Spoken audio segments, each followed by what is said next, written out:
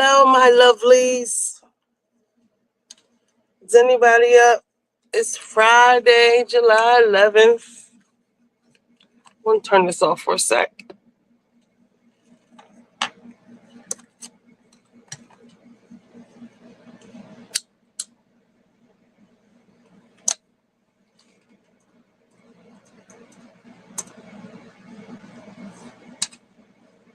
I've been watching you for so very long. Trying to get you so strong.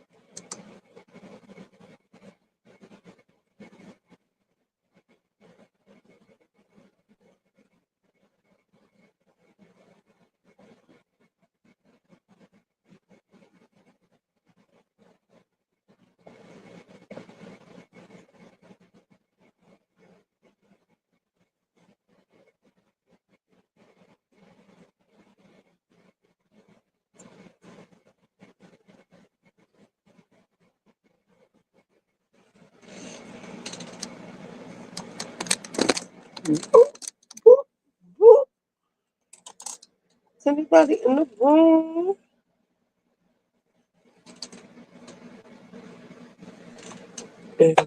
Hey, Jug.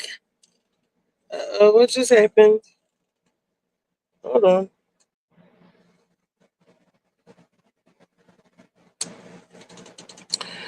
I was sick for a little while, and I just didn't have any energy to come on. Now I have to go on vacation this weekend. Is this dirty? Yes. My room is a mess. I'm having a meltdown because when the plumber, contractor, whatever you want to call him, was here, I had to move everything in my room to this corner, which is in front of my closet, and I can't get to any of my shit, and I'm having a meltdown, and I don't want to go anymore. So I said, let me go in here and see if anybody's up, first of all, and then maybe we can have some fun, talk some shit, and I can get in the mood to pack, which I don't feel like it. I heard something about that plumber at the end. Yeah, let's not even talk about him. He might have put a hex on me. I don't know. I was like getting sick while he was here. It was really strange. You know, he's always saying like, "God bless you, God bless you." Not there's anything wrong about with that, but I don't even want to talk, say such things. And let me see if Jamal is up. All right, let me see. StreamYard. Yo, StreamYard just tried to bill my card so much money. That's why I use my Cash App card for certain stuff, because I fucks with Cash App because they will not pay the you know how some cards the charge will go through even if the money isn't there. I don't keep any money in my Cash App. Well, I keep it in the savings part so the charges won't go through, because like Patreon, I don't know how many times I gotta cancel. I signed up for Joe Budden's Patreon once. It was when he was beefing with Drake. I wanted to hear the episode, and they keep trying to charge my card. I don't want to pay to see Joe Budden. All right, invite guests. Copy. Let's see. Then people keep asking me to do shit.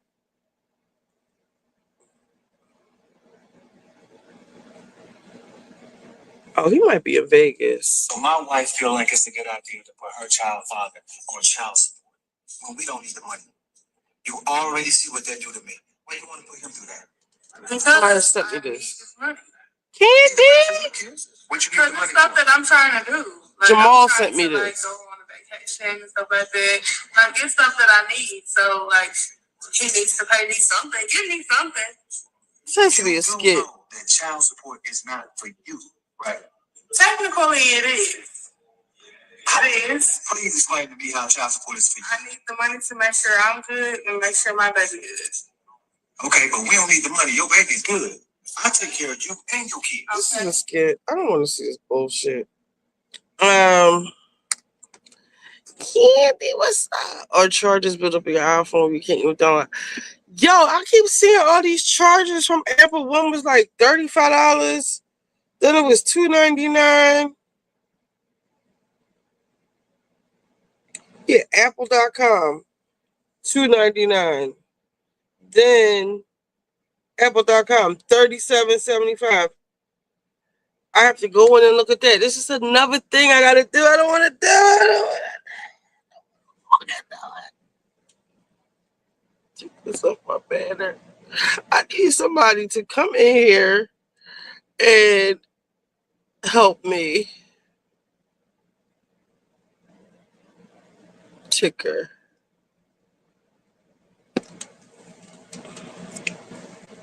Well, what else is going on in the world? What is Rumi doing?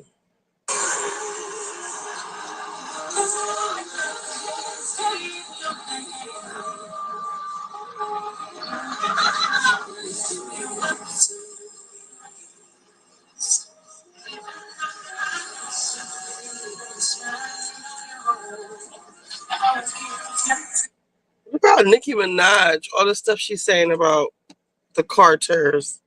Did y'all see Miss Tina? I still got this little cough.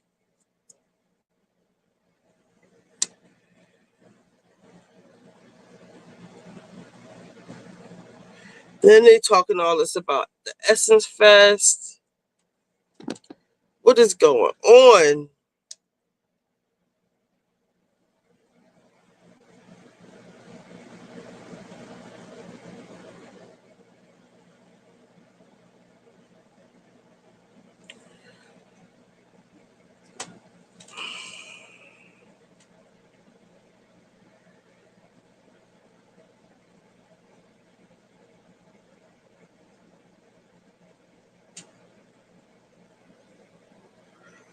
Then there,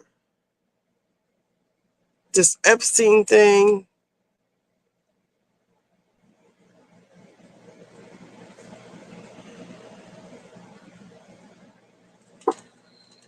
I don't know. I don't think too much to talk about.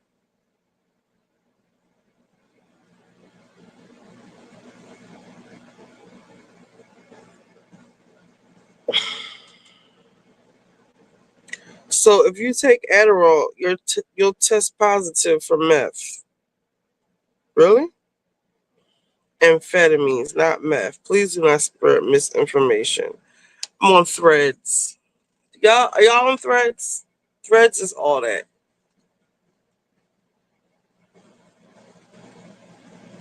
I started drinking again. Next. Manifesting that all Philly guys and girls in their 30s and 40s who are looking to attend more art events will make friends this page. We're hosting a mixer after the. I want to go to this. The algorithm is working. What y'all want to talk about today? Tonight, I should be packing. I'ma be a protector. Let's see. Let's scroll. I'm so fat.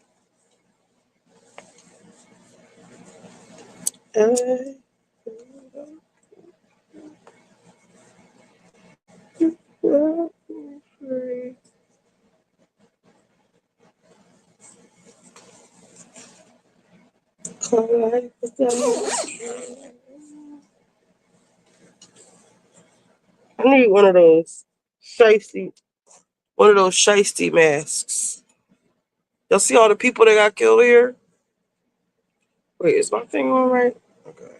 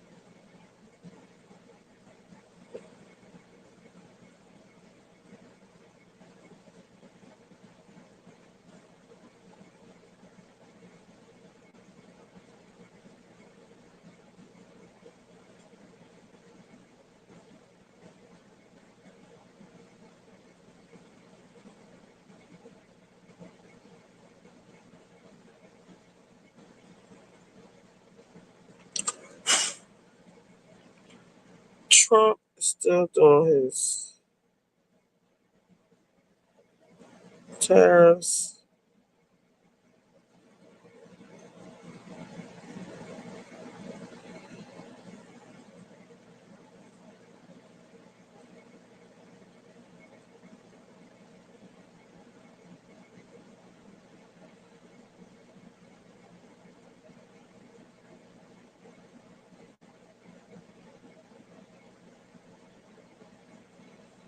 Years because people were confusing this as the crosswalk, and they put up a sign, but the sign never helped. Thank you. Finally.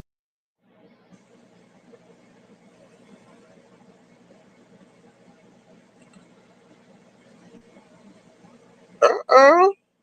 Beyonce bought in a new horse instead of that dumb car.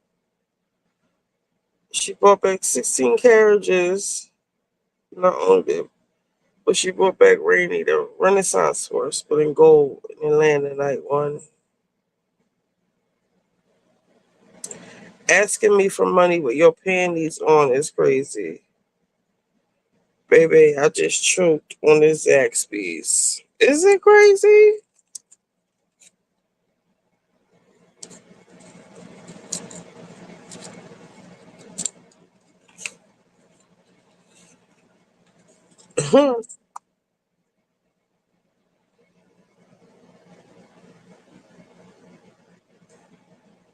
Cheers to that.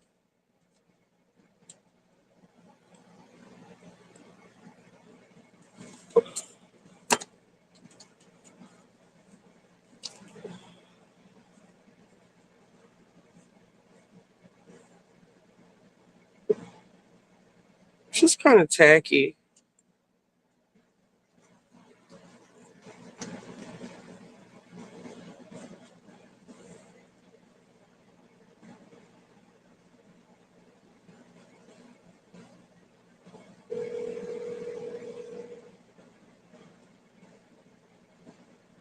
You set me free.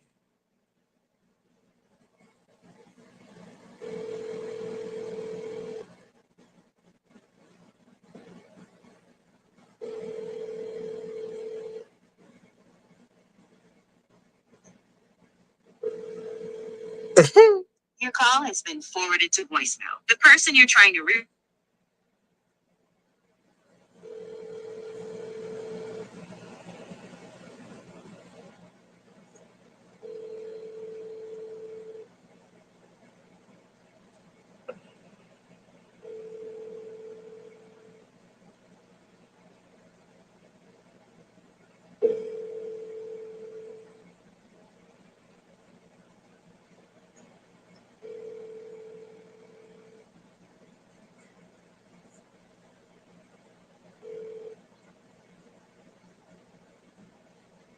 Please leave your message for.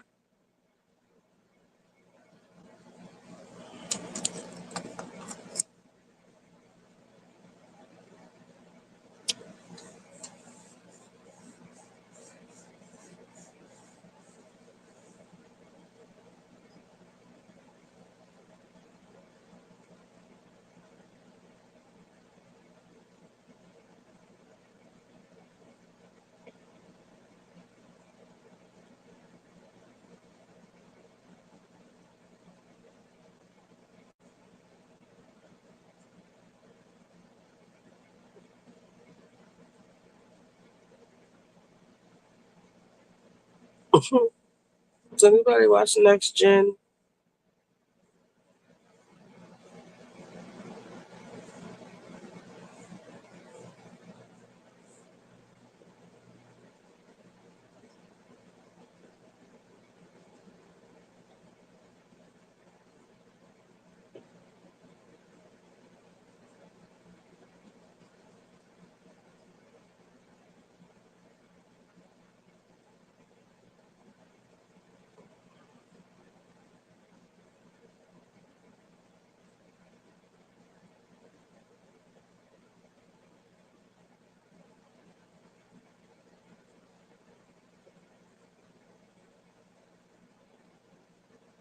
Mm-hmm. Yo,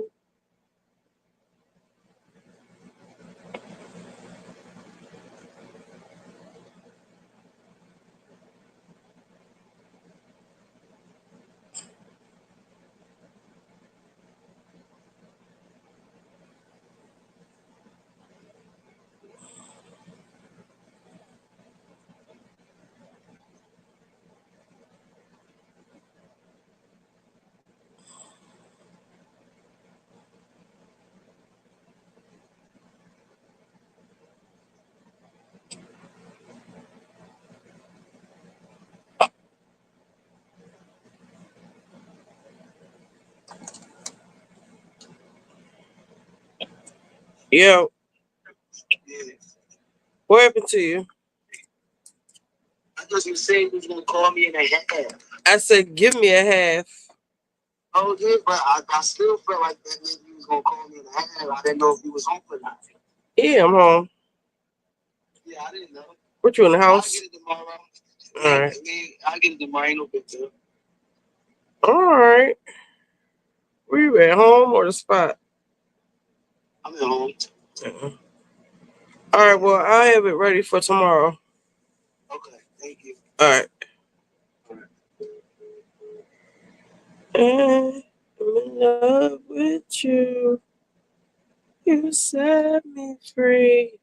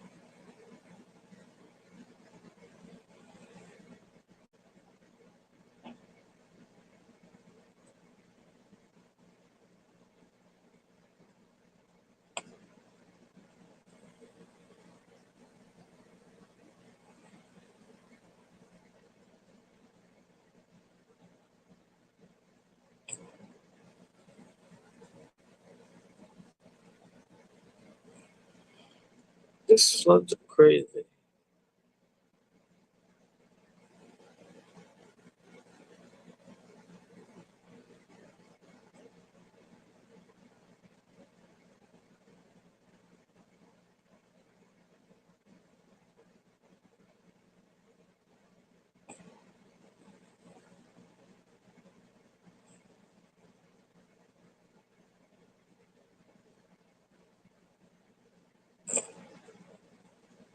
To announce and introduce my very own lip kit with a MAC Cosmetics. Make some noise!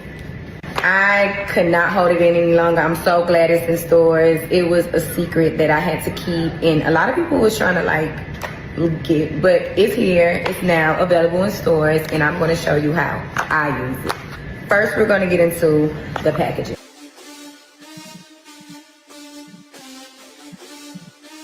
Now, let's get into how to apply my lip kit.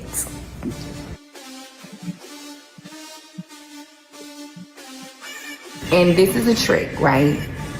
And make sure it's clean. Make sure it's yours and make sure it's clean. I'm gonna take the back of this to blend this out. Last but not least, we're gonna put the best part.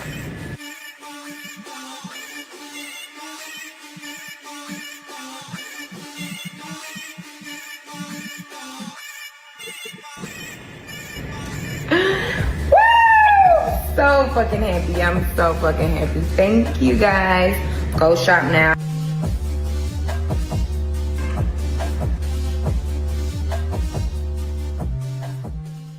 Hi guys. Hi guys. Hi guys. I am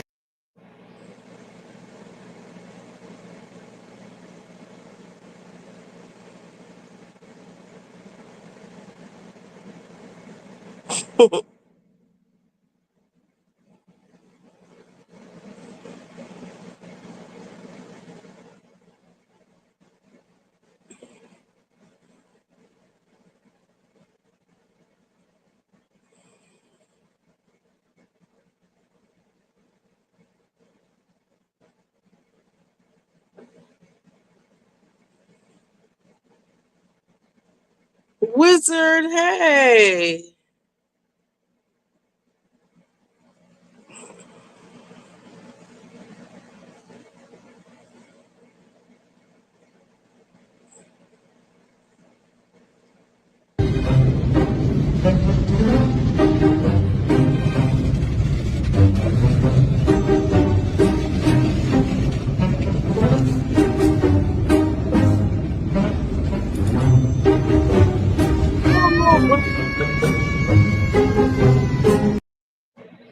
Wizard, do you think Guerdy still fits in on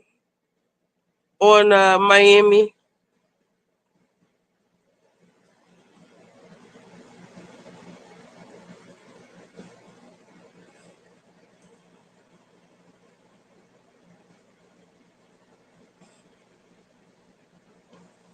Do you know?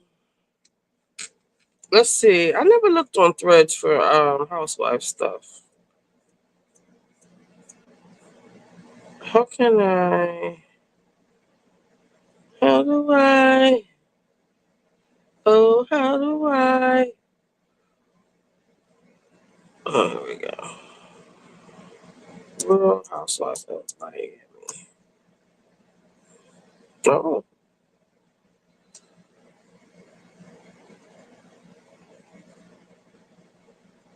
go. Just like forgive, forget, move on.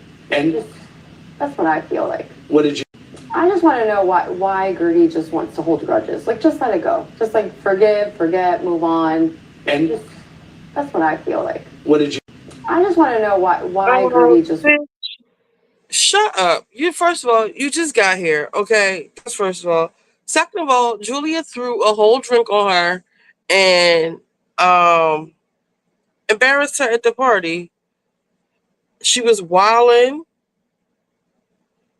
being mad disrespectful, and hold on, I need to turn this. Hold on. Stephanie. First of all, first and foremost.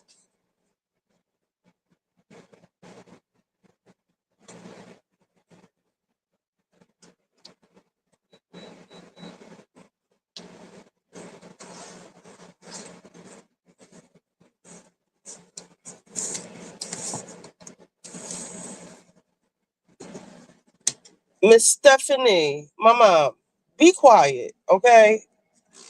Although I like the fact that you cussed Lisa out, don't come for Guerdy. But I do think Guerdy be doing too much. I wish I could show clips. I made a comment on Gabor's page. If I was Guerdy, hey Shelps, I'd bring Stephanie twin sisters on the show. I think that's like the biggest red flag when you don't speak to your sisters or multiple family members. Did you see how her parents were just looking at her? I can't find my favorite hat that I like.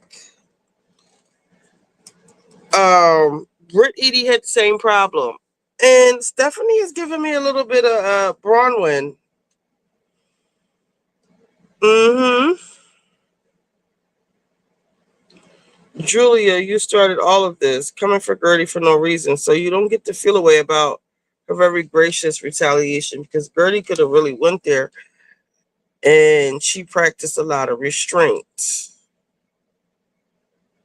Transracial adoption is difficult and became extremely problematic. Julia and Martina adopting Black kids while being abusive to a Black woman they called a friend is a huge red flag. Nah, I'm not into this Guerdy takedown season. These women are refusing to even hear her. There is no justification for Julia to have poured the drink on Guerdy. Absolutely no reason.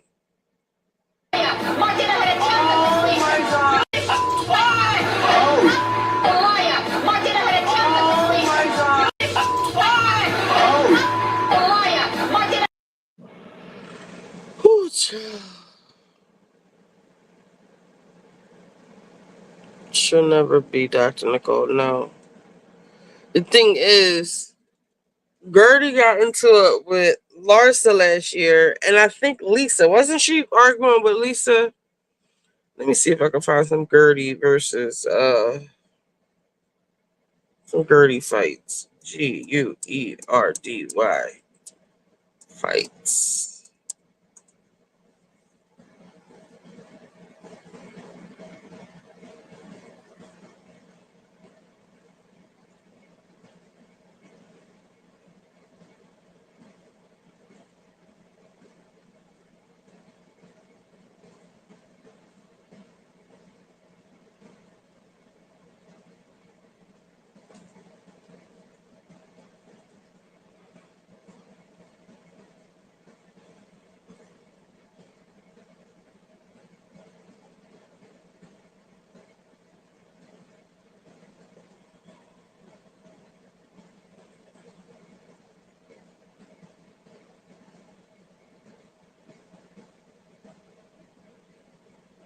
So wait, Guerdy, I don't remember Guerdy and Alexia fighting.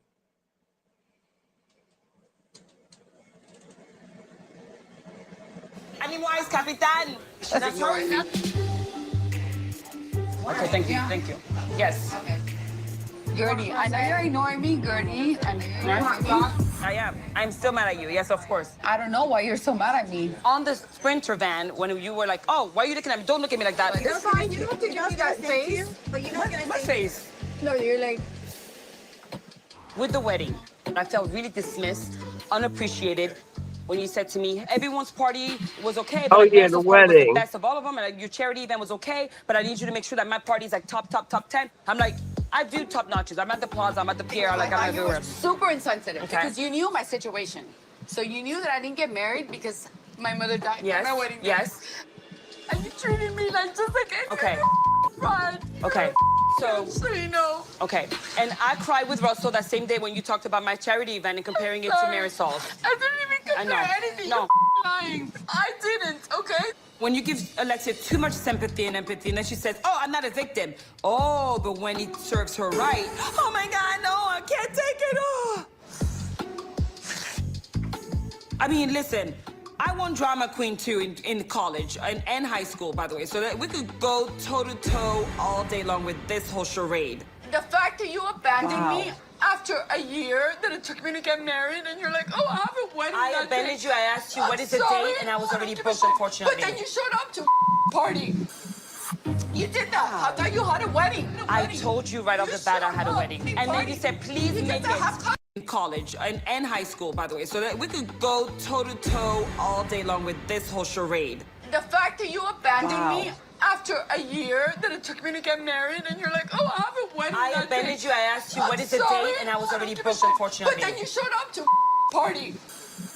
You did that. I thought you had a wedding. So wait, there were bad omens for Alexia's wedding. I told you right off the bat I had a wedding, and then you said please You make get it. to have cousin education. And so do I. Part, and you don't. Wow.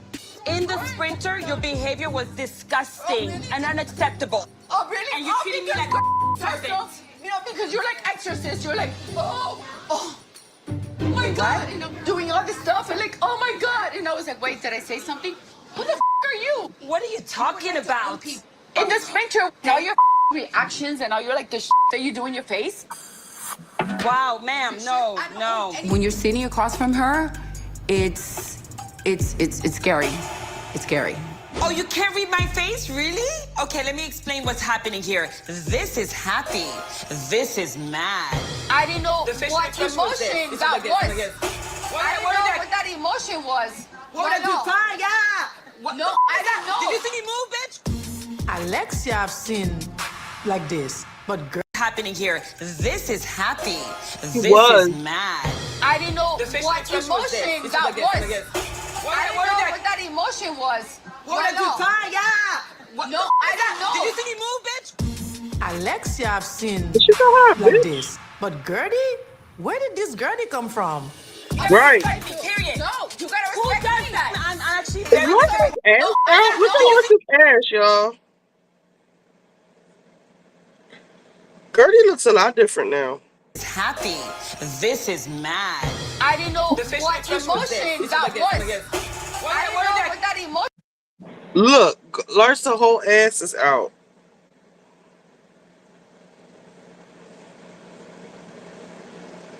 Juicy.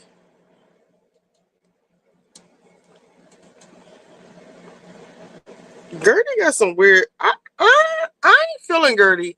I know what Julia did was wrong, but Guerdy is an asshole. I'm sorry.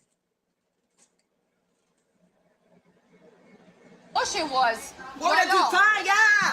What? No, I didn't know. Did you see me move, bitch? Alexia, I've seen like this, but Guerdy, where did this Guerdy come from? You gotta respect me, period. No, you gotta Who respect does me. that? I'm actually very I'm sorry. disappointed. I'm disappointed. I am more disappointed Okay. in you. No, I'm Because disappointed in you. my Because you're situation. ungrateful. I know. I'm What grateful. should I be grateful for? Exactly. For what? Mind What blown. should I be grateful Bubble. for? You're in a bubble. That's No, why you you're don't in get a it. bubble because you're full of yourself. Wow. And like you said, I'm a star. Everybody this. Like, no. But why are you so defensive? Why do you think everybody's out to get you? To hurt you? No one. No one has. Calm the down. These girls have no consideration, no respect in a day that is so crucially important to me. Like that. I would never talk Why to you would you like say this. that? Why would you Excuse me. think? Sunlight's going down. We don't have a lot of time left to get the shooting done. Wait for the light to be over and then fight all you want. Throw each other aboard. Do whatever you want, but let's get the video done first. I'm going to give you a comparison. It's going to hurt, and you may not like it. My brother, 10, 11 years later, it hurts me like it happened yesterday. And my Right? son had a accident. Exactly. Here. So we like this. You know what? We can fight. Exactly. So then why are you trying to like say that I'm trying to put your brother down? What I'm saying to you is that my brother's is like no touchdown.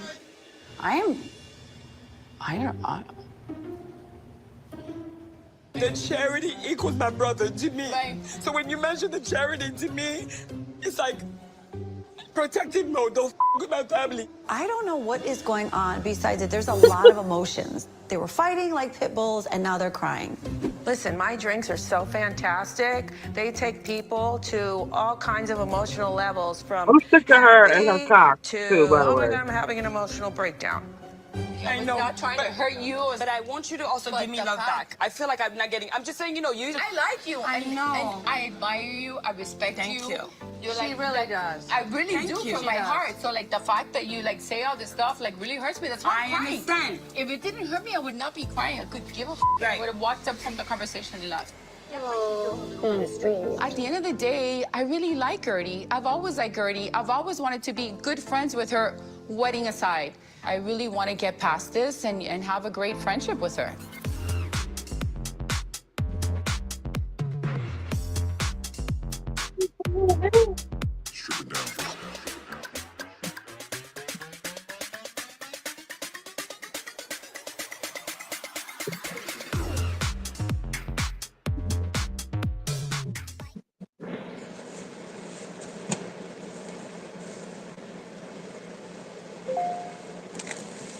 I could lose my job for that dumbass accusation. That is not true.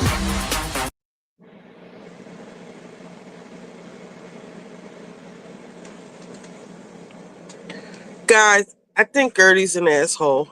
Yes, Marisol is a drunk. I love her. She always has it her way and is oblivious to everyone. Who, Marisol? Adriana. I really didn't want to say was, but it is what it is. Guerdy was beautiful. There's something different about Guerdy now. Let's see if I can find it. No, I love Adriana too. She is fuckless. But I don't think people are willing to admit Guerdy is a fucking asshole. She's annoying. She won't let you get a word in. Let me see if I can find, because I'm probably going to take this video down. Because it was like, I was just like, I wasn't doing shit for like 20 minutes. Random clips. Okay, so what I was getting at was that Guerdy had beef with Alexia. She was arguing with Larsa over even though Larsa was wrong. I'm just, wasn't she arguing with Lisa too? Larsa accuses Lisa of lying and Guerdy gets snubbed. 2 months ago. Guerdy confronts Larsa. That's a year ago. We can watch this. Are you good? I feel like you seem very annoyed or angry still. I'm zen at this point, honestly. I can't believe what's happening to you, and like we talked about it the other night. Yeah. I tried to question you, and You already knew. Guerdy, you never told me not to tell anyone. Larsa, you are completely mistaken. You even made a joke about told me. TMZ. Obviously, in confidence right now, just because I'm not sure how I'm going to do it. I know, I'm just saying, I want to make it clear. What if I went to TMZ and told Rhino? Just kidding. Just kidding. Well, you're not going to tell them? Larsa, she wanted to tell people on her own. My intention was to tell everyone before I even posted. What was the whole thing about the testing and that you guys were like, is it even, like, is this real? Because what's the test? I literally was like, okay, I want to entrust you again, and I want to testing me with information? It's a way for me to start with you as a friend again and letting you into my life. You were irresponsible with the information. Okay, thank you. You're welcome. I was trying to do you a favor. You're welcome. I told them from a place of love. Who the hell do you think you are to talk about my new information? It's a way for me to start with you as a Watch Julia. friend again and letting you into my life. You were irresponsible with the information. Okay, thank you. You're welcome. I was trying to do you a favor. You're welcome. I told them from a place of love. Who the hell do you think you are to talk about my news to tell people? Who are you? Do I need to actually give directions and instructions to everyone every time I have a conversation? I told her. She's denying I told her. Pathological liar. You lie about everything. You gotta stop. Okay, you gotta stop saying that because you're wrong. Because that's right. Nobody's You're lying about everything. One second. I'm gonna leave. I'm gonna go to the bathroom. Sloppy. Yeah.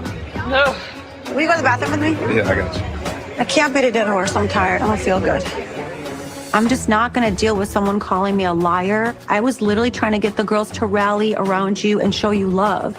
And if Larsa should have stopped with the plastic surgery right there.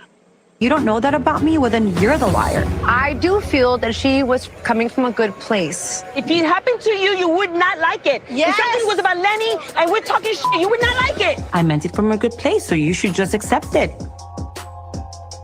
Girl, you don't even know or could find a good place on a GPS if it freaking hits you in the ass. You're prepping her up right now. You're actually motivating her to continue this back and forth with me instead of saying, stand down, Larsa. Sometimes you just gotta swallow it. No, and that's it. You are. But you're also going. You guys are both going. I have the right to. I have the right to. Really needed. Good night. Very vulnerable right now. Good night. Okay, good night, Guerdy. Enjoy that man in that white tux.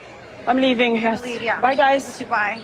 The problem is not you. The problem that felt she trusted something to Larsa, and Larsa spilled the beans. You know, Julia, I'm sorry. Look, I'm so sorry, and I don't even know what Martina is. I don't know what Martina is. My darling, don't apologize. Can you imagine? Like what? Like what?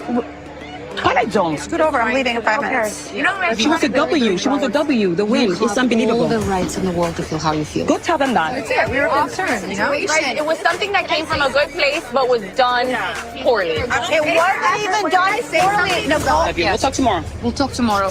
Just please don't get upset. We're working on our relationship, but if she's going to hold that against me instead of seeing the good, I'm done. Expected behavior. Expected.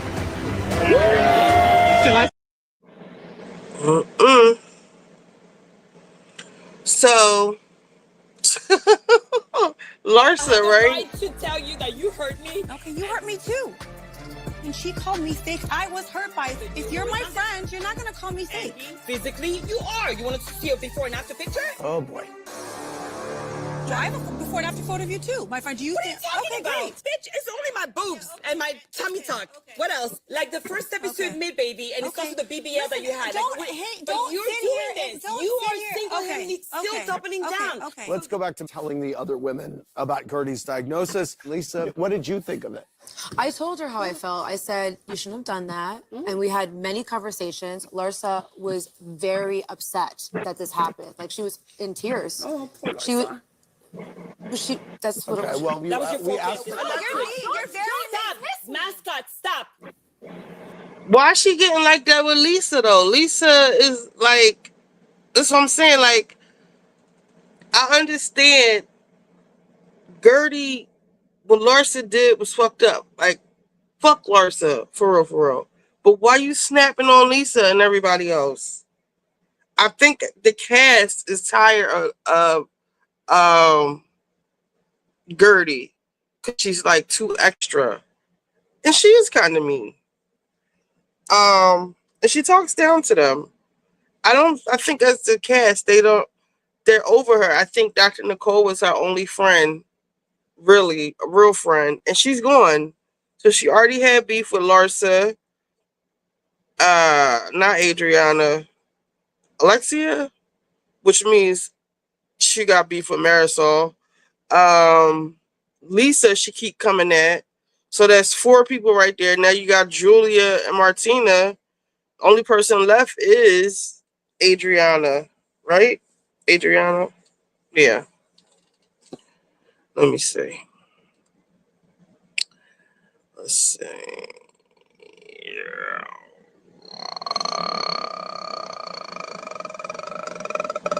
Good night, Larsa. She be acting like she want to fight. Larsa, please. She would pop like a balloon.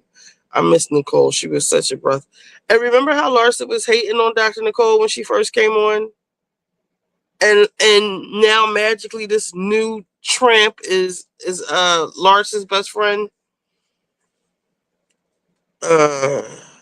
Very upset. She spilled the beans. That's what Lisa said. Who said that? Spilled the beans. And you see how Kiki be like, Kiki's really on their side. I miss her too. Beautiful, young, and a doctor. Yes. Did y'all see what she said? Why she really didn't come back? They had beef, and Lisa was insufferable during it. Lisa is always insufferable, period, at all times. That's the one reason I don't like Larsa. A clear hater, no other reason. And now she has this girl Stephanie. Larsa is a succubus. She is. She has this Stephanie chick doing all of her bidding for her. Like, but Lisa did deserve that yesterday. 2 hours, and I believe it was longer than 2 hours that they waited for Lisa. But Lisa has always been self-centered, selfish. Like you said, I think Lisa is a bimbo. Like, people think Jody is just all in her business trying to steal all her money. She literally like can't read or like interpret legal documents. She probably can barely work a computer. Like, you know, she's just so helpless and like simple-minded. I think, thank God for Jody, because like anybody else would be trying to like do something harmful to her for real, because she's so stupid.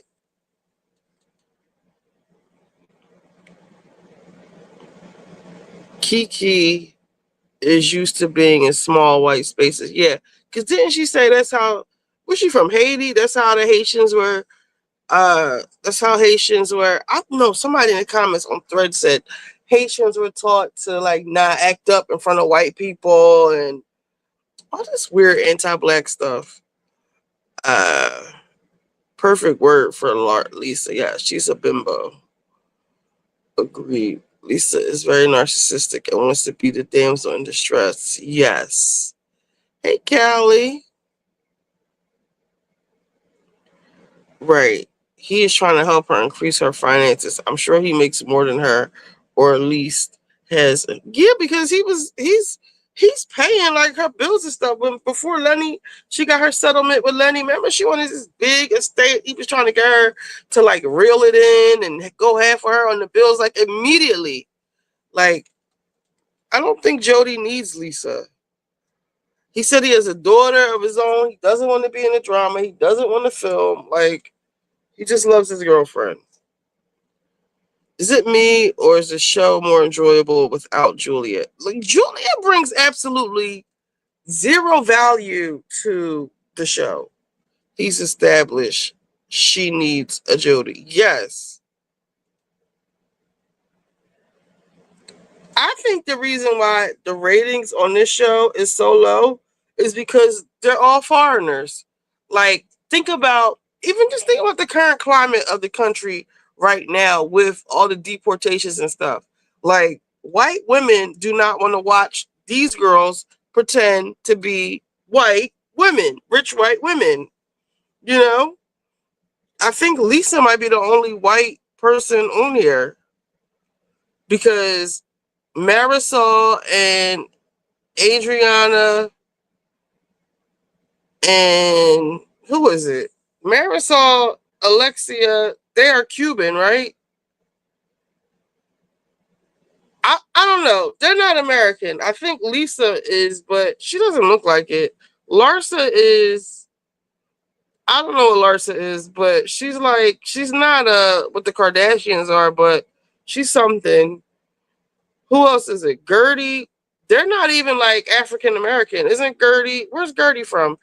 Kiki is Haitian. I honestly think that's why the ratings are low, because white women aren't watching this show, and I don't think black women are too. I think black women watch Potomac, Atlanta, and they only started watching Beverly Hills as a whole because of Garcelle. I think that's it. I don't think black women watch the other franchises like that. And I don't think they're watching this. There's really nothing for them to see. I think the show's getting kind of petty and corny. I don't know. I just think Housewives is just a dying breed, you know? I think its heyday is over. Let's see. And he's a nerd. She's a bad bitch. She had a nerd before him too. Did she? You say Lenny was a nerd? Julie and Benedict. Yes, Julie is such a dud. Like, even her hair, you can tell she's trying to like spice it up. I guess she got a facelift. It doesn't look like it. Her hair is like half greasy, half fuzzy. Is no real style. She has no real style. Martina has nothing about her. And they're trying to like come at Guerdy for a storyline. To me, it's just indicative of how the group really feels about Guerdy. For Julia to even feel comfortable to do that to her tells me that she got not the okay from the other girls, but she knew the other girls would think it was okay. And if you look at it, it is okay with them. Nobody defended Guerdy, even on Watch What Happens Live. Didn't Watch What Happens Live last night. The new bitch was talking about Guerdy needs to just let stuff go. Bitch, excuse me? You didn't let go when Lisa kept your ass waiting for 2 hours. So now we got to deal with this new heifer. I don't know if I like her yet. You know how I feel about new people, especially new people that come in with their guns blazing. But like I said, Lisa deserved that. And I don't know why they scared to say to Lisa, bitch, we're leaving you. Or ain't nobody waiting on 2 hours for you. But yes, Julia has been a dud. Yeah, I agree about the ratings. In fact, I was just wondering that. I mean, what else? Why isn't anybody watching Miami? Before this season, Miami was that girl. Like, Miami was fun. It was funny. It's giving fashion. It's giving luxury, trips, yachts, planes, trains, all the things we want out of Housewives. And the ratings have always been a little wonky. And I honestly think it's because they are all foreigners. Now, before I didn't know that, but now seeing how I see the country, the people in this country don't like foreigners. I thought it was just us Negroes, but they really don't like foreigners. They just really don't. And that's probably why the ratings are low. Like, think about how racist the people who don't like foreigners are, right? Do you think that they're going to tune in and watch these women pretend, like in their eyes, pretend like this girl right here? She's not white, but she's white passing. They don't want to see this shit. And her money comes from drug money, allegedly. And they don't want to see this. This isn't wealth to them. This isn't luxury to them. This isn't aspirational to them. They don't want to see this. It's fake to them. Yep. That's why her Turn It Up looks crazy and displaced. They're all women of color, quote unquote. Lisa is Jamaican. Larsa is Middle Eastern. Mm-hmm. Lisa is Jamaican. Guerdy is also Haitian. Her husband is Cuban. Okay. It is dying. It either starts good, then drops off, or starts off bad and gets good at the end, like ATL. And the main highlights are not going to be at the reunion. Right. Reunions have been sucking. All of the franchises of Housewives are boring. I'm barely hanging on to Atlanta. I gave up on Beverly Hills and Potomac. Beverly Hills was hard, man. It was just so toxic. It's so toxic. I don't know if they got to get Dorit out of there or they got to bring up this thing with Kyle, where the girls are scared of Kyle. I don't know, man. Hopefully, we'll see what the season brings without Garcelle. I think bringing Garcelle up there was like a fatal flaw. It really was. It really was. Oh, that was like, we don't even have to go into the Garcelle hate, but I think bringing Garcelle on there was like, just like bringing Ebony on New York. It was just like crash and burn. I don't know. Hopefully they can save Beverly Hills, but that was like a fatal flaw for for Beverly Hills. I'm sorry. Potomac, they said Karen is getting out. Like, did I hear Monday or Thanksgiving? I'll look it up. Remind me to look it up. Julia could have got the non-surgical face tightening and had better results. She just looks like, I don't know. Miami and Dubai should have been on Peacock. Dubai was just really boring, uneventful, because like in their culture, they're not supposed to fight and act stupid like how housewives should. They get in trouble for raising their voices in Dubai, right?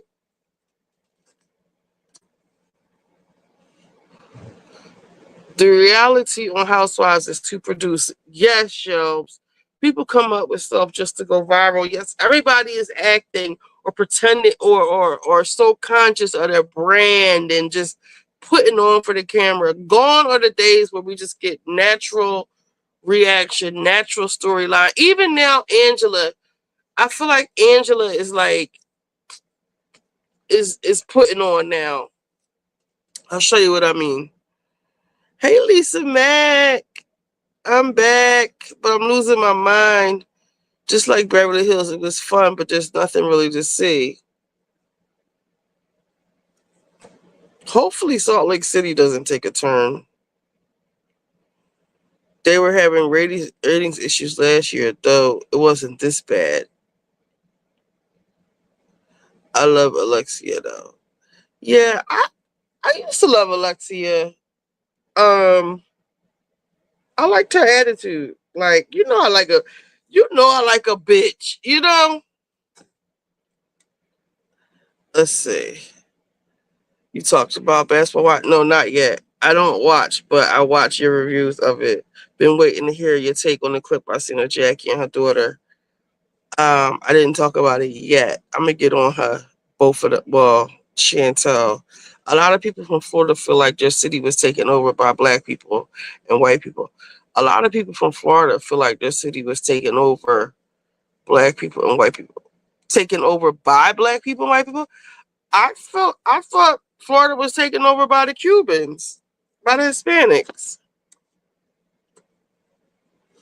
I'm about to drop the link. I have noticed with the reunions, I watch like the first and fall. Yeah, the reunions are so dull because the season is dull. Honestly, when Garcelle came on, it was hard to watch. For me, it was hard to see her not stand in her puss. Yeah, Shelves, it was. And it was hard for me to watch her play the race card. And when she first came on, she was a bully. Then to me, it seemed like she wanted to switch teams. And those girls was like, nope. The last good season was the last one with Lisa and Kathy. After that, they kind of dried up after Erica lawsuit storyline. Yep. I don't think people find them relatable, even though Garcelle was Haitian. She seemed very Americanized. That's why Lisa Rinna said she would watch Dubai. Shelves, exactly. Garcelle bought nothing. I enjoyed the white women more. I always say, let the white women be in their own habitats. Like, don't just plop random black girls in there, especially ones they're not even friends with. At least with Sheree, you could tell she was friends with them. They liked her. Let me see. I really do not want to see that cancer story on Beverly Hills. I'm sorry. I watch TV for escapism. Yes, Callie. I hope not. Is it really confirmed that she's coming on the show, Teddy? Oh, hey, I know this is off topic. I've been meaning to tell you, you wasn't wrong about those gates Tisa was standing behind at the trial. I want to get on her, too. All right, let me write this stuff down. Because I came up here, y'all. I've been like, I have to go on vacation. I'm being made to go on a freaking Disney cruise. Okay, there's no casino. It's a Disney cruise. Hold on. Okay, so we need basketball wives. Of course, my pen ain't working.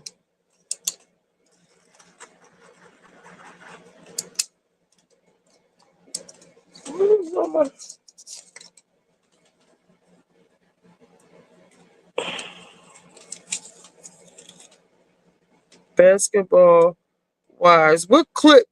Who said something about the clip?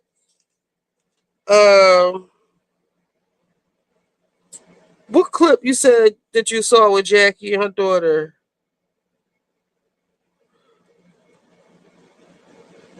And then Tisa, I want to talk about that girl, that child.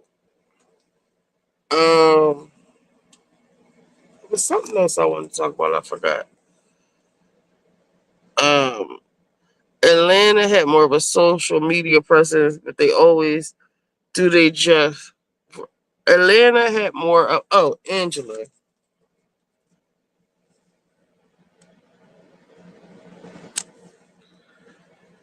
Atlanta had more of a social media presence, but they always do. They just have problems keeping ratings up. Richie, did you see them housewives on OC ganging up on the Asian girl? They had her about to cry. I saw Gina and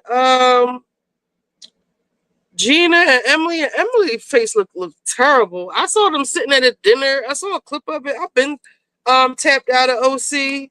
But why? I don't even know who the Asian girl is, and why are they doing all that to her? Like, for Gina and Emily to be like kind of like the face of OC to me is a disgrace. Like, Gina is poor, okay? Emily was fat. She just like lost all her weight. She's trying to get her skin snatched all the way up. She looks a mess. Like, how dare they try to run down on somebody? Ew, I don't even want to see that, honestly. Girl, I've been wanting to send you topics. You could have sent them to me. I just was like, I was laying down. Well, I was sick. Now my cough wants to act like it's not there, but I still got this cough. I was trying to like really get myself better before I go on this trip, honestly. And then I finally got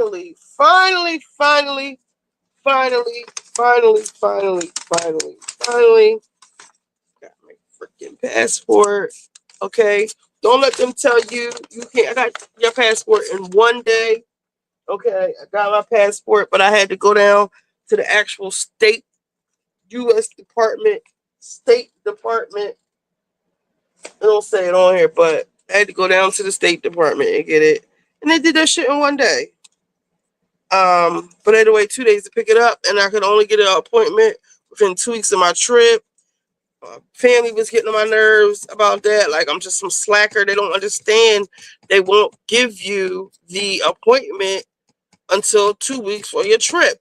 And they told me not to do it the traditional way through the post office because a long time ago, my shit was stolen. I can't remember if I filled out all the appropriate paperwork or not, but they told me not to do it the post office way. So I didn't. So I had to wait within 2 weeks. So then are you waiting in between? It's nonsense. So I had to do that this week. I had to do some other stuff. So, and I was sick. So, but I wanted to come up here because I'm going through it. Because when the Mr. Riddick was here, I had to take all of my stuff, and let me just show you. I'm ashamed, but not really. I have to. You see this stuff? I had to move all of this. You can't really tell. It's a mountain of stuff I had to move out of the way so the man could fix my this is like, there's a hamper under here. There is just all kinds of shit over here, and basically all of my vacation clothes. Like, so if I back up some, you can see there's 1 closet door, 2 closet door, 3 closet door. It's just all like this whole wall is just like a closet. So you see the 3 closet doors. I have to get in there to find my vacation clothes, like my real summer clothes. And it's stressing me out. Like my pocketbooks and my daughter, she asking me for stuff. Oh, do you have the pocketbook? Because I got some pieces in there, like some, my real stuff in there. And it's just stressing me out. Like I have really bad anxiety, panic attack, panic disorder, PTSD, anxiety disorder, and it's just driving me nuts. I really need somebody to help me. And my fake friend Aaliyah, she ain't shit. I haven't talked to her since, I guess she got her money. I ain't heard from her child. I need help. I need somebody to come help me. Because this is a hamper right here. See, this is a hamper on top of all of this.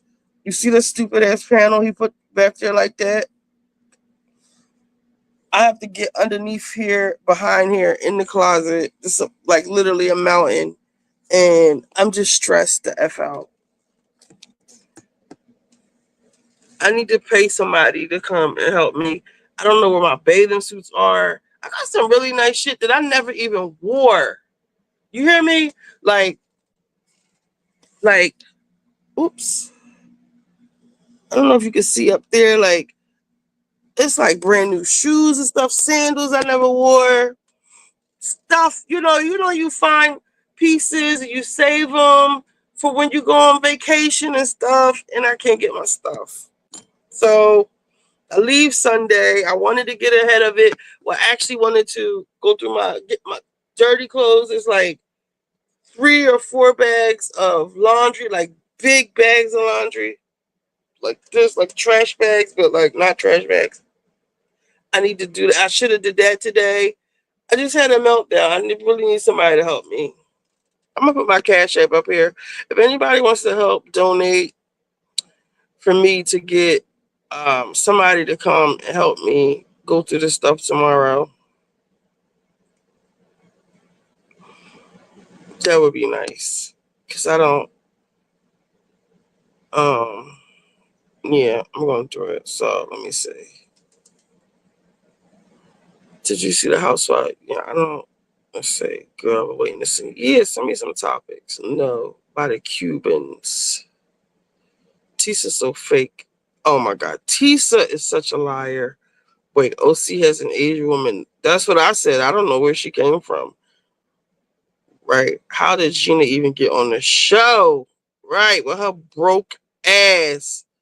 Kids everywhere. Emily looks. Emily had a cute. Emily thought she was fat, but like in the black community, she wouldn't have been. She wasn't fat. She just had like a nice fat booty. Like she was thick. And now she wants to be like thin and waspy, and everybody is not meant to be thin and fucking waspy. Yes, Chubbs, I finally got my passport. Thank you. Oh, I can't stand Gina and Emily. They're just so like, Gina is from New York. Jesus, and peace in my voice. Yo, I need help. I need help. I need help. I need help. And I also have 2 bottles of the hair stuff I made. My daughter, she used it. Let me show you a picture. Let me see.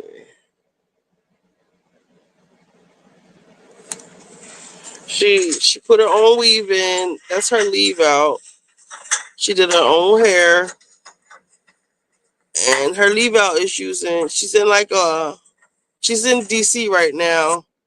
And her hair didn't revert back with the stuff. So I have 2 things I want to give away. Just pay for the shipping. I want you to test it out. I don't even know. I still don't know what to call it. Thank you. Thank you. Thank you. Okay, so let's see. Fast forward. Tissa tells. I want to show you something. Did we all see after the verdict was read on the Diddy trial? Did we see Armand's live and Tissa's live with the guy, Ratchet TV. Him and Tisa going at it. Well, if you didn't, let me refresh your memory. Okay, so, all right, let me change this back. Okay, so let's go. Tisa tells. Now, Tisa really be fucking lying.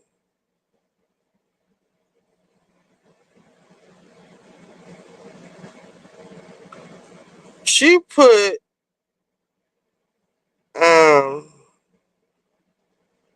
I saw a headline the other day. I was like, girl, every time I said the queen of tales, honey.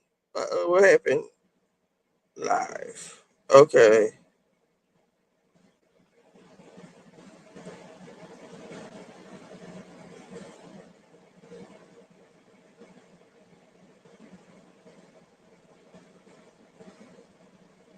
Jurors afraid. Jurors are scared. She just be lying. Jury meltdown. Jury turned on Diddy. I want to see when she got that purple. Okay, is this it? Okay. Wait, chaos erupts in courtroom. She be lying. It's fine. Again, let's get into this, right? I feel like this is a travesty, okay? Girl, I saw a mugshot on him on YouTube. BJ investigates. A mugshot of who? But I just want to show I know something that there are a real lot of quick. Diddy supporters. I feel like victims don't come forward. And they split on Rico. He would have been other co-conspirators. Forget the Me Too movement, because they always like to bring quarterbacking that has persisted for do not have anything, and they don't stick. About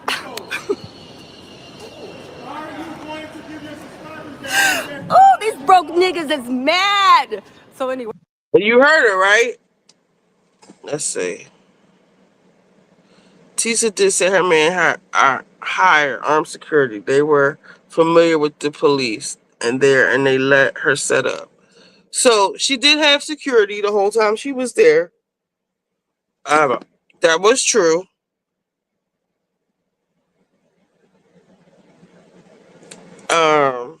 So this is when he starts. He's saying, "You need to are you going to apologize for all the lying you did on Diddy?" Now, when this first happened, the stuff with Armand, I was saying, Armand with the baby oil, I was saying, I didn't like how that she's being attacked for her. She can say what she want to say or whatever. Like, turn it off. Like, I don't feel as though like it's okay for this man to be verbally assaulting this woman. However, upon further, I'll get to that. So I just want to give you some background. Listen, at the end of the day, is a warder. You heard her call him a raggedy broke nigga though, right? Because I was watching Sherelle's World, and Perry was saying that basically Tisa is giving anti-black, she's giving liar, and da da da da. But I'm agreeing that it's giving anti-black, and you're gonna see why. Shed moment. Again, it is a watershed moment. Again, what are you doing? It is a watershed moment. You guys, listen. All I can say is this, okay? All I can say is this. Again, people want to talk about controlling the media, okay?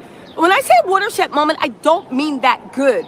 I mean that it's a watershed moment and a wake-up call for the type of country we live in, for the type of thoughts that are in people's minds from 40 to 71 years old, and the fact that they will actually do that. I will say this, okay? I will say this.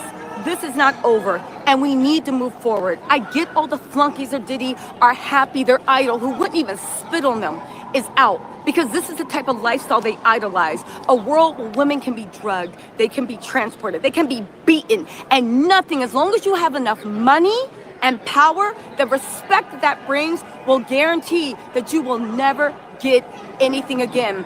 Again, this is a circus, and this is America. This is the world we live in. A woman's body means nothing. Bruises mean nothing. I can't with this because he was found not guilty by a jury of his peers. That was not a RICO. It was not, those girls were not trafficked. Yes, Cassie was beaten up. I don't want to keep saying this over and over, but you lost. You should be mad at the prosecution. They let you down. They led you to believe that you could take one law and reverse engineer the facts or the law and try to make it fit to get a conviction over something to where the statute of limitations has run out. It did not work. A mean nothing, okay? And now we have a thing of black men coming, trying to do. You guys, listen, I will actually say something, right? At the end of the day, do that. I will say this, okay? I will say this. This is not over, and we need to move forward. I get all the flunkies of Diddy are happy their idol, who wouldn't even spit on them, is out. Because this is the type of lifestyle they idolize. A world where women can be drugged, they can be transported, they can be beaten, and nothing, as long as you have enough money and power, the respect that brings will guarantee that you will never get anything again. Again, this is a circus and this is America. This is the world we live in. A woman's body means nothing. Bruises mean nothing. SA mean nothing, okay? And now we have a thing of black men coming, trying to do. You guys, listen, I will actually... What does that even just mean? A black man? What the fuck did she just say? My hair has gotten so thick and grown so much since I've been doing it myself. You need to try my stuff, Callie. I would just say I'm not surprised by Tisa's behavior. I am, actually, because wait till you see this. Say something, right? At the end of the day, these were federal charges. And the fact that people think that federal charges do not have anything and they don't stick about...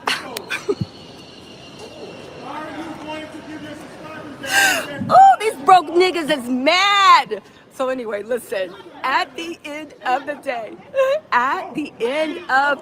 right?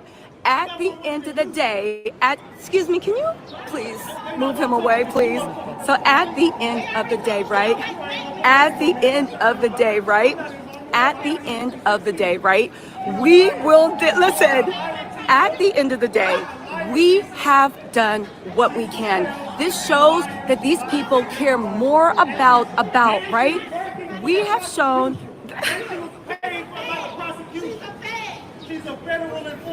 Y'all, I work for the feds. So listen, what's been actually happening is, I'm glad I'm turning into the story, honey. I'm glad I'm going.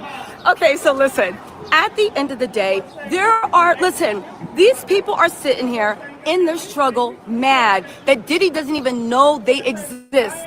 They want it, I get it. They're mad that they don't have, right? Listen, they are mad. They're mad. They're mad. They are mad. Listen, at the end of the day, the prosecution is showing what it is. And now they are saying that I should be the story because I actually went to the prosecution. Because at the end of the day, they are mad that I went with what the prosecution could say, that I did with what the prosecution would say. Freudian slip. She went to the prosecution. And they're mad. There's all these bottom figures that literally are trying to get money off they kid, but they cannot, right? Listen, at the end of the day, these people need to be worrying about whether Diddy's going to get time and not yelling at me. I get it that I'm the story. I know they need me for the views. I know they need me for the content. I know they need me for those pennies and those money. And I know that they are the type of men that feel very comfortable trying to harass and bully and intimidate women.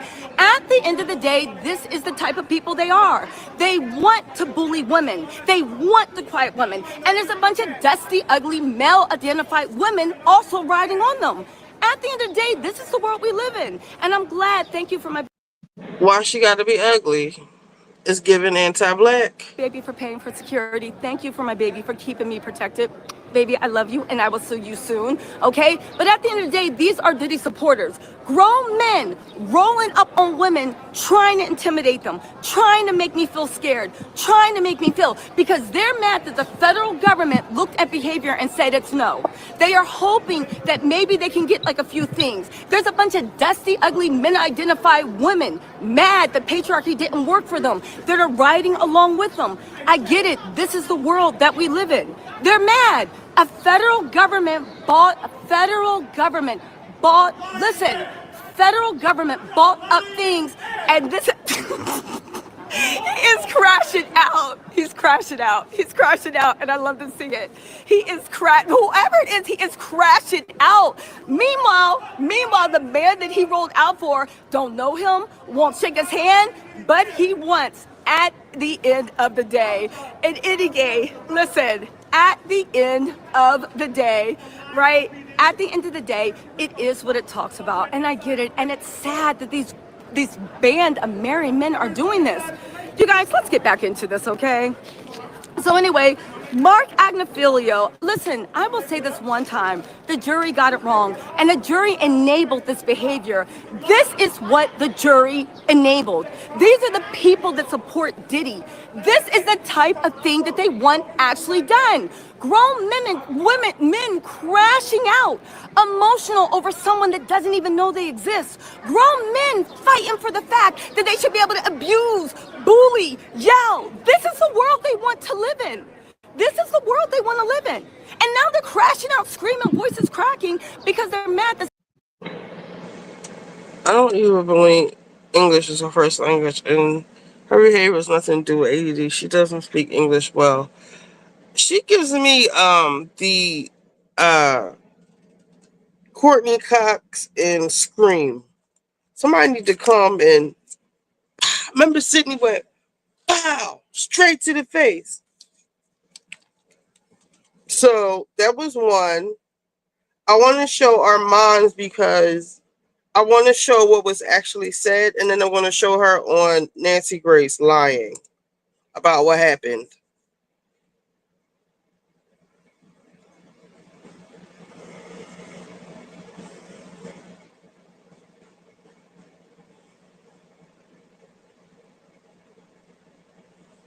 I don't know if Hey.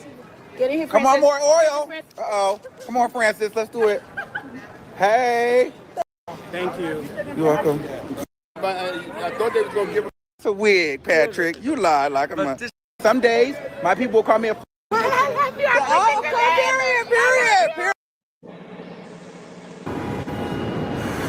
Down is my standard. 10 years each. I don't think that's going to happen. Here. Girl, I got to go back. He feels like there's a significant amount that he can be charged for. Thank you, beloved. So wait, I will say that I heard that behind the scenes in the court, like they were saying that she doxed the witnesses. What's this? You seen her? No, I ain't seen her. She ain't came out that goddamn courtroom. Where is Tisha? Right? You care about lying on Diddy every day. You came out here and lied on him. We just want to get your reaction. You said he was going to prison, might be coming home. Just want to get your reaction. What do you think about the recall? I think that much like you, the jury very ignorant, acted ignorantly, and have to. No, I'm saying the way you came up on me is ignorant. Well, I've been looking for you because that's what Well, baby, here I am. So, what do you think? Hey, ex lover. I think I'm on live right now. Okay, worry about your little channel, sweetie. You seen her? No. You see how she says like little channel and your pennies and this stuff has really gotten to her head. I don't know. Hold on. Hey, ex lover. She is dangerous, and I'm gonna show you exactly why she's dangerous. She do more than twist. She just flat out lies. And she tap dances for Dwight. Okay, I'm gonna show you exactly why. They asking him, who are you? Everybody want to show up at this over. Yo. Why are they doing this? He's saying that Diddy is still gonna go down for a significant amount of time. Okay, so I just caught up with Cassie's lawyer. He's saying that he's happy that, you know, Diddy did get some tea. I can't say it. Okay. Or maybe I can say it tomorrow. Right Well, now, the verdict Sylvia, is in. Sylvia, you know the tea. Uh-oh. This is I think she was trying to You get got him. your free Diddy shirt on? I think she was trying to get him put out the court, is what I was trying to say. Sorry, it's given that she wanted to see this man be framed. She doesn't actually think he did what he's been accused of because she was at the court. She has been ranting and raving against Diddy for like over a year. And a lot of the stuff that she said did not come to fruition. And now it's like, so she has to answer for that now, you know? So she got it completely wrong. Her sources told, you know, she had the inside source for everything. She just knew. And I wanna credit Jamal when he first came up here. I think that was like his first time even coming up here. And he was saying that people would have bet the farm that OJ was going to jail. He said that. And kind of like the same thing happened with Puff. While he might get a couple of years or whatever his sentence is going to be, it's not what they thought he was going to get. So let them be mad about that. But he did say that. You told me to put it on. You know you want to put it on. People were like, So the prosecution probably won't come out. Diddy's team is probably going to come out through the front. Listen. Because the Cassie lawyer snuck out through this way. But so I just got him on. Oh, here he go. Look, look at Ratchet. Lying to y'all. Everybody lying to y'all. Now I will say, for you to have this whole setup, let me minimize me. This whole setup, I'm kind of like, what's going on here? I know somebody said her security guards know the people at the court. This is giving special privilege. Well, she might not be an informant. She's something. I didn't know she was that thick either. They lied to y'all. Who lied? We watching them. They lied. They tried to control the narrative with the media. They tried to control the narrative with the media, and they lied. Diddy is coming home. They lied to y'all. Puff is coming home. They lied to y'all. Chantel, tell them how you lied to them about the prosecution. How you lied to them. Now, he is nowhere near her. So keep that in the back of your mind. They said she took those barricades and moved them herself. But keep in mind, he's nowhere near her. Oh my God. Let's tell the truth. Tell them the truth. What happened to the Rico? What happened to the Rico? Tisa telling lies. Oh my God. Girl. These people is crazy.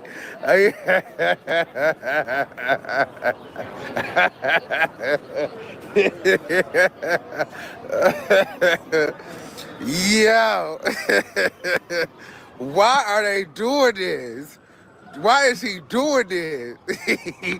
He is so stupid, yo. Oh. They about to come over here and start fucking with this lady. Look, she running, look. Look it. Look. Platform to gain more followers and money. You lied to your whole platform. Look. That security guard is bad. You lied to everybody to gain money.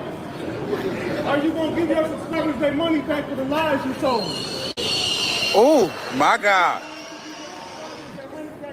Child. You're the mad one. Broke? Me broke? You think I'm broke? Oh. Armand Wayne. You're not gonna put a finger on me up in this motherfucker. You ain't gonna put a finger on me. I'm not touching nobody. I'm not in harm of nobody. I'm not even within 6 feet of you. You're a liar. You are a liar, Tisha. What? Liar, Tisha. They told us that yesterday. Is a liar. They saying that Tisa said, they saying that. And she's working for the prosecution. And she was paid by the prosecution. She's a federal informant, and she was paid for the prosecution to tell lies on social media. That's why we have a special right here in front of the court building, because she's a fucking liar. Oh, my God.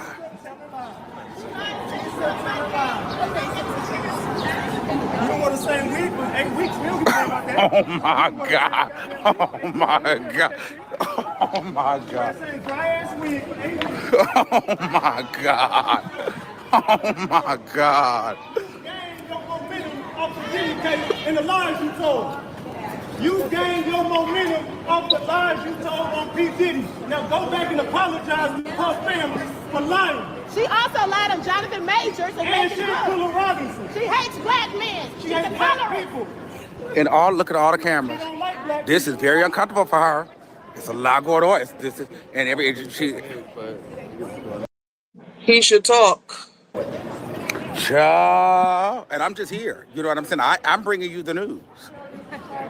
Okay, you know what so I'm saying? We pretty much seen from her camera what happened, and from Armand's camera what really happened. So now I want to direct everyone to, I might have to go back to her page.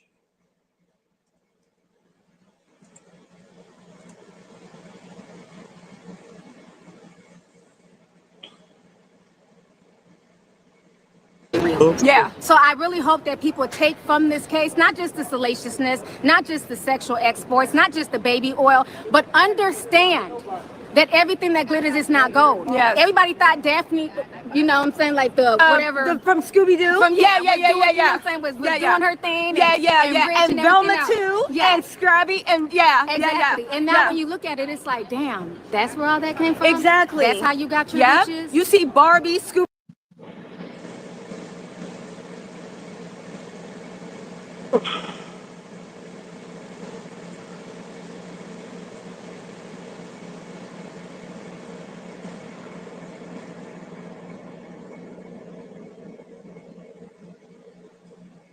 You. What were they saying? Huh? They were saying, you effing B, we're going to kill you, you effing B. You work for, apparently I work for the Fed. You're a plant. What? You made this all up because of you. Again, they're not too smart. Because of you, that's how this case got started. We're going to treat you worse than we treated Cassie. You. What were they saying? Did y'all hear her lie like that? Hold on, let me find the whole interview.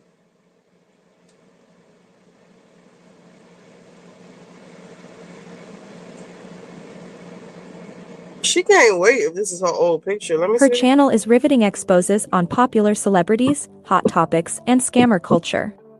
In this video, we will look at Tisa Tell's YouTube channel and see how much money she is making. Total video views: 54,540,691. Estimated ad revenue for the channel lifetime earning is over $43,632. Assuming if the average CPM is around $1.60 and RPM or net earning at 80 cents per 1,000 views. Now as for her monthly income, according to Social Blade website, it is around $1,600 to $25,600 per month. And Tisa Tell's most viewed video, Pete Destroys Kim in New Interview, is probably making over $425.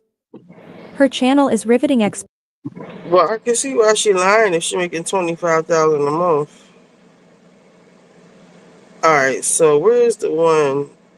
She's on Nancy Grace. Hold on.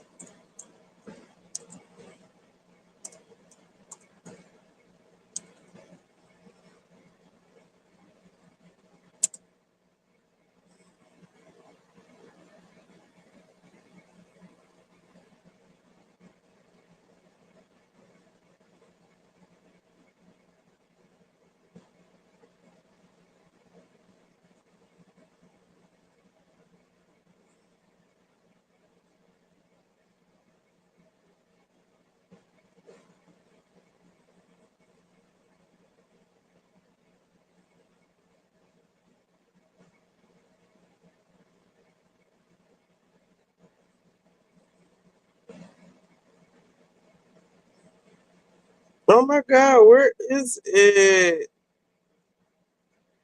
I know it's in my history. Hold on.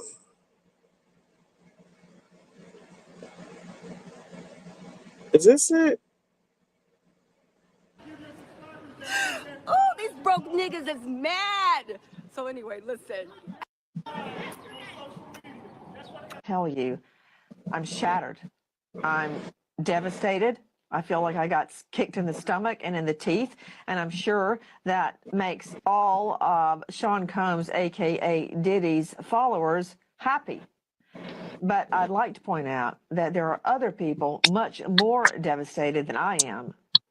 That would be his rape victims. They're devastated. And dare I speak for victims all across the country, they're devastated because it does show that there is rich man's justice, All right, no, which is that's very... not it. Damn, it was a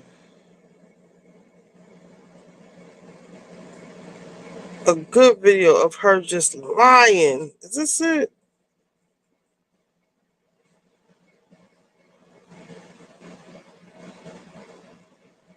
Is this it? Tisa Tells, could you describe what the so-called mob did to you following the verdict? So yes, She's gonna look like Nancy Grace by the time it's all said and done. All that lying and being problematic. everybody knows I was accosted outside the courthouse, and that was putting it lightly.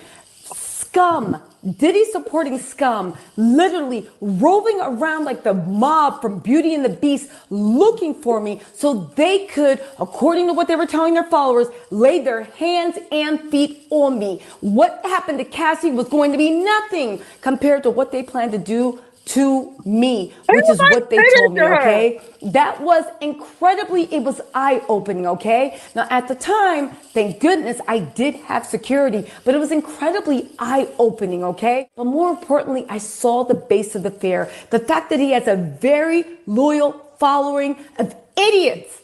He does not have to give them a penny. He doesn't even have to thank them. He doesn't even have to know who they are. He is happy. They are happy to do his bidding, or what he showed everybody what his bidding is. I fear for the victims. I fear for anybody that actually speaks out, okay? Diddy and the people around him, in my opinion, are not safe. And that jury, like I've always said, sent a signal that domestic violence isn't real violence. It's okay if you have to use your hands and feet to put a woman in their place. And that's scary to actually think that you have a band of misfit bum losers who are willing to do your bidding at the end of the day. And interestingly enough, I expect this to be a new day, because it has come out that a lot of people that were even trying to accost me, attack me, actually have their own domestic violence cases coming up. Again, you cannot make this up, but this is the type of support that Sean Diddy Combs brings out for himself. Tisa Tells, could you describe what Wait.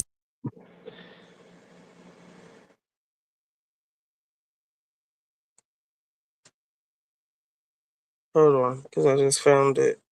Travesty. It was an all-out circus. Everybody. Oh, let me see what it come up.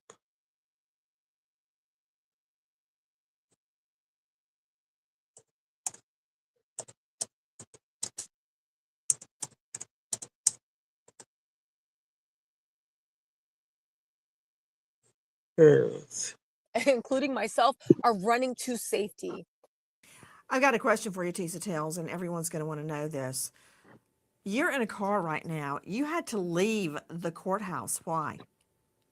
I had to leave the courthouse because Diddy's supporters were out. I'm surprised she's not faking tears. Like, seriously. Let me see. Yes, it is giving not like us. People not even following. They're invested because they feel like this is another case of a black person being wrong.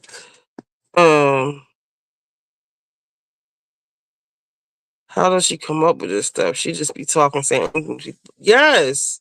And it's dangerous because Tisa talks like she's AI.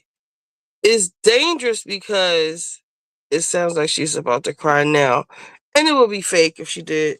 It's dangerous because this is what you are telling Nancy Grace and her audience. Just listen. Out of control. The first time I ran and dipped my... I've got a question for you, Tisa Tells, and everyone's going to want to know this.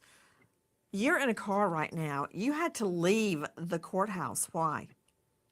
I had to leave the courthouse because Diddy's supporters were out of control. The first time I ran and dipped my live, of course, I had 2 armed security guys.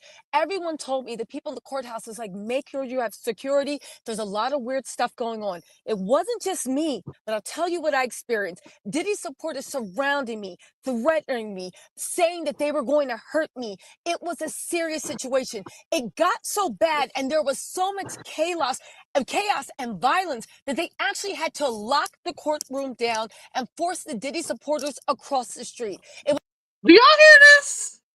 Was something myself, the news media, mainstream media, new media have never seen in their lives. The level, and again, the jurors, I hope to God they know how to sleep at night. Because again, I'm sure they did their duty. But when all that chaos was happening, as I was being threatened and ushered out by armed security people, I thought, this is what the jury did. They sent a signal that it is okay to use violence. It's okay to drug people up. It's okay to live a life of debauchery. It's okay to do whatever you want. Because guess what? If you work hard enough and you have enough money and enough delusional fans and you have ingrained yourself in culture enough, that you can do whatever you want. And 12 of your peers will look the other way. Again, this jury was shocking. Tisa Tells, when you say that Sean Combs supporters threatened you, what were they saying? They were saying, you effing B, we're going to kill you, you effing B. You work for, apparently I work for the feds. You're a plant. You made this all up because of you. Again, they're not too smart. Because of you, that's how this case got started. We're going to treat you worse than we treated Cassie. Cassie, what we do to you is going to be nothing that they had on Cassie. They were screaming. They were yelling. Some people were saying, apologize to Diddy. Apologize to Diddy. Of course, thank goodness, we had Lenny and we had Jimmy, 2 of the best armed guards out there. So the one thing is they started foaming like wild dogs because they realized that I was not an unprotected woman. And they realized they could not just do what they felt like. And they started foaming like wild dogs, screaming, their voices cracking in anger that they viscerally wanted to rip me apart. This is why their hero had been exonerated. Even in the best of times, these people that support him, there's something wrong with it. And I gotta tell you, Nancy, it wasn't just me. It was not just me. It was anybody that didn't have a pro Diddy stance from the beginning. That's who suffered. Joining me in all-star panel, but I want to thank Tisa Tells. Yo, y'all see how she just sat up there and lied like that? Apologize to Diddy. He said apologize to your followers.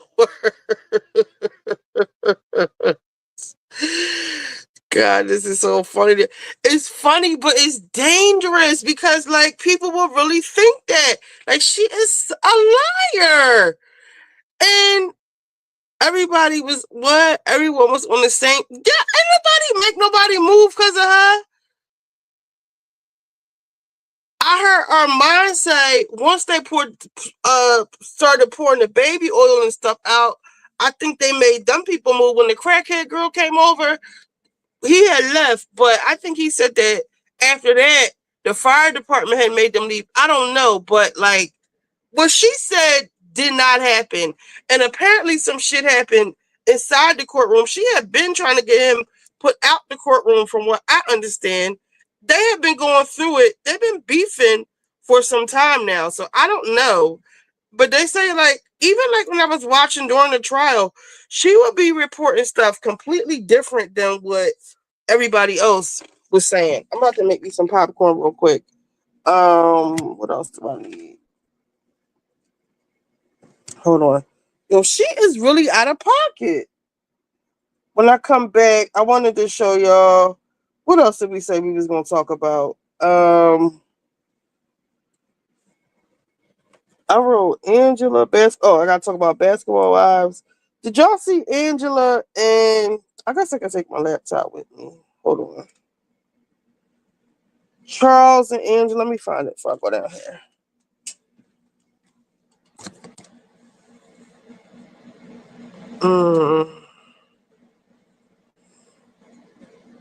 I hate to feel like I'm trading on people. What's her name? Angela Oakley.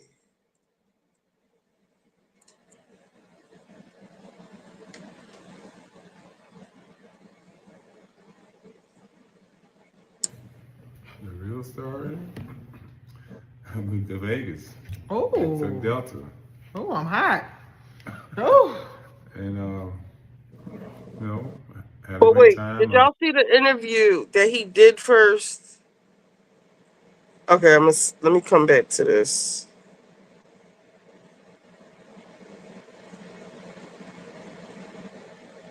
Okay, this is what started. That's gonna be the $1 billion question because it wasn't even planned. We was in Vegas. We just did it. Wow. I just, I don't know. I think I told somebody. I think somebody might put something in my drink that night, but I don't know. We went to the mall the next day, got a ring. I got to get a jacket. Just went to the service, got married. So somebody asked him why. Well, how did y'all get married? Let me see if I can find the beginning of it.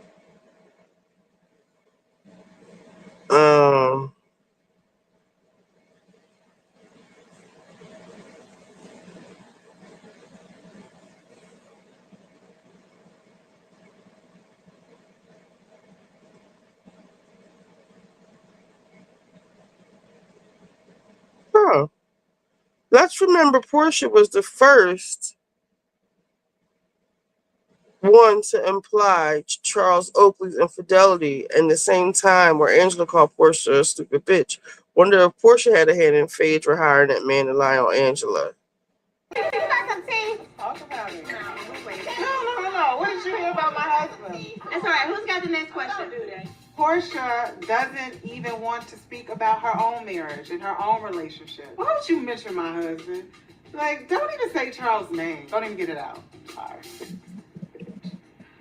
Nothing. That is true. You got some tea? Talk about it.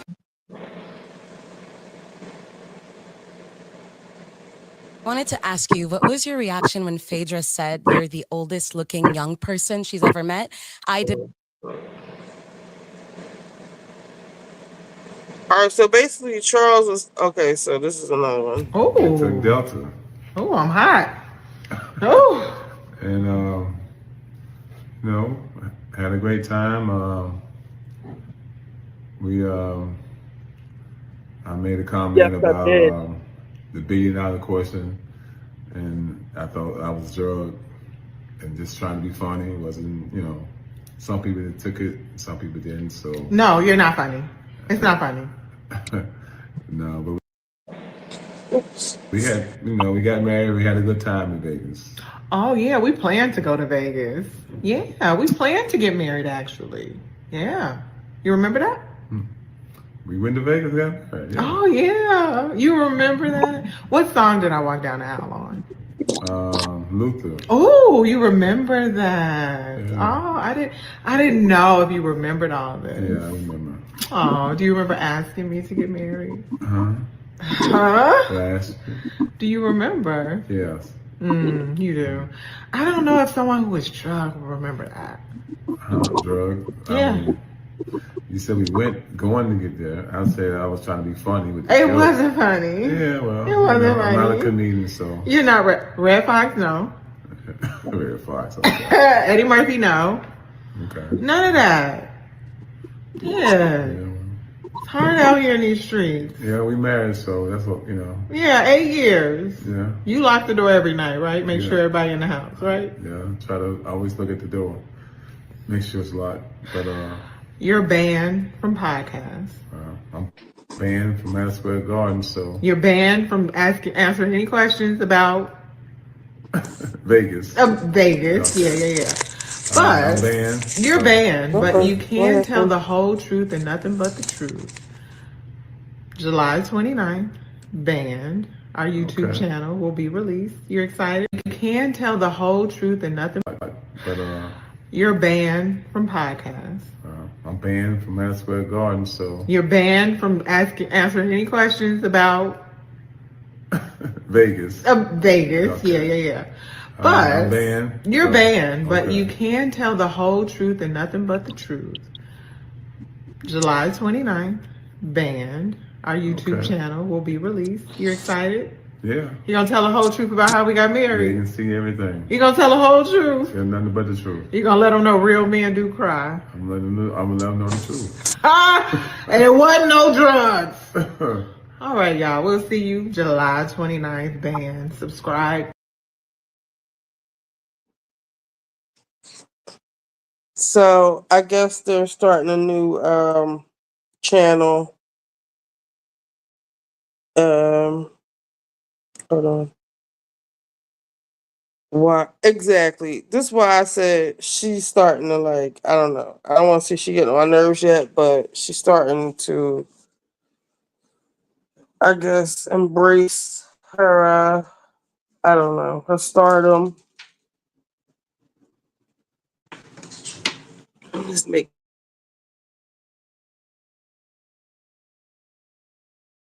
favorite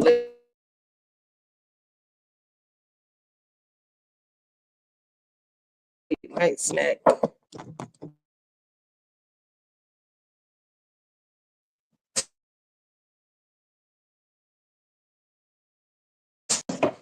I think she's doing. I gotta get a cover for this phone before I break it. She's starting to do a little bit too much, maybe. I don't know. What y'all think? Why are they dropping in the YouTube channel? It seems like that's, I don't know why she's not struggling. I guess she want to ride that wave, you know.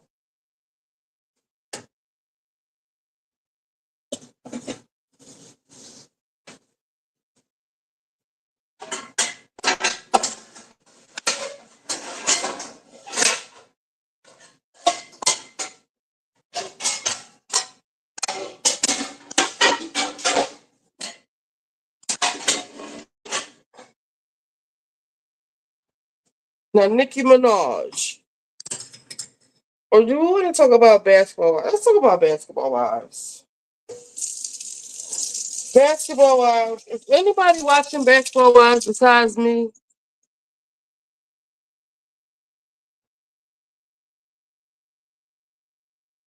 I don't know if my computer will work in here. Hold on.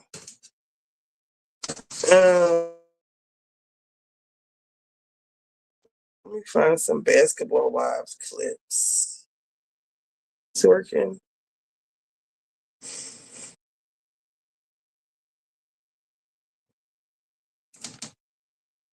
Oh no, that's gonna do BDWs. Basketball wives only.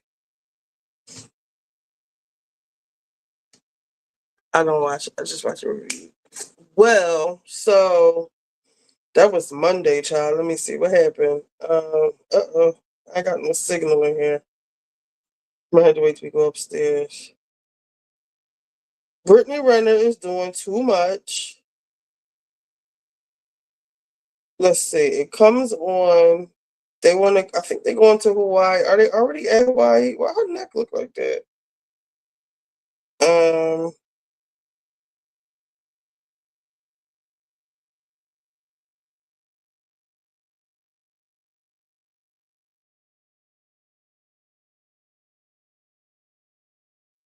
I love Jackie. What's this? Chantel. When was this? June 27th. We gotta read this one.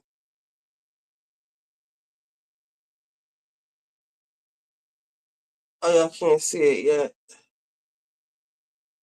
Let me put my popcorn on so we can read this.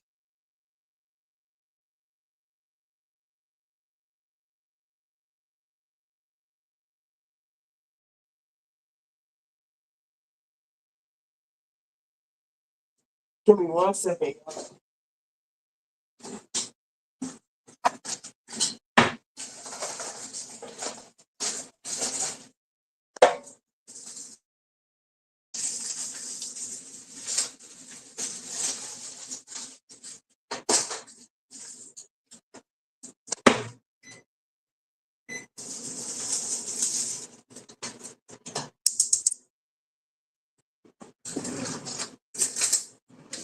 It says, Chantel, somebody is accusing somebody of sexual assault, child. What was going on in the Christie household? Like, seriously. What I don't like about, all right, so a couple of things.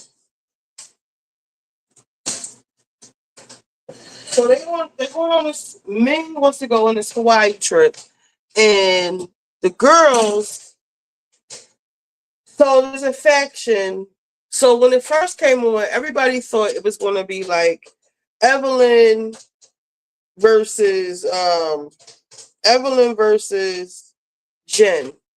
But I see that Chantel came on here to make her own little clique. So right now she has Brittany Renner barking for her like the dog she is, and this girl Denise, who Evelyn called a tramp.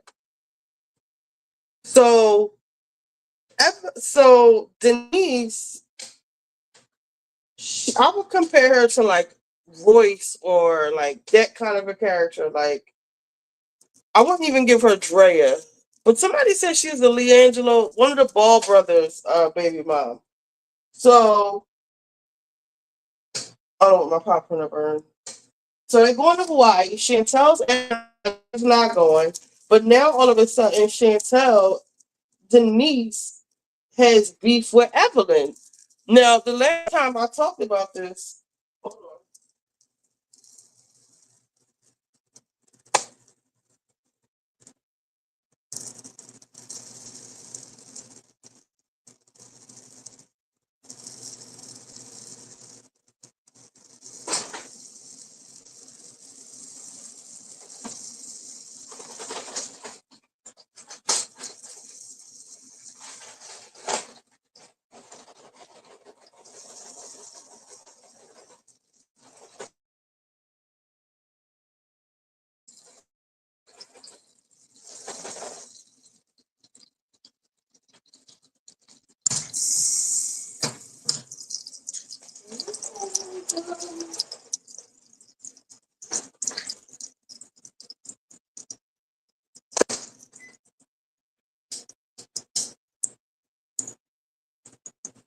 One second, guys.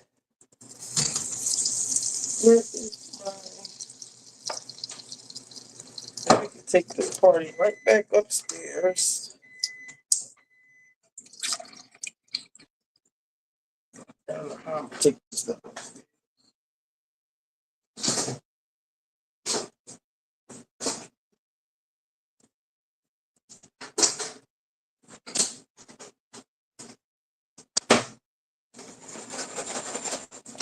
Little tiny bag of popcorn.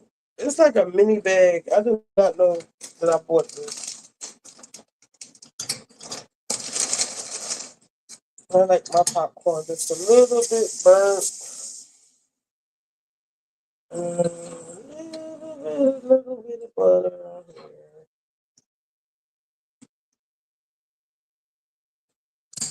Right, now we can go back upstairs. How am I gonna do this?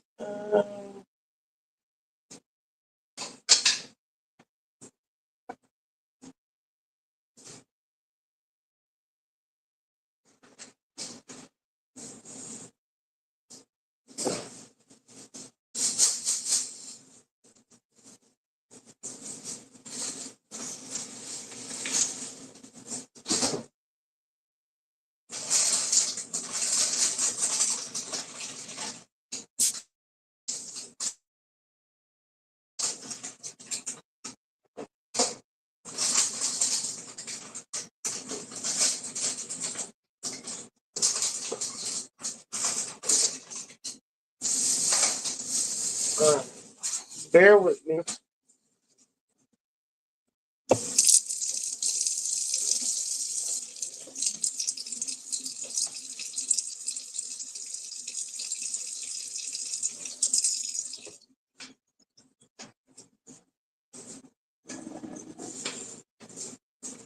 Turn this off. Give me 1 second, guys. Let's get back upstairs. Get back to the money. So they're going to Hawaii. Ming sets up the trip. Chantel, but before they go, they're all meeting up. So you have Brittany, Chantel, and Denise, and Brittany keeps calling Chantel the queen of what? I don't know. And then you have Brandy, Jackie, I guess Brandy and Jackie. Then you have Evelyn, I guess Evelyn, Ming, and Ty. And I guess just Jackie and Brandy. But I didn't like how Brandy, when Chantel had her meltdown, Brandy had started kissing Chantel's ass. Then all of a sudden, remember she wouldn't apologize to her. Then she was apologizing to her, chasing her around the venue and stuff, feeling bad, hugging her and stuff. But then all of a sudden, Chantel, she was crying into Brandy. Oh, Brandy, Brandy, Brandy. Oh, my mom, she's so horrible to me. Blah, blah, blah, blah, blah. But then now she turned against Brandy again. She was at Evelyn's house with Shanice and her kid. She brought her kid over there. Remember, I told you she wouldn't even let Jackie touch her fucking baby. Didn't want her to come to the modeling agency thing. Chantel, don't nobody want to see your baby. Chantel's supposed to be fighting in court about her other child. I guess the other child can't film. She got a new man. She's married to a basketball player now. But I don't know who her old kid's father is. She's in court fighting with him over custody because she wants to move to LA, and they're from wherever they're from. Let's see. Her name is Chantel, not Christy, but Chantel. I forget. Chantel. I'll look it up. That's not really important. So where was I? So Denise starts this. Denise tells Chantel that Evelyn was trying to get information, like pick her, like find some tea on Chantel so she could come at Jackie with it. As if Evelyn, I don't know, the girl Denise is doing too much. So, and everybody's starting to peep it. Even Jen is starting to peep it. Brandy's starting to peep it. Jackie been not liking Denise. But for some reason, Jackie still sees it for Brittany. And to me, Brittany is the most problematic because Brittany is not speaking to her mom. I think she said that her mom stole her money, or I forget why she said she ain't fucking with her mom, but she's not fucking with her mom. And she's projecting all of that negative energy onto Chantel. And at one point, Chantel asked Jackie, "Did you say I was impressionable?" And Jackie should have just been like, "Yeah, because look at you. You letting Brittany hype you up." Brittany is literally calling Jackie all kinds of bitches, saying she gonna fight her. She not tolerating this, that, and the third. Even like when she was at Evelyn's house, like she was letting people talk about her mom like a fucking dog. Like, what part of the game is that? So Denise starts this thing where she is telling Chantel that Evelyn was trying to get some dirt on Chantel to go at Jackie or whatever. But I don't know how true that is or not. But everybody's thing is like, why are you getting involved in this mother-daughter stuff? And my thing with Brittany is you keep saying you're going to cuss Jackie out. You're going to, like, Brittany whole thing is, yeah, you should come to, hold on one second.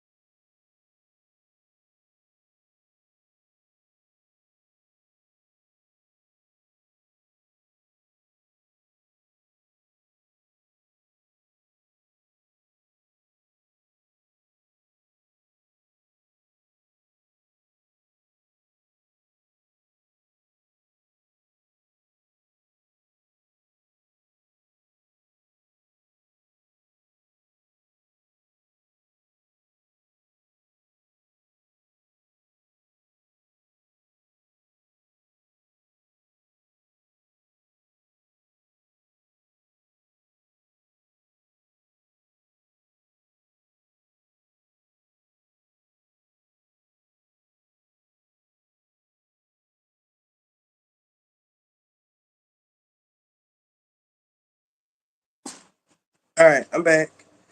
I don't watch Basketball Wives, but I see the clips on IG, and I hate how Chantel is doing her mom. And right, like, it's so weird to me that you would even come on this show, whether you feel your mom or not. First of all, you on this show because of your mom, but you're talking about your mom like a dog, and you letting other people talk about your mom like a dog. And these are, a lot of these people are your mom's ops. You are your mom's biggest op. First of all, it's just weird that you would think that that's okay to come on here and treat your mom like a dog. Like, no matter what you say happened when y'all grew up, when you were growing up, it just, the optics are bad. I'll plug all my things back in.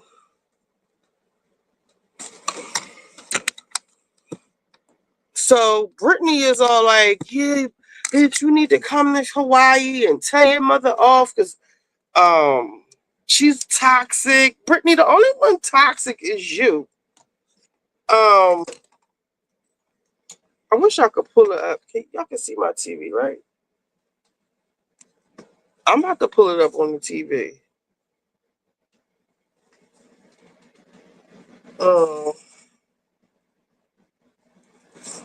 Cause it's disturbing, like how. Matter of fact, I'm gonna do that. Hold on.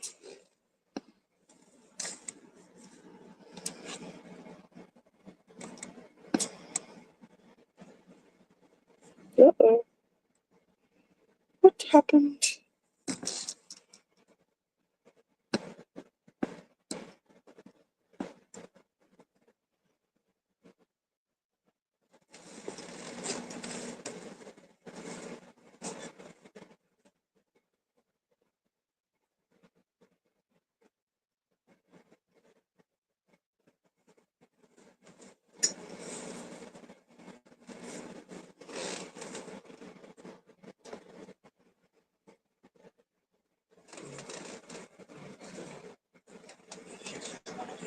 If I'm going to customizes your car insurance. Are you a cat? No, I'm a duck. That's the way you go.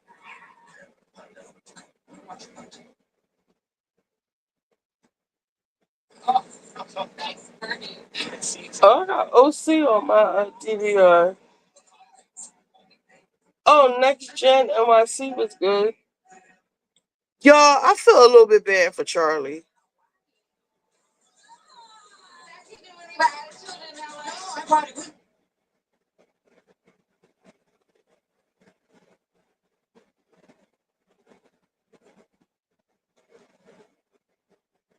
been trying to stay away from Jackie. This the girl, Denise. It's crazy that Chantel has to pick between coming to an event or being in some drama. What is going on? It's been a lot. It's been a lot. So you guys both went to the siege meeting. Yes. Great event.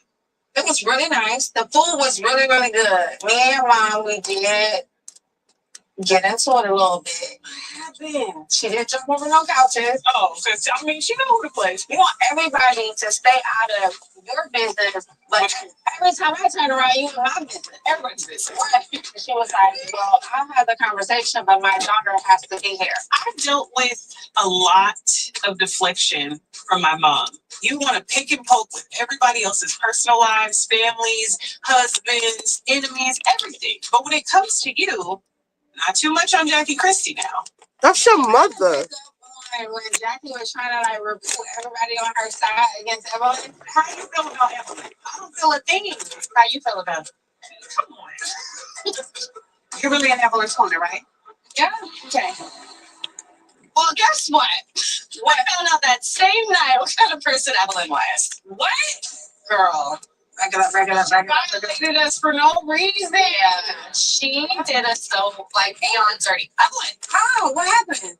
Evelyn calls me, and then Evelyn adds Chantel and adds Brittany to the conversation. Mm-hmm. So she's going in on, I'm so mad. You know, Ty said that Jackie had a bone on my daughter. Mm-hmm. And then after Brady's event, Evelyn calls me, and she's like, do you know, she's trying to like ask me for information about Chantel. Mm-hmm. So we hang up the phone, and then I talk to her, and I told her, she's like, Evelyn has reached out to me. So we're piecing it all together, like, something is very fishy. I felt like Evelyn was trying to fish for information about Chantel and then put a bone in her pocket. So if Jackie brought up the bone with Shanice, she was ready. There's a rat in the group. The rat is Evelyn. I think that the gist of it is like, I hate new people. Are you coming from a genuine place? So you're no longer Team Evelyn. She is booted off the island. What island? You ain't got no island. Speaking of island, we should have a girls trip to Hawaii. Are you guys ever talking? Girl, you ain't got no damn island. But I'm going to show y'all how Brittany keeps hyping up Chantel.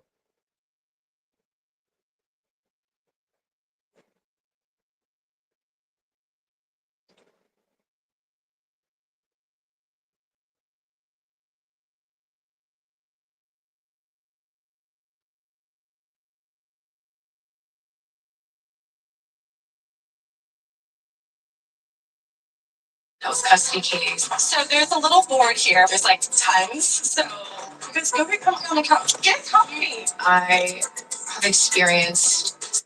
I feel like Chantel came on this show to form her own little clique and come at the hey Deidre.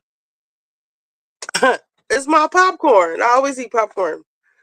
Chantel came on this show to form her own little clique because think about it, she's married to a basketball player.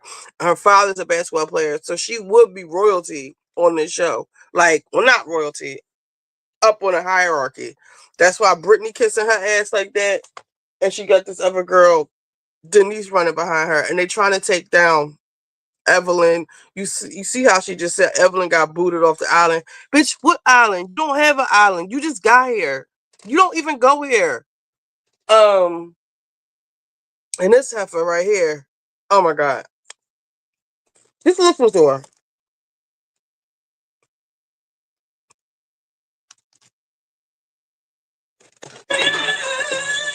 Denise has invited me and Chantel over to her house, ready to hear the news with what's going on with Chantel's custody case. So there's a little board here. There's like tons. So you guys go come on the couch. Get comfy. I have experienced something very similar. It might work, Deidre. Court case. So just not knowing the outcome. It's working.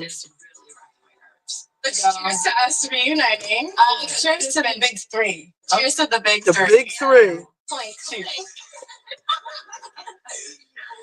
How are you feeling? We had our hearing.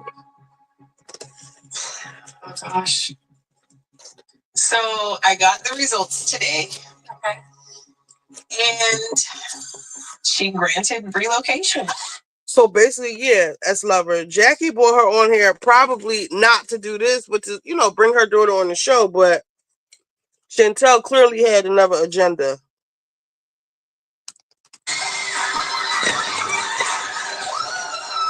They just met this girl. Why are they so hyped?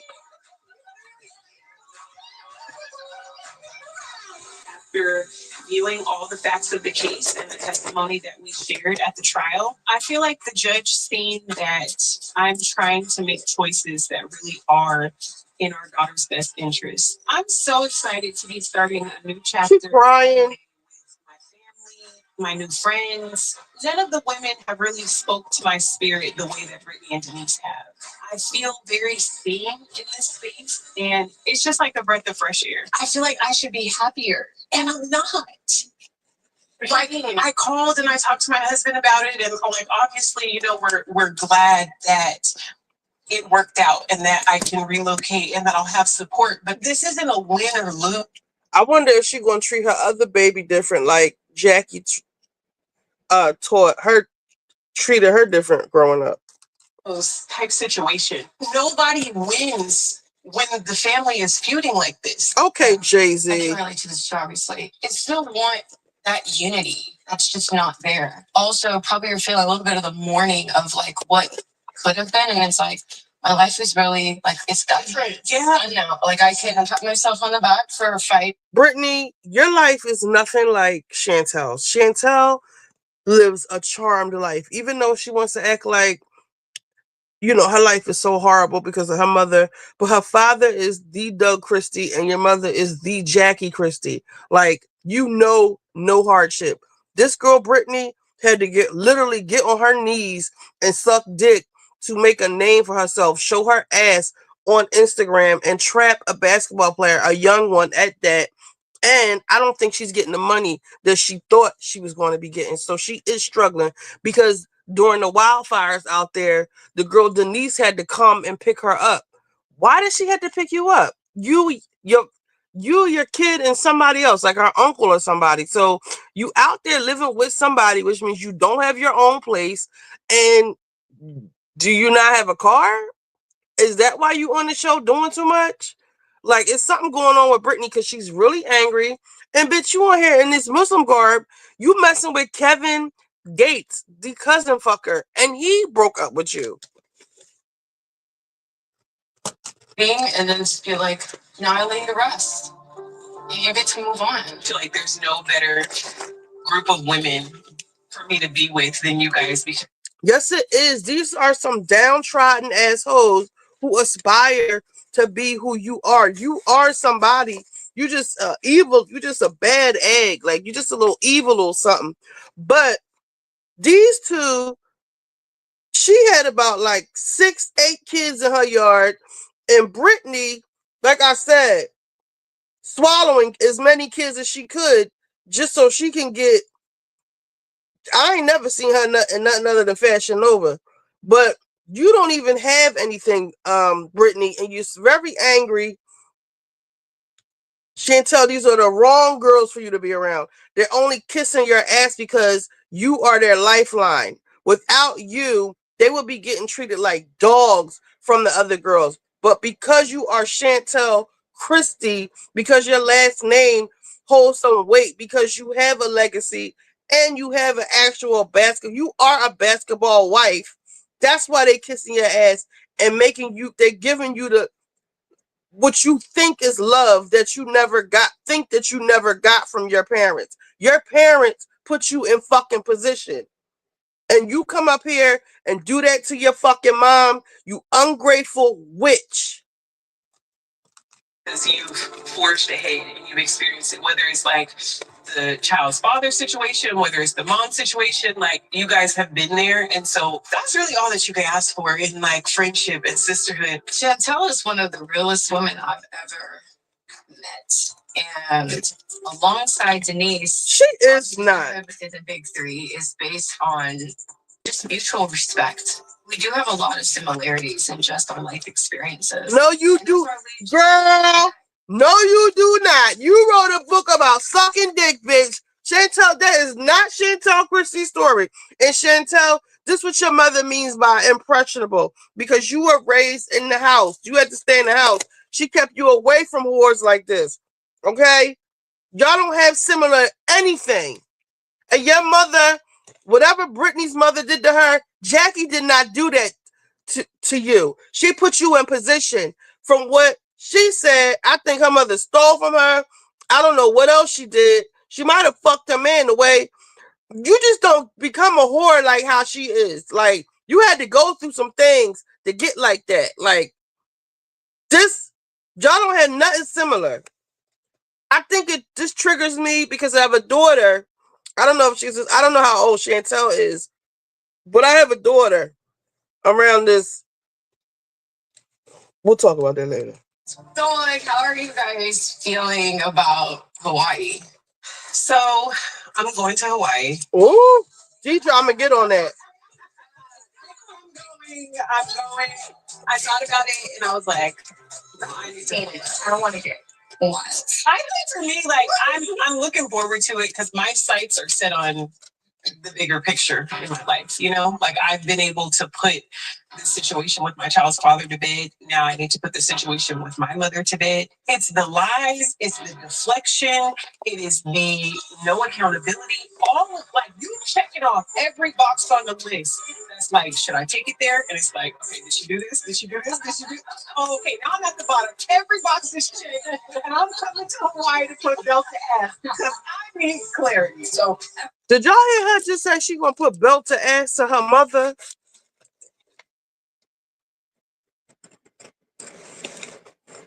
Deidre, I had with my daughter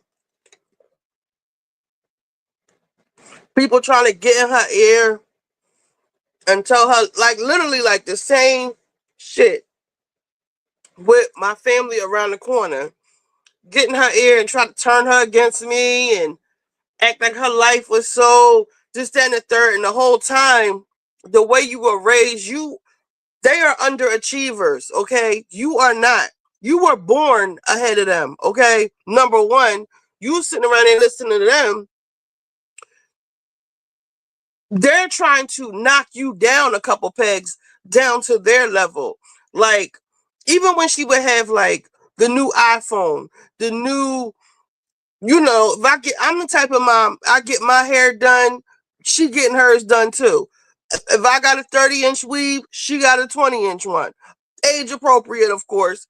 I remember when she called herself not speaking to me and moving out and staying with them, and she was like, they're trying to make me use used hair. Like, she was just, she's so spoiled. But, you know, she thought that was like a hard time in life, reusing somebody else's weave hair. You know, which I could refresh weave hair. I got weave hair 10 years old in here. I'm looking at it right now. I can bring back to life like that. That's not the end of the world for you wearing somebody else's wig or wearing somebody else's hair. But the point is, you'll have people in your ear trying to make you feel like your life is so bad or what you're doing is so bad. Your mom is so bad. Come over here with us. And these downtrodden assholes, they just want what you have. Or they want to, like Aaliyah, she's always been like a user, somebody, like I said, she always thought like I'm her rich friend. So I had another friend like that. He used to come over my house and drink up all my dad's liquor. Like, I don't drink. So I didn't know at the time that he was hitting up my dad's bar. And my dad got good top shelf liquor on there. I don't know, like that blue sapphire blue, what is it called? It's gin. They got all the good shit. Like, none of the cheap shit, but he was hitting them bottles up, and I didn't know because my dad would just replace them. He liked to keep the bar full for when we like entertain or when we have guests or when the family come over. And one day he was like, yo, you know, your friend been drinking up my shit. And I'm like, oh, I didn't know. And when I said something to my friend, he was like, he got it like that. What is he complaining for? And I was like, bitch, excuse me? So when you come over here from now on, you bring your own fucking bottles. Don't you know he was bringing $6 bottles of wine and $7 bottles of vodka? You don't come over here drinking This shit that costs 30, 40, 50, 60, and $70 a bottle. You just sitting up here dogging and shit. And the fact that you said he got it like that, that don't mean this ain't the good motherfucking will, homie. You drink that cheap shit. You drink your shit and leave that shit. Don't touch that shit. The bottom line is they tried the shit with my daughter, and that ain't last for so long. You see, she back over here where she belong. All right, back to Chantel.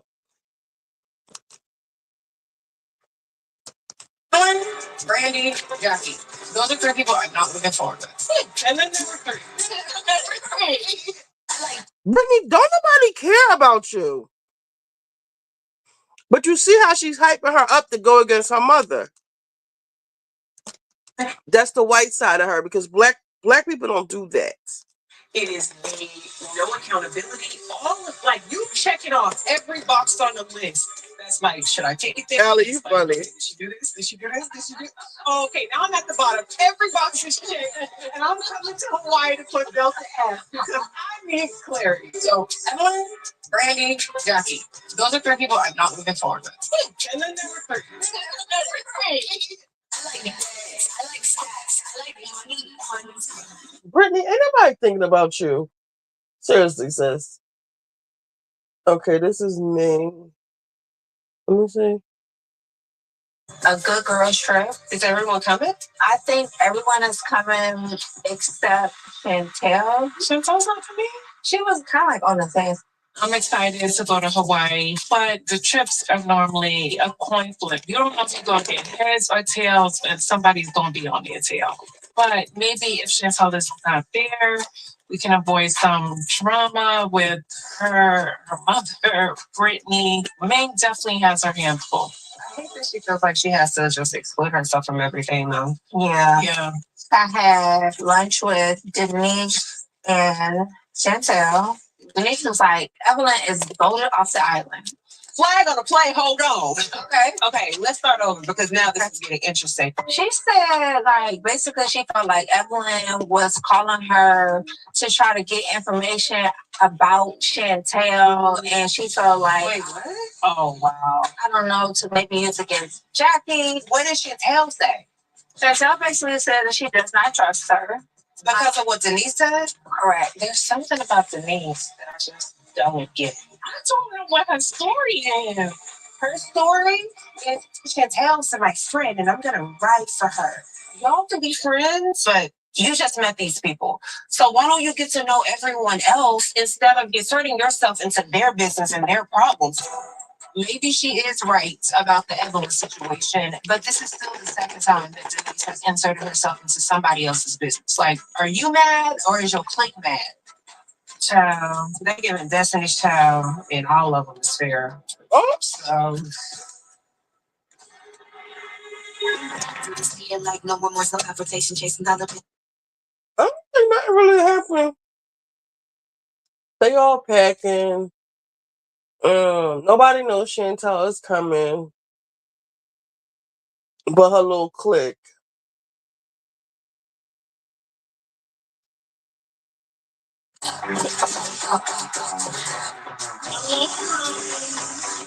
It's nice to walk. So you see, you got the little factions. I just want y'all to peep Brittany. Oh, wait, Jackie, have you talked to Brittany yet? Wait, because Evelyn says basically fuck Brittany. Goddamn fool. We're in Hawaii. Wait, what was it?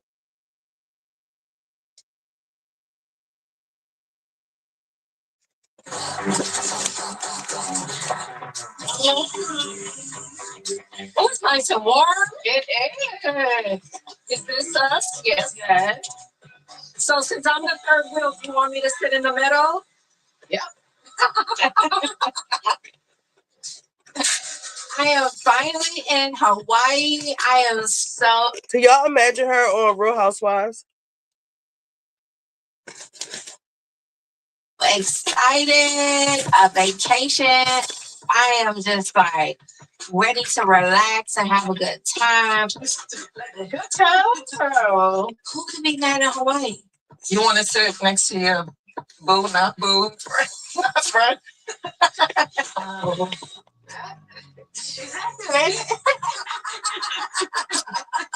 I know Ty like the back of my head. She gets mad so fast. I just don't even pay no attention. Imagine being like this in Hawaii.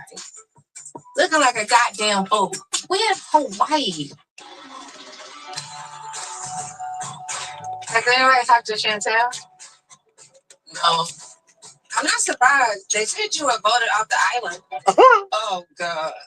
I mean, I don't mind speaking to Chantel, but Brittany, I've been down this road with her before. You guys have certain friendships where you guys ride a little differently. If we're just being transparent, I don't see where I fit in here. Now we're here again, and I'm not gonna keep defending myself against what? So wait, Jackie, have you talked to Brittany yet? I haven't talked to Brittany.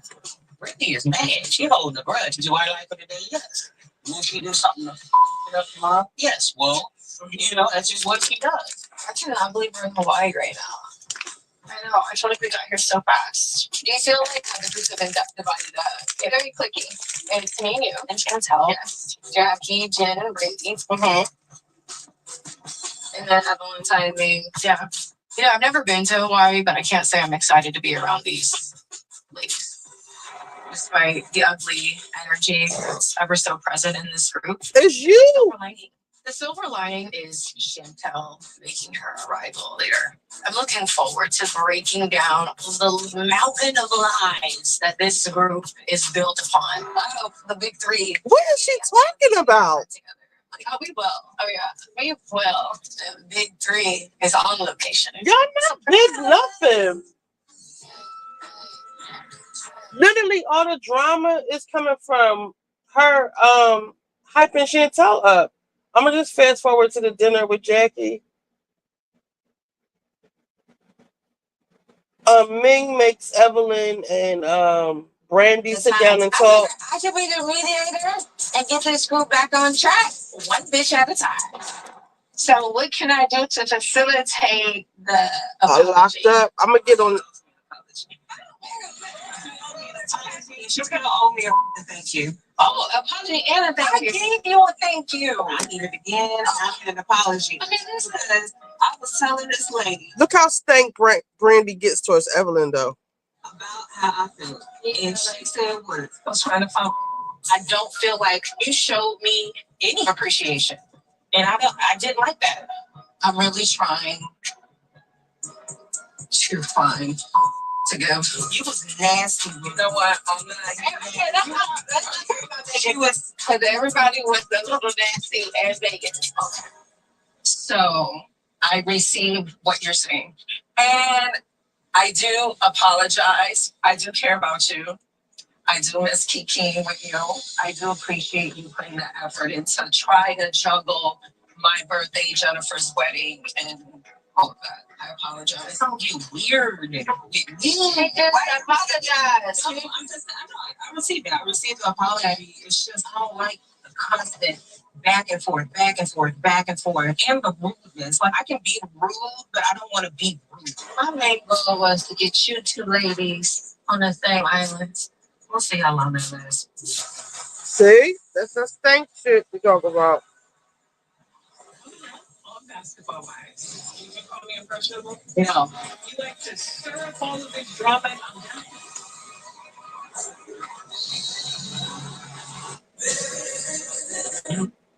Do y'all watch Love and Hip Hop? It's a little bit too bottom of the barrel for me.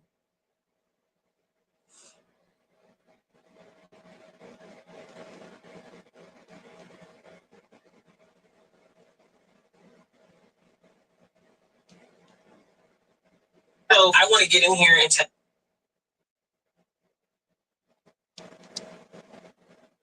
ways to kind of hash things out. So where is she at? Let's sit down and talk about it like women.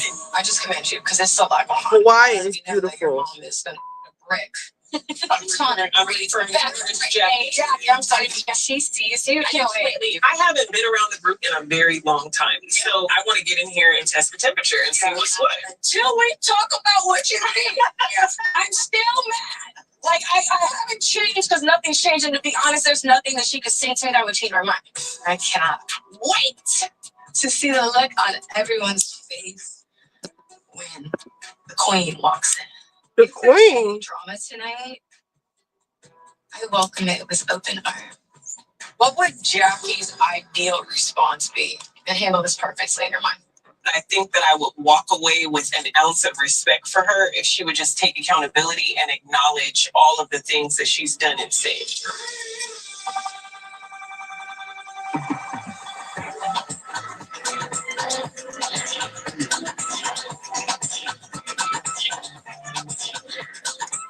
Nice. Oh, so pretty. It is I'm really too long. excited. I'm really hoping like the ladies appreciate all my efforts putting together this private dinner.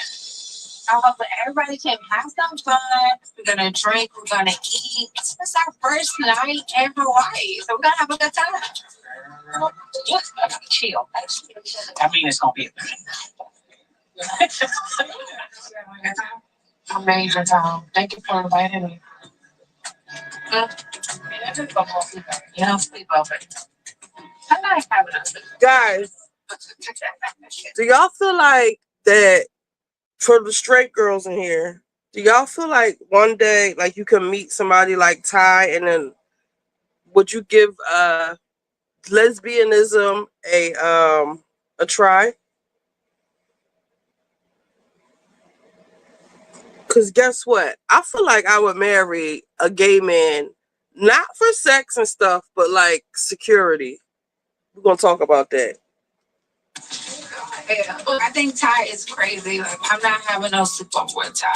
We have already established that we cannot be friends with benefits. We are on a good path to actually building a friendship, and I don't want to set us back 10 years again. Are we waiting for the other guests or the food system? I think that they're preparing the food. Girl, I'm hungry. I'm hungry.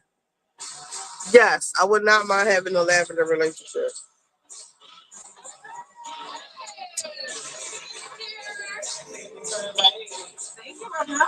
Lavender.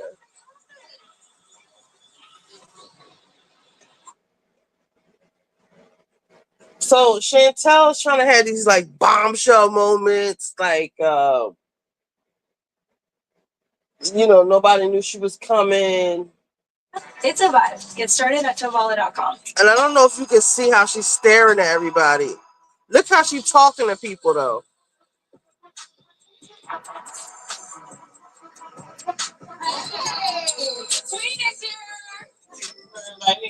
Thank you for coming. Can I just say, Chantel, I'm happy that you're here today. I would love to have a conversation with you. Why? Privately. I feel like there have been some things that are miscommunication. So if you're open to that. And I'm happy to see you here. Yes. I haven't seen you. She said, are you? Since our talk, I'm just happy, you're here.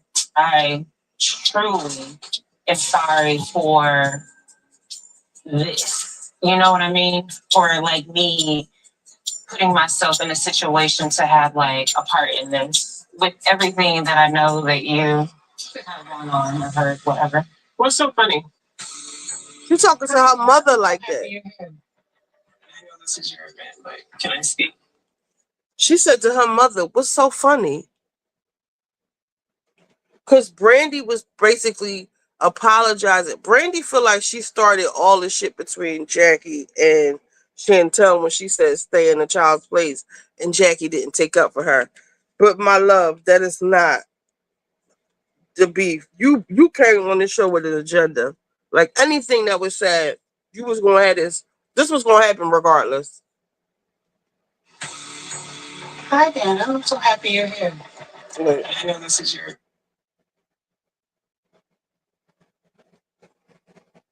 Look at Brittany. And look at how Brittany's face is twisted up. Miscommunication. So if you're open to that. I'm happy to see you here.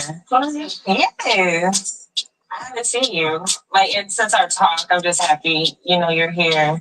I truly am sorry for this. You know what I mean? For like me putting myself in a situation to have like a part in this. With everything that I know that you have going on, heard, whatever. What's so funny? Hi, Dana. I'm so happy you're here. I know this is your event, but can I speak? You are more than welcome to speak. This is like, actually, I get that a sisterhood. So like, this is not a sisterhood, man. Well, I want to start at the top. I want to know who called me impressionable. I don't think use that word. So.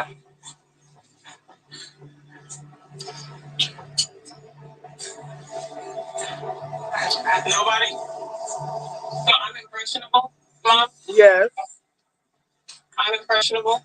Do you think you're impressionable? That's not what I asked you. Did I say you were? Did you call me? Did I say that? Did you call me impressionable? No. So after Vegas, Dania shared with me that she overheard my mom calling me impressionable or saying that like I'm easily manipulated. I'm gonna say that my daughter is being manipulated to be in the middle of it. She was not having to listen. Now all of a sudden a phantom issue comes up. How dare you? Girl, do you know what I could call you? Don't start name calling just because you're in the wrong. I'm at my breaking point with her. I didn't come all this way to do the song and dance that this group tends to do. There's been a lot that was said I was not present for. And so I just wanted some clarity because I find it ironic that, Brandy, you feel as though you kind of ignited this situation between me and my mom. But every time I hear or see you guys, you're together. What's wrong with that? Do you know how my mom feels about you? How do I feel about her? Before we got to the lounge in Vegas, this is why I was so triggered by her grabbing your hand and saying, I know Brandy's been through a lot. I was supposed to be helping her put this together, and I figured she'd been through so much. I'll just take over tonight. Thank you, Jackie. You're welcome. Because an hour prior, she was on my phone talking about you. Like she does about everybody in this space. Right? Chantel Nicole. As much as I want to do this, the love that I have for you as your mother, I'm not gonna do it. I'm gonna break your head out. See, this is what you like to do, right? You like to stir up all of this drama and cause all of these issues. Chantel, you literally the one that's starting the bullshit. Why would you say that? You like to stir up all of this drama and cause all of these issues. I'm not stir of drama, but I do remove myself from drama. If you want to have a conversation, no. Stop. If you want to have a conversation, I can have that. No, we can have this conversation. I'm having it. But what we did in Vegas, what I'm going to do is I'm going to let you have it. Please. And you can have it with them. Please. Okay. I'm going to have a conversation and I can. Period. Okay. I'm done. What did you just say? Ain't nobody even talking to you, bitch. We can have this conversation. I'm having it. But what we did in Vegas, what I'm going to do is I'm going to let you have it. Please. And you can have it with them. Please. Okay. I'm going to have a conversation and I can. Period. Okay. I'm done. I'm done. Like I said, I believe you'll go before I do. And y'all can have. That's going to be good. Chantel came in hot. Since she do know her mom best, maybe this is the only way she'll get her to actually listen. Because I do feel like it was a little bit of a cry for help. What I have done it this way? No. Is she wrong? No. I love y'all. I believe in love. I came in love. Bye. Bye. Bye. Bye. Bye. Bye.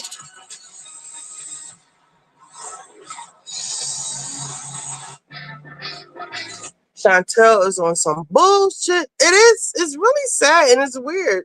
Like you said. Like what? If you do have a problem with your mom, like, is that the way to go about it? Like you putting on a show. I feel like Brittany is orchestrating this whole thing. It's way credit karma. Karma you can count on. My style more new than ever without compromise. That's what makes you you. If you were and you didn't stop for McDonald's. All of this drama. No, I'm done. You're not done. done. Like I said, I will leave. You'll go before I do. Bye. Bye. Let's deflect. Bye. Bye. My mom trying to deflect from the topic at hand and get up and dance her way out of this doesn't really surprise me, but it does kind of offend me. Like this is what I'm talking about. Let's have amnesia. Jackie. I don't know what I said. I called her impressionable. I did what? You took it upon yourself to go and sit down with these women who don't know me and talk about me. But when your daughter gets... She said you're being manipulated, which you are, by Brittany. Here. You want to get up and go? Somebody get a car to this hotel immediately. Jackie. Dead ass. Jackie. Come here. Hey, baby. You can stay, Brandy, and have as much fun as you want. And listen, I love you, and I'm not mad. And listen, don't walk away. Girl, no. It's your daughter. Girl, stop. No. Stop. I decided to leave dinner early because I'm a lover, not a fighter. And I just want everybody to live in love. So I felt like going back to the hotel would be the best course of action for me. This is why you stayed blocked, because this is the goofy you like to do. Obviously, you guys have been around for longer. Do you see those things? Yes. I mean, we've definitely Evelyn, shut up. And the situation with you, Chantel, she was there. Yes. I mean, we've definitely had some up and downs. And the situation with you, Chantel, she was saying that you guys were fine. At this point, so you clearly aren't fine. I'm good, baby. Girl, I'm going to watch the game, baby. I don't know why Chantel would feel the need to blast her mom, but I don't think that this is the right setting for, a mother-daughter talk. Chantel's going about it the wrong way. So what exactly do you want from this? Well, we can start with her admitting that she called me impressionable. The morning after you this. I did. If I was her, I would like her to tell me what my mom said. So I have no reason to believe that she called me impressionable, Brandy, because I wouldn't even be in here pushing the gas on her if I didn't believe it to be true. See, this you know that Brandy, this is a mother and daughter situation. Brandy, but here's the thing. You trying to stand up for Jackie, and I'm telling you, Jackie would throw you under the bus at every opportunity. It's just the fact that I don't get involved in family drama. And this is a mother-daughter situation. Why would you insert yourself into a situation to try to make it worse for her? Denise is a bimbo. Okay, she's messy as she's always just repeating things and causing drama. Someone coming in between a mother-daughter to make it worse is something that I don't understand. That's all I'm asking. You didn't hit the gas the first time because you inserted yourself talking about staying in a child's place. Okay, so you done started. That's not inserting herself. She was telling Chantel, bitch, I'm not talking to you. Stay in a child's place. That's not what Denise is doing. Denise is kicking up dirt just like you are. And look how mad Brittany is.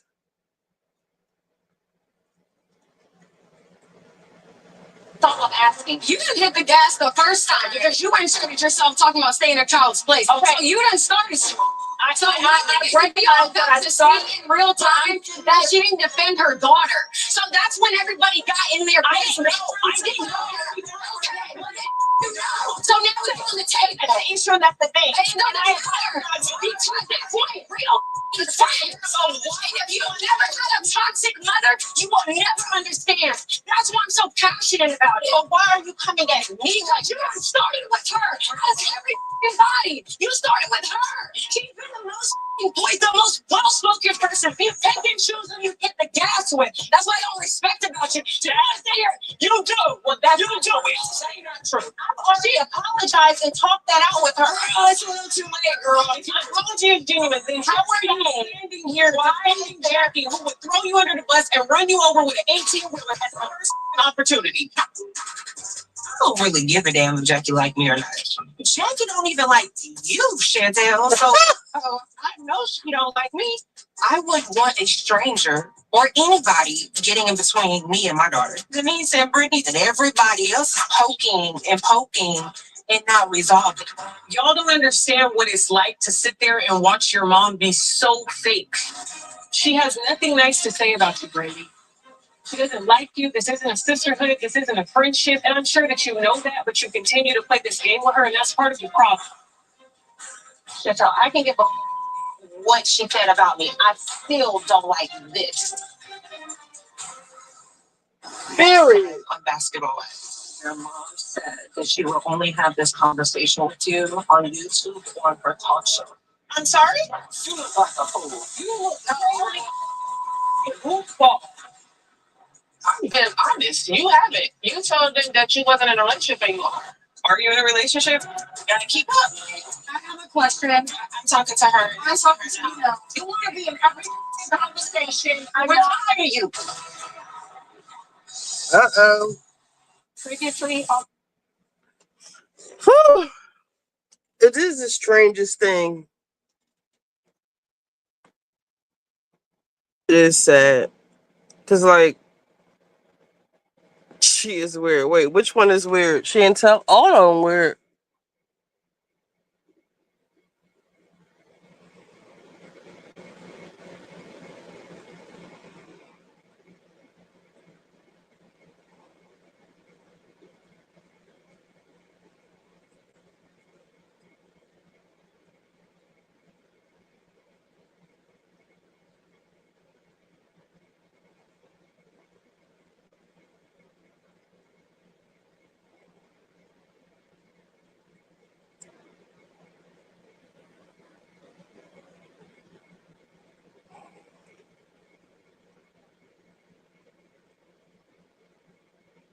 Sorry.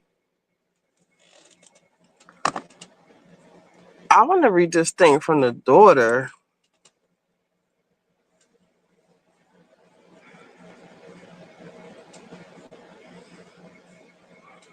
All right, let's see. Chantel Christensen.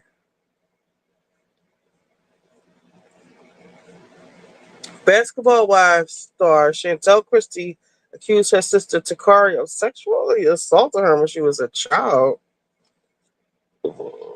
So get Chantel off the show.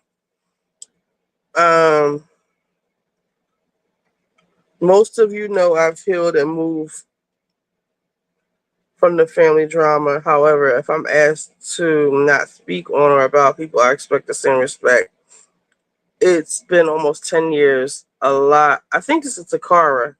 It's been almost 10 years. A lot of time and distance. So to speak on how I feel or what I want, even though I can't even say happy birthday to you, is not going to fly. I know I'm the peasant or whatever, but don't provoke me, please. Chantel, let me say.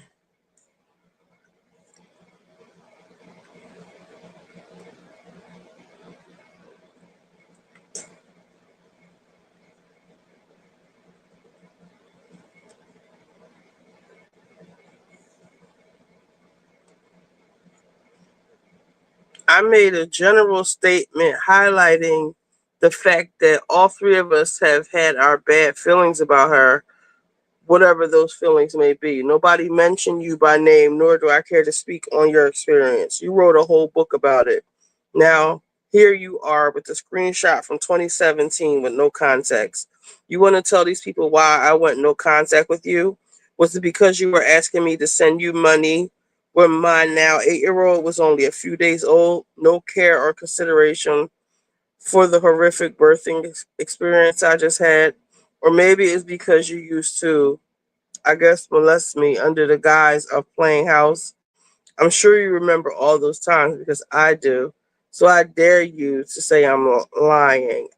I can keep going because I'm 32 with kids of my own now, and I will lay everybody's shit bare.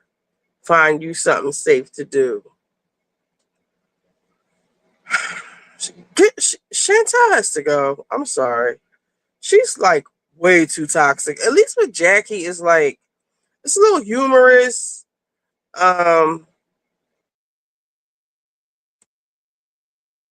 Why did Jackie have to apologize? She didn't do anything. Chantel is corny. Brittany is extra corny. And the other one is beyond. Get those three out of here. Ty is so down to earth.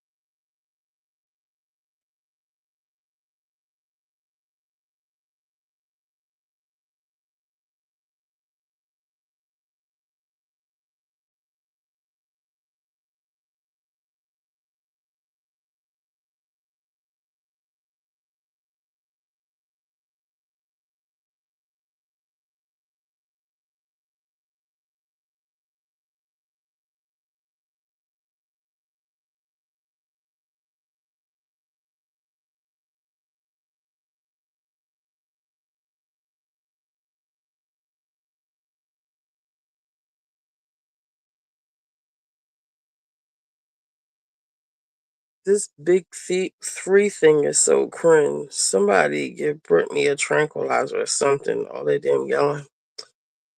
Yeah, so that's what's going on with Basketball Wives. What else is going on?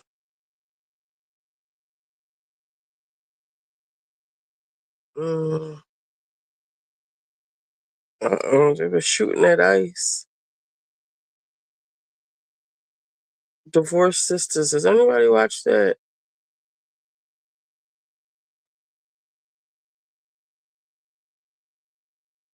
Um, where is the trending? What did Justin Bieber do?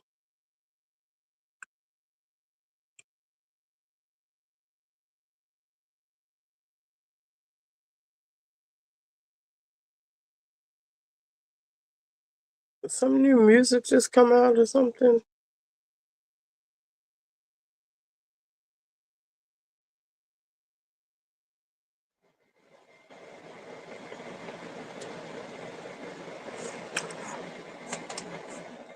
Is anybody watching Next Gen NYC?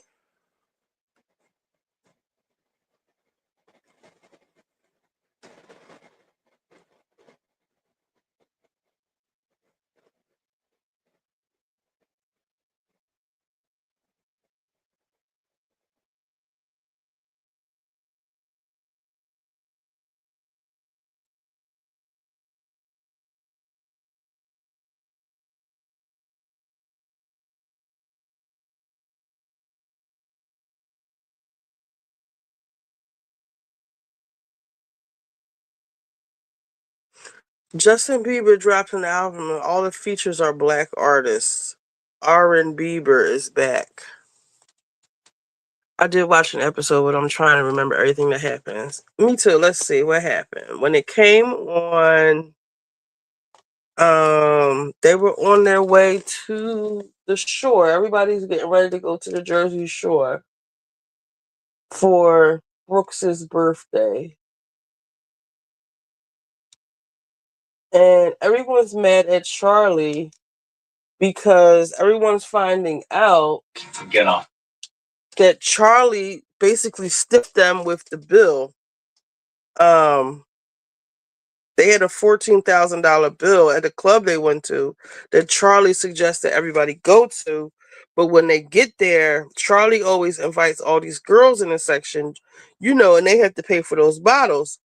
So when he first asked everybody to go, he was like, we'll split it. So it's like, I guess 6 of them, for argument's sake. Let's see, it's Ariana, her boyfriend.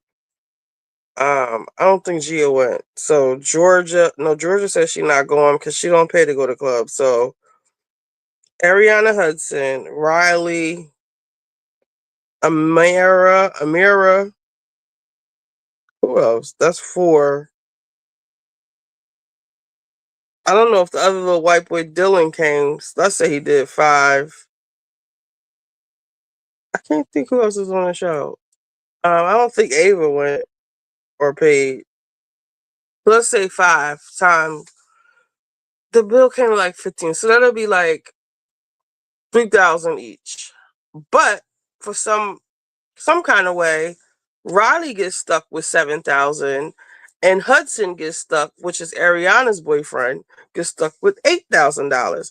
Now there was when Riley told Charlie that he can't keep bringing all these girls into the section because A, they don't have enough room for themselves, and B, they're drinking up these $1,000 bottles of what is it called? 1942? The liquor and shit. He got mad, and I guess Riley tried to stun on him, and it was like, we don't need your little money. So he took that and ran with it and didn't pay anything. So everybody's like kind of reconvening, and he had this big fight with Georgia.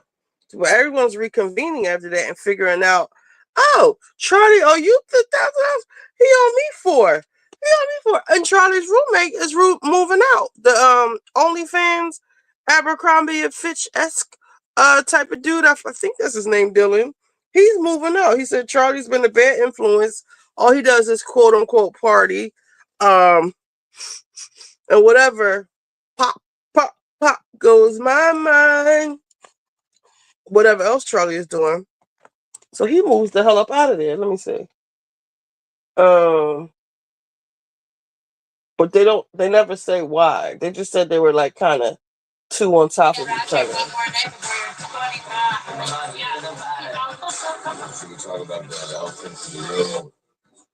I'm being looking around for an elephant. Like, I love you.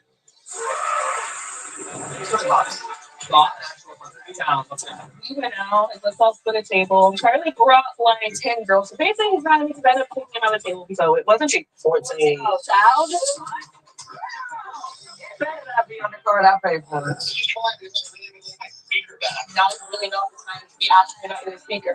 She took my speaker. She hasn't returned.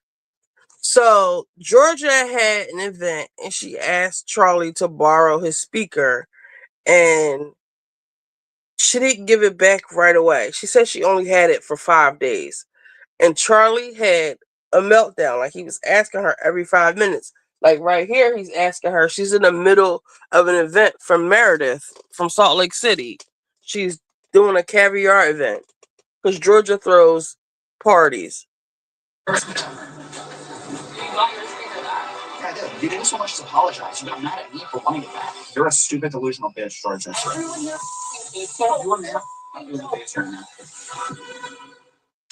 He was like, if you were a man, I would punch you in the face right now. He was like, you are dirt fucking poor. Like, dirt poor. As in, like, be quiet. You were eating my scraps and living on my couch. Like, and he walked away. And she is just, like, completely over it, devastated, not fucking with him.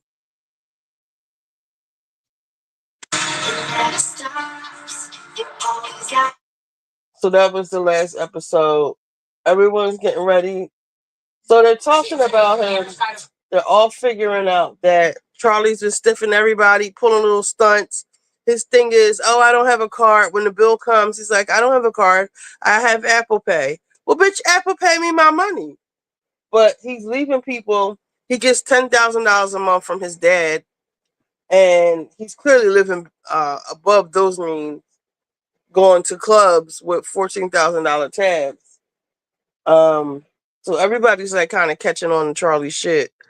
The $14,000 is for a night at the club is ridiculous. Maybe I'm old or poor in that regard because I would never. I don't even drink, so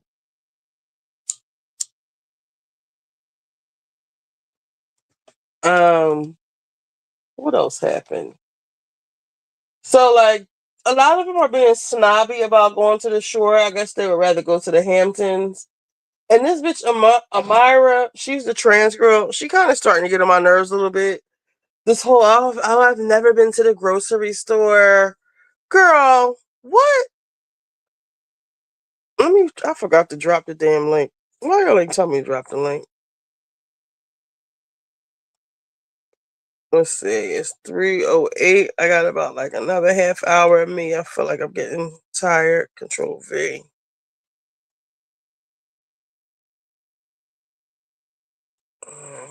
Where's my iPhone? Holy guacamole. Um, Another charge from Apple, $18.35. What the fuck? Why are they charging me so much?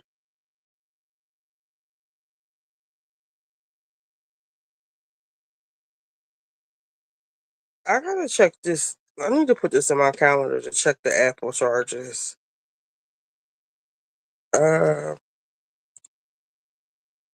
Today. I want to do this at Apple Dispute 1 to 2 every day.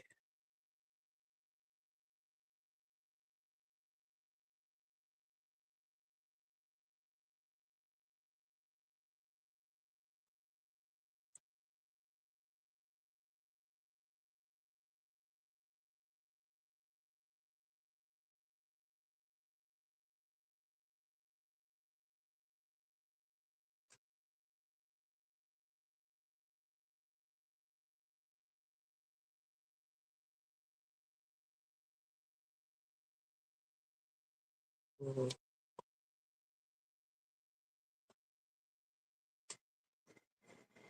So yeah. You've never had to work in their life. Who are you? You're telling me German. All this. No, I mean, growing up on the Upper East Side and being one of the poorer people in those places, Harley calling me poor was like a rejection all over again. The ridiculousness of someone using "you are poor" as an argument when they get literally every single dollar from their parents. That's unacceptable. You were a got within 6 days. That's crazy. You go buy another one. The money you should have paid for the box. Ooh. And they should just slither out the clothes aisle. Then we that was up to Look at texting me. He said, thanks for starting the fight because now I get out of it. You did all of this on purpose. Who has he not picked up? Why is anyone tolerated it at all?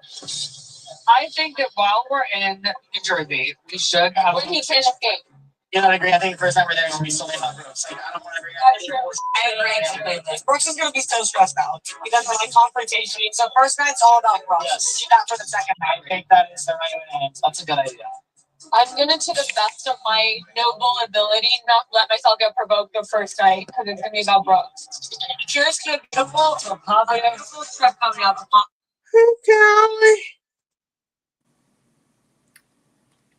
Okay, I'm a little confused because is she really poor? Like I didn't get that impression. Like nobody's saying it to him. She was like the poorest, well, the poorer one. Because she did say the Upper East Side, so that's not poor.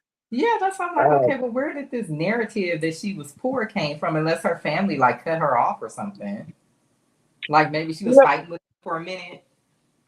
No, I think she was like the poorer one of her friend group, I guess. Like, but she did say she was eating dirt off the ground. Didn't she say that? Something like that. Let me look her up real quick. I'm a little confused with her backstory.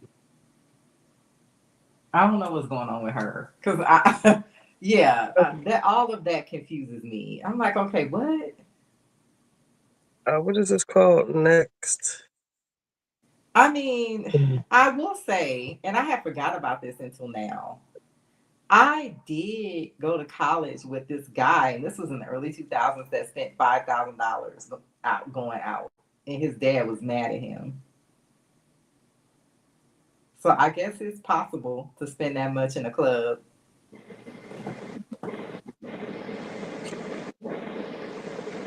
It says Georgia McCann, who were her parents. Unlike most of her castmates, she didn't come from famous roots. She comes from a long line of real deal New Yorkers. Georgia McCann's parents have not yet been named or featured. However, we do know they are third generation New Yorkers who grew up between poor and middle class, according to Georgia. Um, on Next Gen, Georgia says she felt like an alien compared to Gia Judice. The lack of information about her parents and her questionable hand washing etiquette led to an extraterrestrial theory. All jokes aside, Georgia has revealed bits and pieces about her parents. Episode 4, she opened up to Charlie about her dad's experience with PTSD. He suffered from the disorder after September 11th terrorist attacks and moved away from the city. He passed away shortly after that. She said it took a lot of therapy to process the loss. While we haven't heard much about Georgia's mother, she must be a good character if she raised this New Yorker. She's described as someone who fiercely defends the city's artistic soul from developers and finance bros. We'll assume the apple didn't fall far from the tree, but we'll stay tuned to keep learning about the self-proclaimed it girl. So it doesn't really say who her parents are. They probably just got regular jobs. Like they might have good jobs or they might own like a little business, but they're probably not like wealthy. Yeah. Because even if your mom was like a general physician or something, you wouldn't be like rich. Right. So it's, you know what I mean? It's probably that. They probably have like, jobs. Like they're not like these wealthy people. They said Gia Judice should leave. Well, she don't live there. Yeah, that's number one. That's the thing that it does. I don't dislike her, but it kind of throwing me off. You know what I mean? Yeah. I'm like, she just seemed like she don't live there. Like they just kind of shoehorning her in the show. Yeah. And then like even the fights that she gets into, they seem forced. Yeah, because I don't think she's really like around them, filming with them and interacting with them. I think she just comes in to film those scenes.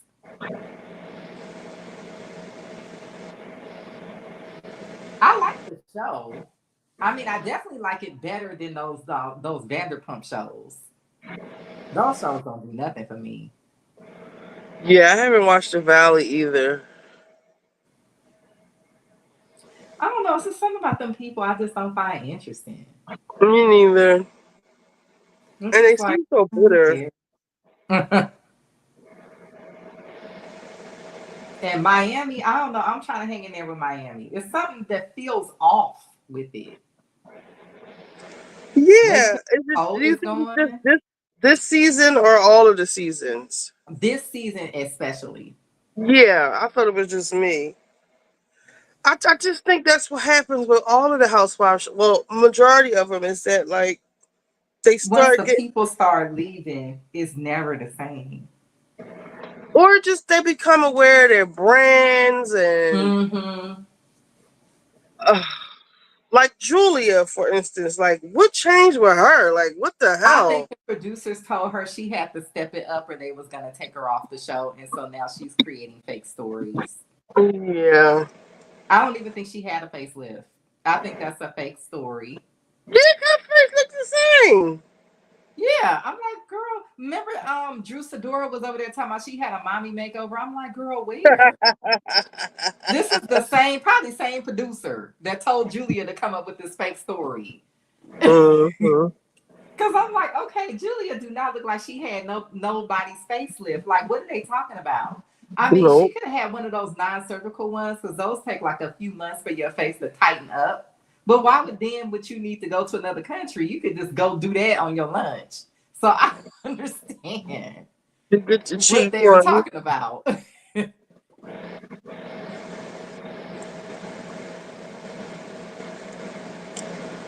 Oh, look at this right here. Hold on. Now what happened? You're gonna love this. Hold on. It Hispanic says this woman's car was scratched by a Hispanic person. She was worried about calling the police because they might have been illegal. She asked the son. He said his father was illegal, and she couldn't call the police. He probably was lying. Oh, you know what? This dude, he tapped my car in the back. Thank God it was no damage.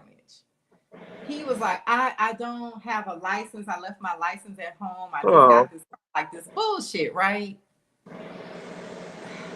They do this. They're notorious for stuff like this. I'm not trying to yeah. stereotype, but this has been an ongoing problem for decades with them. And sometimes people get badly injured and you can't find the person because they're using a fake ID or they're coming up with some fake story or something. Because like you said, them people probably was lying.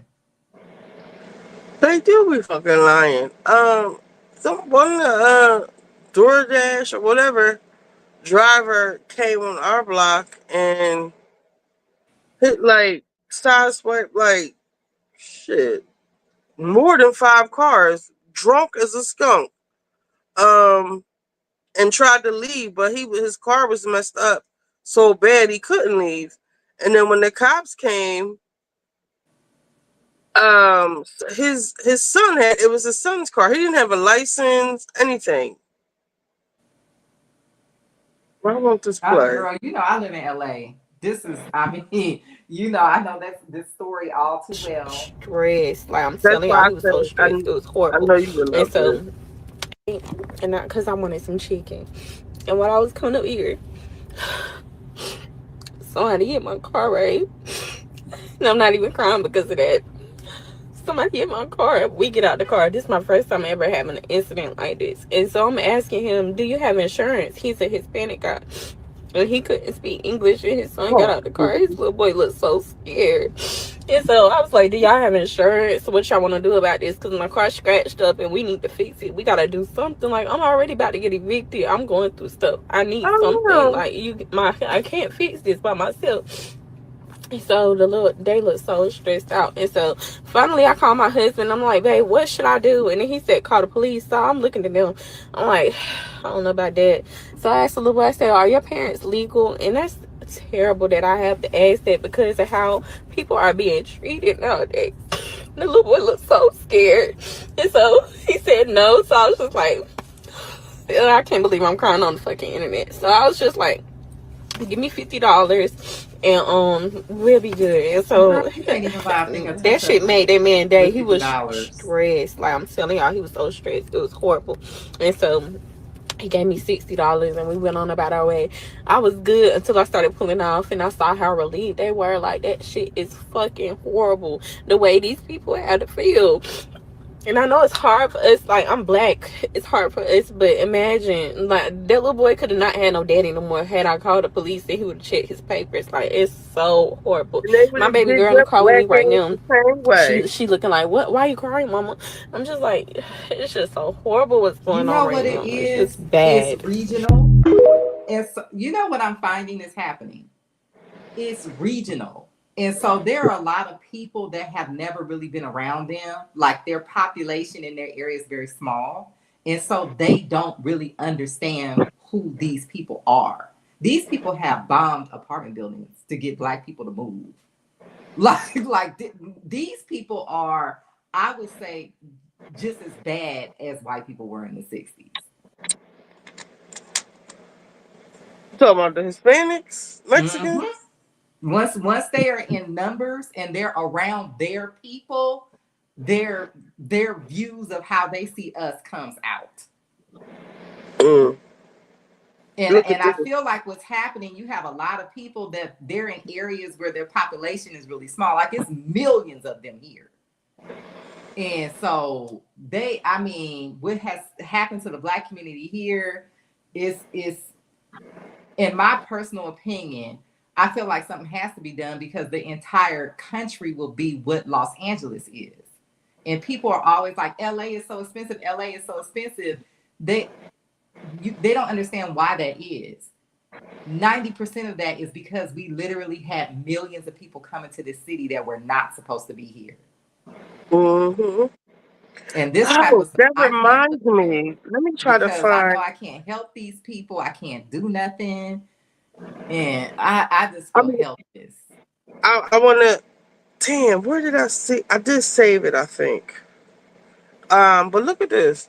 The bodies of women and children were left scattered on the streets of Ronza after the Israeli airstrike landed in front of Project Hope Health Clinic. CNN Jerusalem correspondent Jeremy Diamond reporting the young victims of this attack. The Israeli military said it was targeting Hamas. These are children. My sister, no, not my sister, this boy cries. The Israeli military said it, quote, regrets any harm to uninvolved individuals and is reviewing the incident. It said it was targeting a Hamas militant who infiltrated Israel during the October 7th attacks, but declined to provide his name. These 4 children killed in the targeting of a single militant do have names: Amir, Mohammed, Yasmin, and Aya, still in her blood-stained dress. Children's screams pierce through the smoke-filled air in central Gaza. But screams alone cannot prepare you for the scale of the carnage unleashed by this Israeli airstrike. This street is filled with the bodies of dead and injured children, whose bodies are quickly loaded onto donkey carts. And then there are those barely clinging to life, like this woman splayed on the ground. They took my daughter, she says. Her daughter's fate has already been sealed. In her blood-stained white dress, 4-year-old Aya is one of 8 children killed in this strike. Aya and her mother were among several families waiting to enter a health clinic run by Project Hope, an American nonprofit whose operations were known to the Israeli military. In her white dress, Aya is impossible to miss. Minutes later, 2 men walk by the clinic, and then an explosion fills the air. That smoke is soon replaced by an outpouring of grief. Not my sister, no, not my sister, this boy cries. The Israeli military said it, quote, regrets any harm to uninvolved individuals and is reviewing the incident. It said it was targeting a Hamas militant who infiltrated Israel during the October 7th attacks, but declined to provide his name. These 4 children killed in the targeting of a single militant do have names: Amir, Mohammed, Yasmin, and Aya. So it sounds like they saying this was a person who was acting solo who did this, like they didn't tell him to do this. That sounds like that's what they're saying. They're lying. I mean, how will we ever know? Because they've been doing shit like this. This is what they do. I mean, they could just say anything. I mean, how would anyone ever know who did what at this point? They could easily say, like, this was this one crazy dude, which is what they're saying, that went over here and did this. Like, you know, we didn't tell him to do this.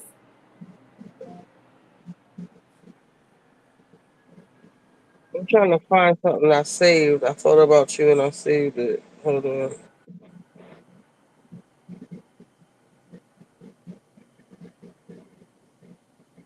This is what they do. I don't know if I saved it on here or on Twitter. Targeting Hamas militant, but I see children killed every day. Shut up, CNN. You know, CNN needs to be taken off the air.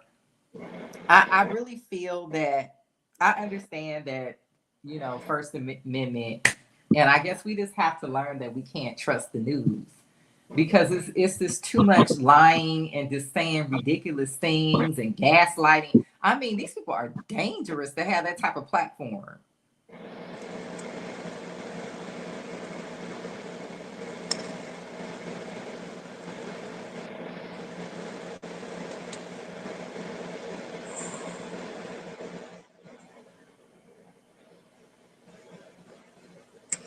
Breaking news: Israel has concluded that some of Iran's stockpile of near bomb-grade uranium survived American strikes. Ha ha!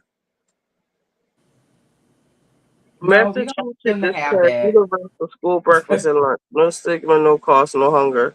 That's good. They got free lunch in Massachusetts. Oh, cool. Oh, did you see Baltimore? That the homicide rate is like the lowest it has ever been in 50 years because the mayor created all these programs for teenagers. Really? And I said, so actually having community does work. How You about that? say. How about that? You mean shutting schools and building condos instead and taking away youth program contributes to the... Did you see Violence what happened and in Philly on the news? delinquency. Did you see what happened in Philly on the 4th of July? Why am I drawing a blank? I know something happened. Well, let What's me wrong show with my brain? I think I've been up too long. Let me show you. Let's see. I think it's on his page too. Our strike is over. Oh, great. I was wondering about that with the trash people. Yeah, Yeah. girl, that's crazy. Our trash people here make a lot of money.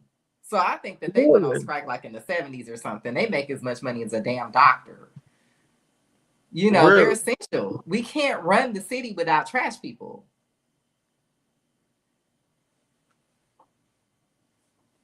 Okay, this is... Oh wait, you can't see it.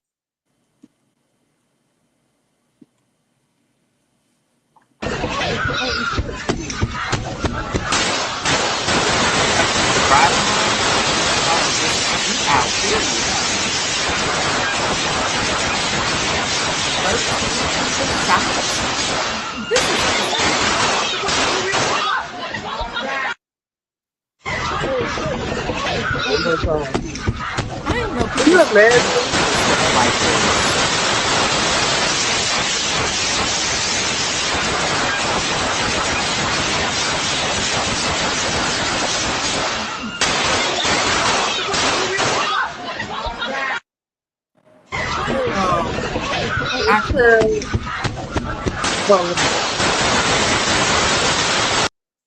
I heard that they... I heard that they didn't even... who they thought someone was shooting at them. It was at a block party for 4th of July. But And isn't it fire? It's an exchange, right? Both they shooting on both sides, aren't they? that's what they thought. But I heard somebody did something in the alley. They thought somebody was shooting at them. There was really nobody shooting them. I don't know if that's true or not. Oh, in the beginning. And then once they started shooting, somebody else started. I think it's possible. I don't think I don't know. Because I think it was like friendly fire. The people that got killed was friendly fire, from what I understand. Because if you look, you saw homeboy blew his hand off. He's shooting with his eyes damn closed. No, I'm talking about dude that blew his hand off with the damn dynamite on 4th of July. Remember, I was telling y'all about these fools here with them fireworks. Oh, look at this. Drugs found in flour bags distributed by U.S. Israeli aid centers in Gaza. Yeah, they're putting drugs in the flour. Gaza's government media office has expressed its deep concern and condemnation over the discovery of narcotic pills of the type oxycodone inside flour bags distributed by the U.S. and Israeli-backed aid centers in the enclave. We have so far documented 4 testimonies from citizens who found these pills inside flour bags. The more serious is the possibility that some of these narcotic substances were deliberately ground or dissolved in the flour itself, which raises the scope of the crime and transforms it into a serious attack directly targeting public health, said the statement published. I had saw some pictures. I don't know if it's on here. Decision, and thanks to this decision, we can now promptly file to proceed with numerous policies that have been wrongly enjoined on a nationwide basis. And some of the cases we're talking about would be ending birthright citizenship, which now comes to the fore. That was meant for the babies of slaves. It wasn't meant for people trying to scam the system and come into the country on a vacation. This was, in fact, it was the same date, the exact same date, the end of the Civil War. It was meant for the babies of slaves, and it's so clean and so obvious. But this lets us go there and finally win that case, because hundreds of thousands of people are pouring into our country under birthright citizenship, and it wasn't meant for that reason. It was meant for the babies of slaves. So thanks to this. So fucking crazy. No, he's telling the truth. You know what? I feel like what has now happened is that because people have been allowed to break the law, they feel like they have a right to now break the law, because it's hard for me to understand what the plan is here. Like, okay, you didn't call the police on that man. He's still not going to be able to stay here. He's going to get arrested, or he's going to have to leave on his own. And I almost feel bad for these people, because I feel like a lot of these people are going to end up in a detention center because these people are not being honest with them, these stupid ass mayors and stuff. And they going to be the ones sitting in the detention center, not the mayor. You could be in a detention center for who knows how long. Really? Up here listening Like to these the people. alligator Alcatraz drone? Look, I've heard some wild stories about where they're sending some of these people. I don't know what's true and what's not true, but I know I would not want to go sit in a detention center. And I understand that everybody does not have the financial means to return to their home country, but there are people that do, that feel like they can still somehow get out of this. And those people are going to end up getting arrested and being detained in a detention center. And they're listening to these dumbass mayors and governors. And it's like, no, at the end of the day, people don't want to admit this. These people invaded this country. And they could have always done this. They could have always came and just sent the National Guard in with tanks and everything to pick all these people up. They just don't want to go that route. But if y'all keep hiding these people and keep trying to fight the ICE and all this, all day long on my phone, I get ICE is over here, ICE is over there. ICE is all around me. I don't even really leave the house because I don't want to get caught up in the traffic or anything, or somebody hit my car or something running from ICE. Because they're literally all around me all day long. Like every store, every shopping center, everything in my area, I'm getting alerts all day long that ICE is there. And Really? my wonder is that, what do these people think is going to happen? Because what's going to happen, they're going to start just coming to your house and getting you. They've already gotten some people. Mm-hmm. And I would rather, if I had the financial means or family or whatever to stay with, I would rather leave and have my freedom than to go sit in jail for 2 or 3 years and then get deported. That's my concern for these people, because I think they're being misled. They're being used as, people just being stubborn and being in denial and just telling these people some bullshit instead of telling them, like, look, you're going to get arrested. Oh, it was something. Oh, it's something else. Where did I save this stuff? I wanted to show you. Hold on. Go ahead. Keep talking. I'm gonna find it.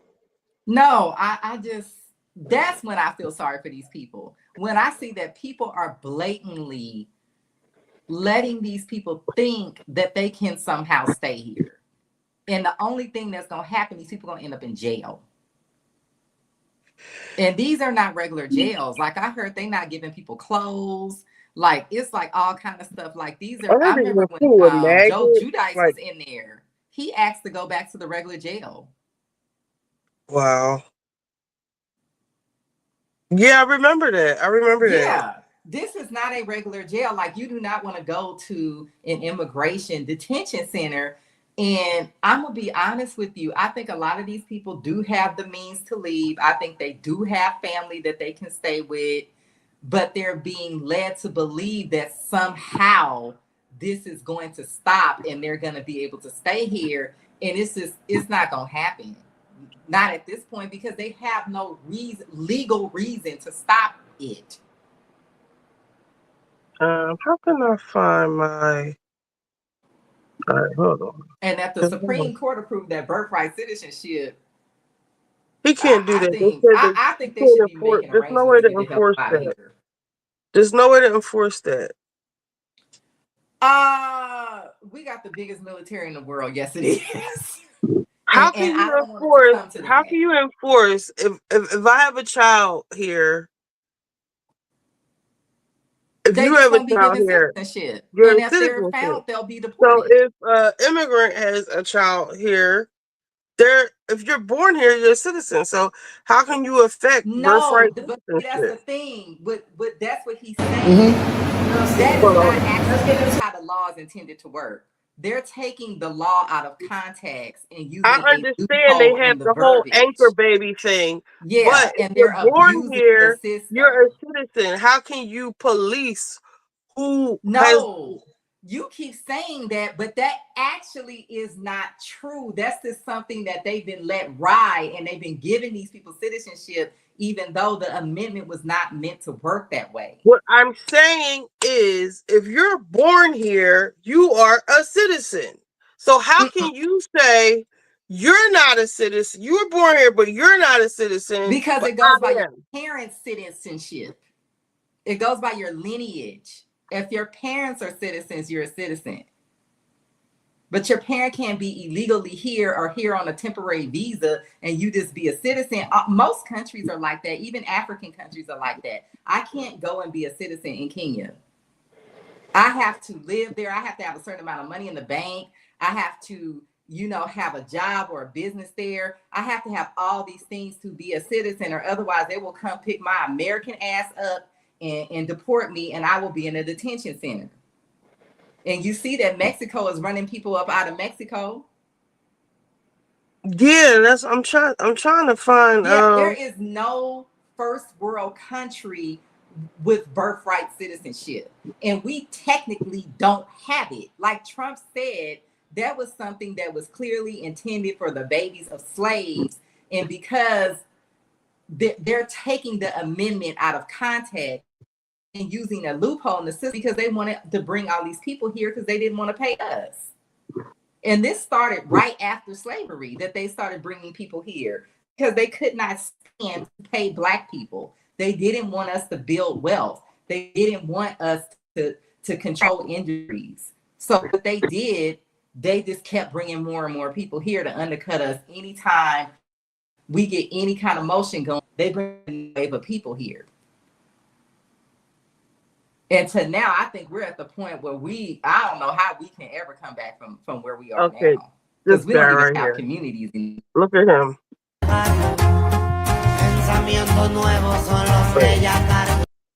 He got deported. He's actually becoming famous.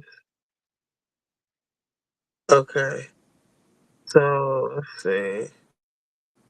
No crean todo lo que dicen de mi vida, saben poco, tal vez nada. Acepto que puedo ser muy diferente, hay muchas cosas que no sabe la gente. No todo es color de rosa, aunque admito que la vida es muy hermosa. Ni se imaginan todo lo que he vivido, aunque estoy joven también estoy curtido. Tengo buenas enseñanzas, a mí mis padres me dieron buena crianza. El respeto y la humildad van por delante, esas son las cosas que te hacen más grande. siempre sobrarán, son habladores, pero yo... I don't know if the song is copywritten. Oh But yeah, wait, it probably is. here's another I one. didn't even think of that. So he said he spent $40 go get a haircut. on. Oh, there he is. $40 on a haircut. I think he said he got some food. And groceries. Okay, so he Yeah. only charged me $2.50 to bring me to the barbershop. So pretty much as of now, I've only wasted $2.50 with a taxi, and the Yeah, haircut's only going to be $7. So I'm pretty sure I'll be back. After getting my haircut, I just decided to go get groceries since I have no food at home. It's my first time really coming to a mercado like this by myself.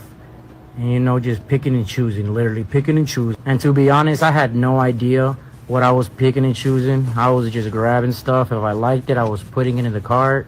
I also had to make sure to buy chiles, tomates, and cebollas just in case se me atraviesan unos huevos y para hacer los rancheros.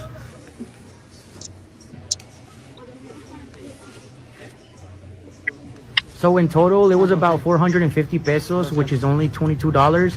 Plus I gave the guy 50 pesos because I had no change, and he was charging me a peso for each bag, plus putting the little cart away. After that, I just called a taxi to come pick me up so he could take me home. They start doing that. What is this Uber? Probably not. So in total, I only wasted about $42, The so it's Uber not that was bad. expensive. Let's see what tomorrow has in store And for he me. might be in an area that where they don't So have I'm the waiting on the Uber. taxi to come. I'm about to go get a haircut. He said it was only $2.50. Okay, so he only charged me $2.50 to bring me to the barbershop. That's like bus prices. Yeah. What's up, everybody? It's about like 6:45 right now in the morning. The water don't come out till 7, so everybody's up right now. My neighbors are up. My neighbor's cock is up. Paul's my neighbor's rooster is roost. You hear him? I be thinking I'm lying, but my neighbor, man, he's up too. Look, he's about to get water. Now like 2 minutes I or a almost minute feel and a half like before this water comes out. So I'm about to put the phone up. Hopefully I don't struggle this time, man. Hopefully. So here I go, man, expecting the worst but hoping for the best. And just like that, the water came out fast without having to suck on the hose. So come on now. a lot of areas. All I had to do was connect it to the other line so it could fill up the tinaco on the roof. And just like that, I got it on the first try, but I came back to make sure. And all of a sudden, these dogs came knocking on my door. So I tried running to the store real quick to buy them another bag of food, but the store was closed since it was early. So I remember I had some weenies in the fridge, so I was like, man, why not? But these Mexican dogs, bro, they can eat forever. Like, for real, they do not get full. Yeah. But then I was like, whatever, man, I'm gonna just go ahead and give them all the weenies I have left. But I knew the mom was still hungry, so I gave her a little bit more. I guess you could now call me the dog whisperer. Anyways, I had to get back to it, man, because that floor was dirty. I also felt like I needed to put bleach inside of the bucket and rinse it out before I filled it back up. And honestly, I did not care so much about the floor anymore because it does not last a day clean. So I just hurried up and squeegeed all the excessive dirt, mopped a little, and it was over. All I had to do now was wait for the blue bucket to fill up y como que se me antojó un pollo rostizado. And it was 7:58, like 2 minutes before the water had to stop running, so I was pretty much done. All right, what's up, everybody? It's about like 6:45 right now in the morning. So The water don't come out till 7, so not only is he everybody's up doing right now. good, My he's neighbors are building up. My neighbor's cock is up. Pause. building up a following because he's just celebrated 50,000. I just looked; he's at almost 100,000 people. So I'll be honest. The best case scenario for everyone is for them to build up Mexico. yeah, they just I think that's abandoned what it. has to happen. When somebody was arguing with me, I said, you know, when black people tried to tell y'all that these motherfuckers wasn't right, it was, oh, you should just comply. Don't be so they over there attacking ghetto. the white people in Mexico. I know. But I said, at least y'all get to leave with your lives. Usually when black people interact with the authorities, we, you know, die. So you have a chance to go rebuild your life over. And that looks like what he's doing. Moving to a ranch. So now he's moving to a ranch. voy a negar. Pensamientos nuevos son los que ya cargo. Una nueva vida la que me estoy dando. Poco a poco envidias se van presentando. El tiempo es muy sabio y responde preguntas. Y a mí no me asusta cargar con la duda. Siempre bien pendiente mi compita rola. Just like food looks good. Like you said, they could go and build this shit up. Just like the white people they want to kick out, build this shit up. They can do the same thing. It's not the worst thing in No, the well, world. we built this shit up. That's Yeah. that's the thing. They don't have us. They don't have slaves. That's why it's easier for them to come here and essentially undercut the economy and pull themselves up here. But there's no one to undercut in Mexico. This isn't what I want. That move doesn't work there. How do I go to? Did I save it? I don't know if I saved it or what. Let me see. I don't think I did. I thought I did. I don't even know if it's on here.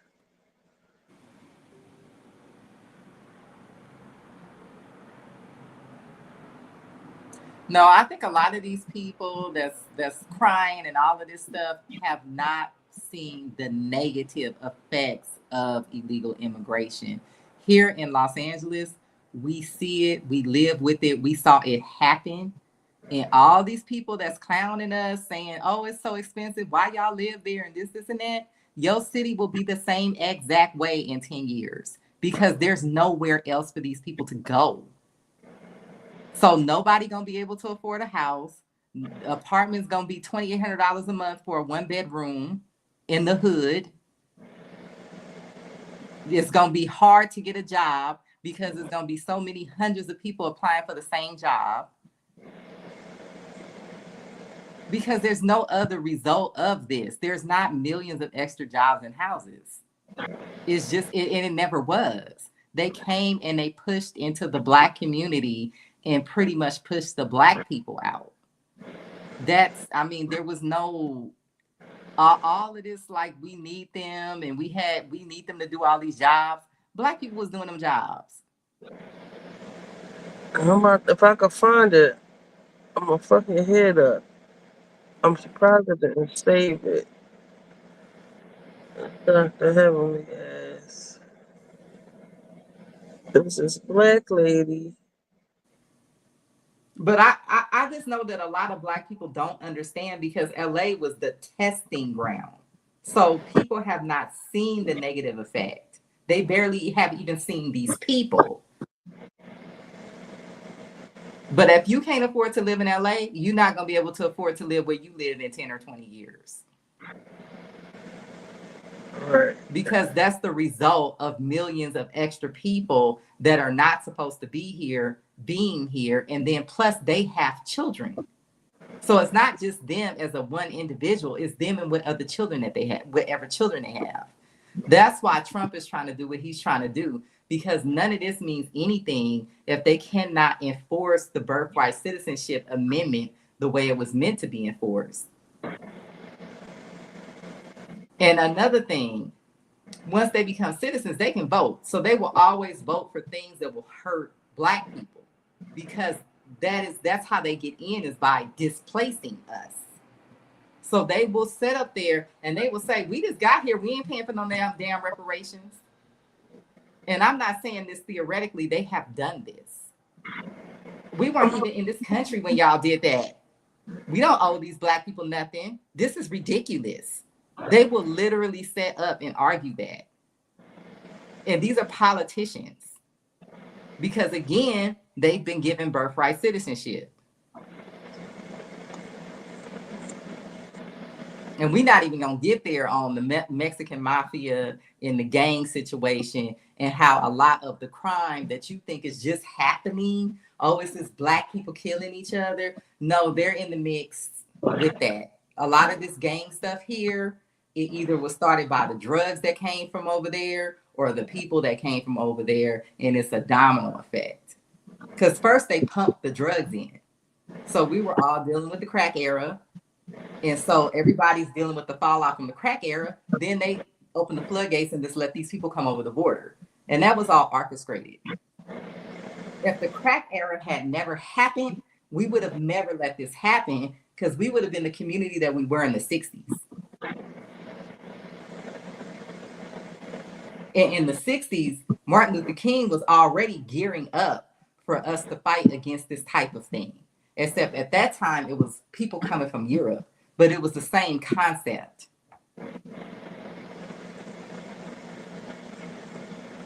Is that it? No.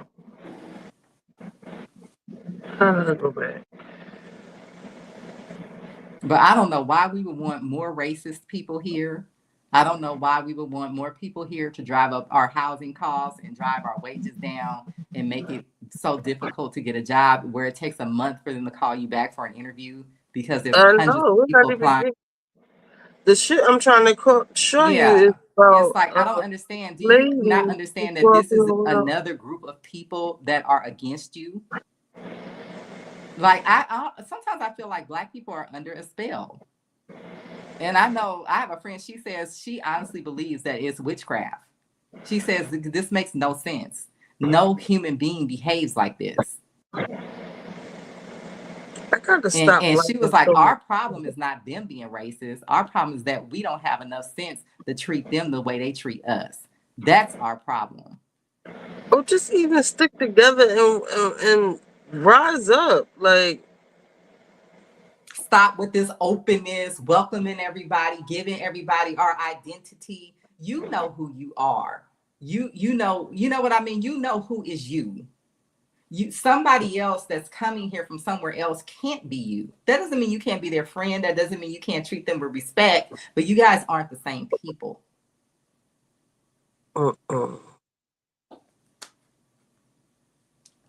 Even with that Tisa girl, maybe I'm wrong, but I have always felt like she almost has like some type of an accent, and she stumbles her words like she can't speak English well. And so I think that that's what's happening with her. It's the same thing that happened with Drake. It's like we gave you an inch, and now that we gave you that inch, we starting to notice stuff that you might not really be with us. I didn't give her shit. People. I didn't like her. She lied on my friend, and ever since then, I have not listened to that girl. Nothing that came out that girl mouth. Wait, what did she say? Wait. I'm not even gonna go there.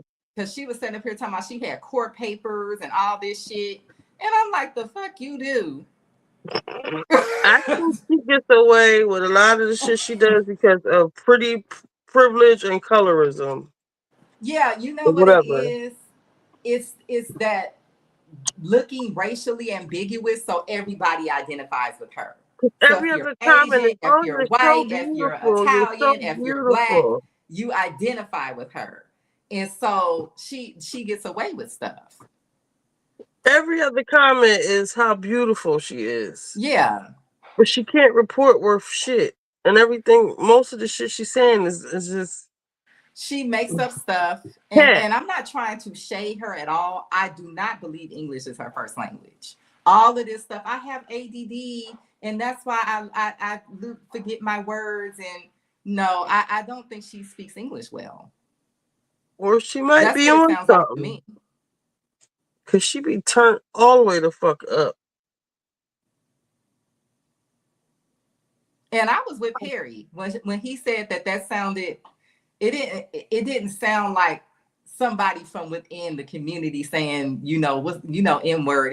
It sounded very racist. It just had a energy and a tone to it where it was like, okay, you doing too much. Somebody need to check you. And I didn't even know what happened. I just saw all these Black people going off on her up and down my timeline.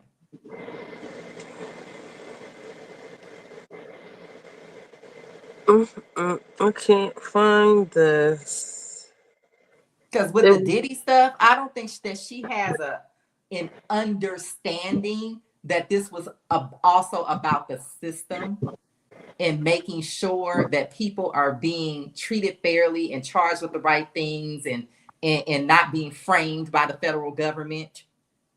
It's not Right. so much that we are saying Diddy is a good person or we just love Diddy, but we cannot just allow the federal government to be like, well, I don't like this person, so I'm afraid of them for something to put them in jail for the rest of their life. This is not Russia. We don't want them to start doing that. And I feel like with her, there was a lack of understanding that concept. And I have a feeling it's because I don't think she's from here. I don't even think she speaks English well. Maybe I'm wrong. Maybe she, you know what I mean? Maybe I'm just way off base with this. But that's just the vibe I've always gotten from her.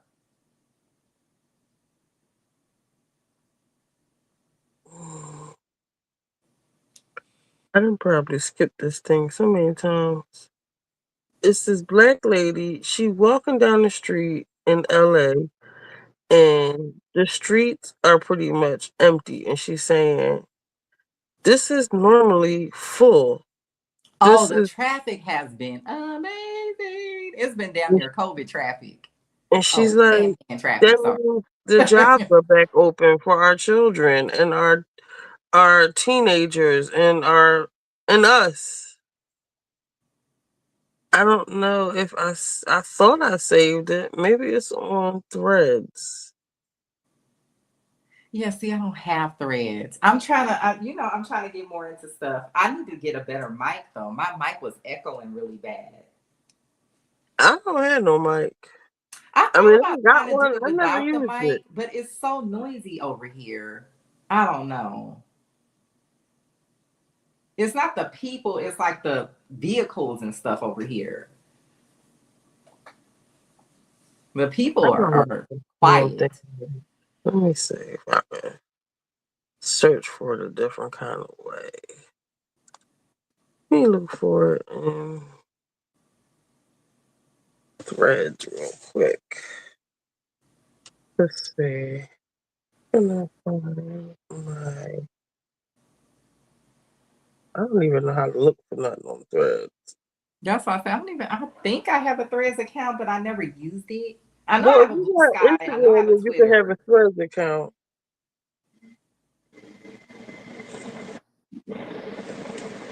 So you got Instagram is Threads. You It don't even have to is, but I sign still up. you have to log in, don't you? Yeah. Okay. Like I know, do they show you It comes do up they, like, oh, watch this, like read this thread yeah, or and join when this you click thread. on I it, just never click on it. my problem is I like so much shit, it's hard for me to find. But the good thing about Threads is it's not that much videos and pictures on here. So I don't think it was on here. Oh shoot, let me close my door. It's 1 in the morning. What am I doing?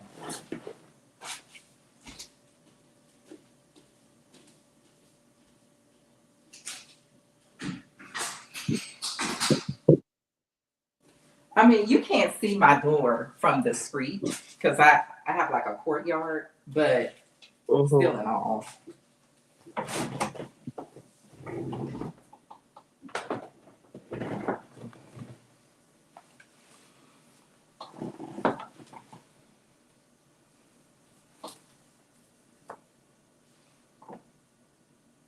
So I've been on this chicken breast and vegetable diet. I've made it almost a week.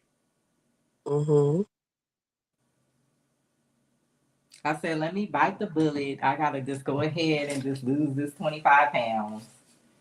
And how is it? I'm hanging in there. I'm hanging in there with my chicken breast. You know, I went to Costco and brought me some packs of, those 8 packs of chicken breast. And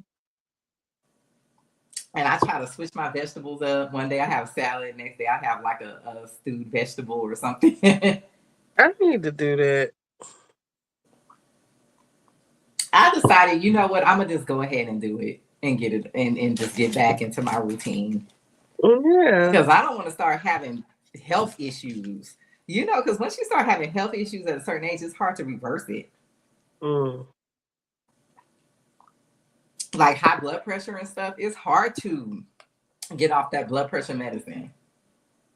I take it. Luckily for me, so far I don't haven't had to take it. And so I'm trying to be a little bit more careful because my dad had a lot of issues with high blood pressure.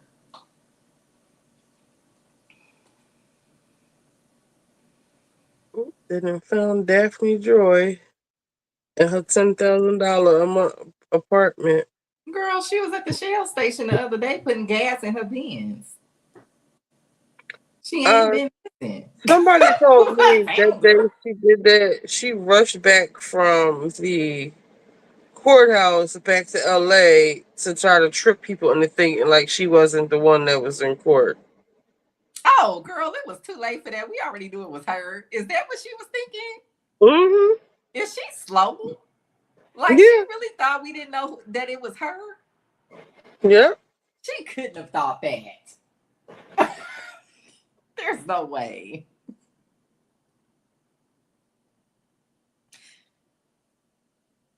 No, I think she came to LA because this is where she lived. Like, nothing. I don't think any of these people live in New York.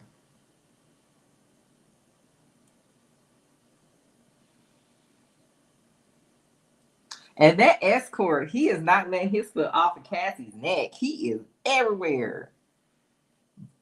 The one that said he got an STD? Mm-hmm. He's saying all kind of shit. That's the least of what he's saying. What is he saying now? Lord, he basically, you know, he's just detailing everything. He's like, look, she was never being forced to do nothing. If anything, he would hit her because he would get jealous because she would, you know, he felt like she was talking behind his back or that she would sleep with me behind his back, like when he wasn't in the room. Like, that's when he would get like violent, but it was never like forcing her to do anything. The most he would say is like, oh, I can't see or something like that. It was never like, go over there and do that. And he was like, that was not my experience. And he was on the witness list, but I think they decided not to call him. Because his testimony was neutral. Like, you know what I mean? Like, he's saying he saw abuse, but he's also saying the abuse was not related to her being forced to do anything sexual. You know, he actually said that the time that he was quote unquote drugged, he actually did agree to take something, but he didn't think it would be as strong. And Cassie is the person who gave it to him. And she told him she gave him more than what he thought he was taking because she didn't want it to wear off or she wanted him to feel it or something like that. So, I mean, this man, he coming out of a book. Like, this man is not letting his foot off her neck.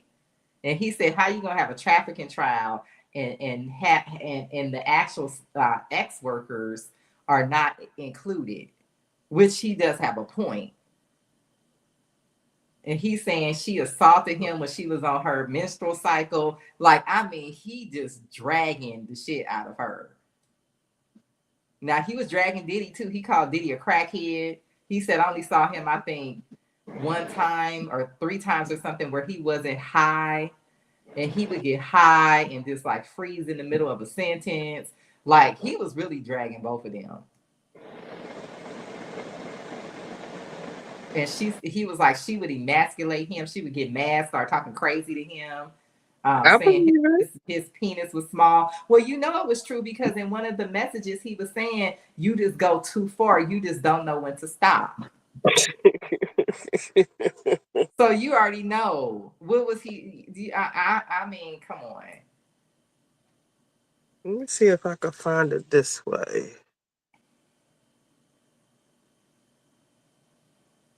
Because he felt like on one hand he wanted to do it, but then he would get jealous. So it's like it would be like this you didn't know which way he was coming. And he was like, Cassie was trying to get him to go to sex clubs with her and like all kind of stuff. Like he is. How did he know that she was pregnant though? That's what I want to know. Now that's what I'm trying to Well, I can see if they setting up getting high for 2 or 3 days together, her just telling all her business. But what I'm trying to understand is how would she know that it was his baby? That's the part where I'm like, okay, dude, you putting a little bit dip on the chip. because that could be anyone's baby.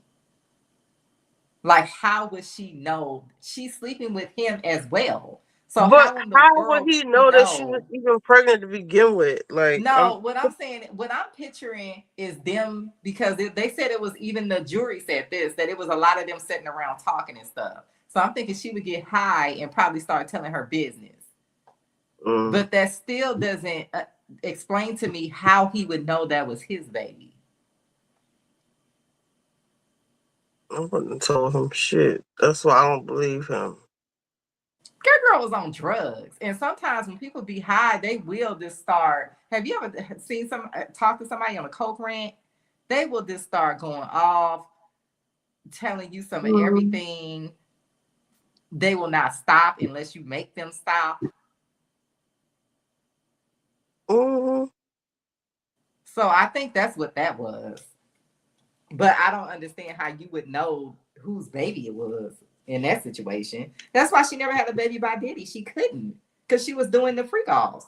She wouldn't have known who the father was. No condom. Yeah, and then she gonna name her kid by another dude after him. Now that was the part where I was like, okay, something wrong with her. Even before I heard all like the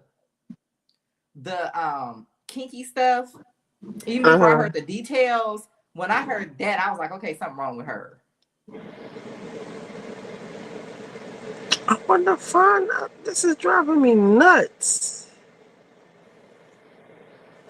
I think I saw it on like Monday. I didn't see it then, because I didn't see anything with the lady here.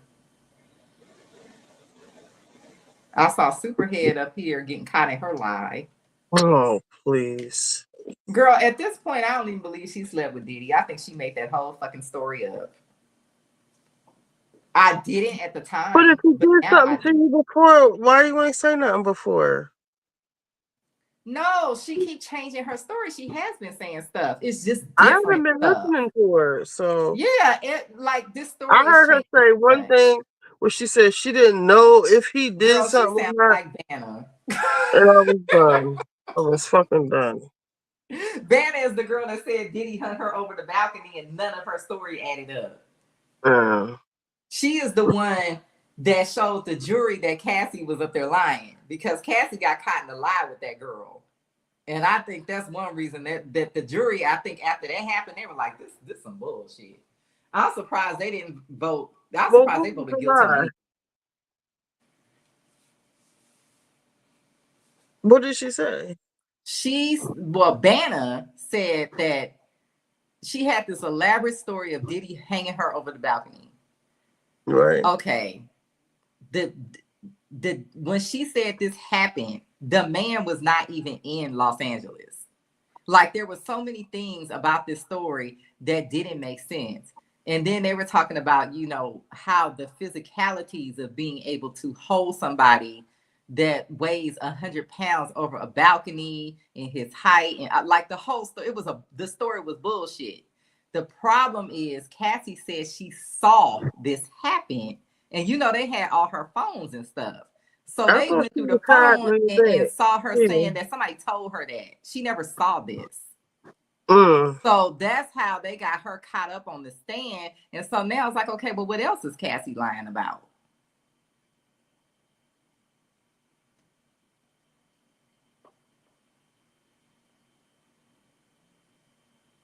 So it was around this time. And then Vanna's story kept on changing, like Corinne's was. First, you was on the balcony smoking weed. Then you were in the living room. Then you were, like the story just kept changing. Then you was in a hotel. Then you was at an apartment. Then you was, like, the story would change every time they would talk to her. And she talking about, well, you know, I've been on a lot of drugs and I can't really remember and all of this stuff. Please.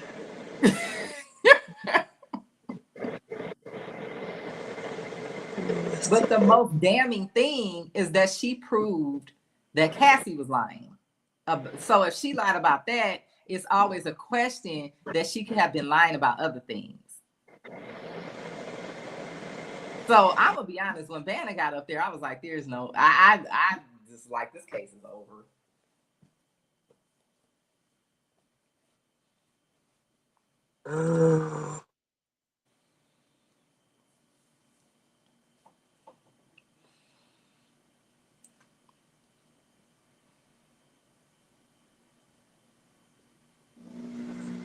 I can't see that.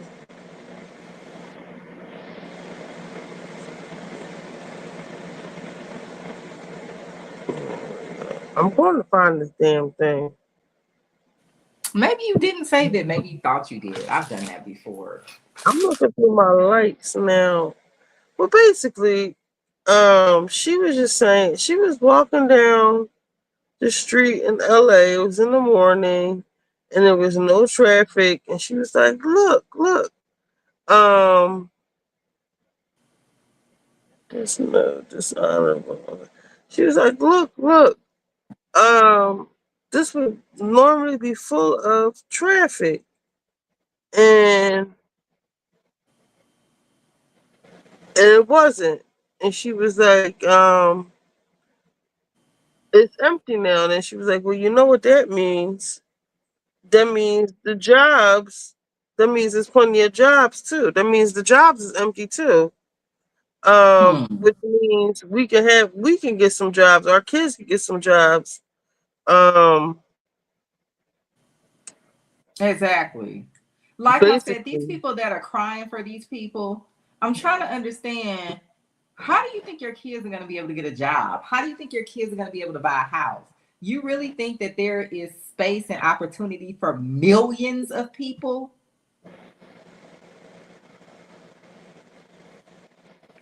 No, they abuse the system and they mess it up for everybody. Because people were like, well, what about the people like these edge cases, like people that were like their parents later became citizens, but they were born in another country or on a military base or whatever. And I'm like, I feel bad for those people, but when the system is abused to that point, it messes it up for everyone. Yeah, I probably didn't save it. Or I thought I would have liked it at least, or maybe it's just that far back. I don't know.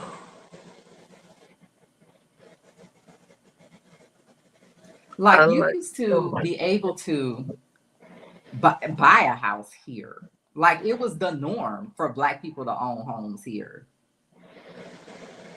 Until we had all these people come over here.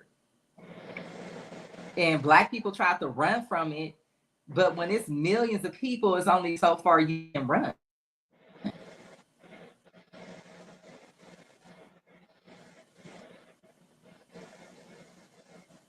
I feel like I'm getting close. But there was a bunch of shootings this weekend. Yeah, it's 4th of July. That's like every year. I don't know what is wrong with people. No guns, no.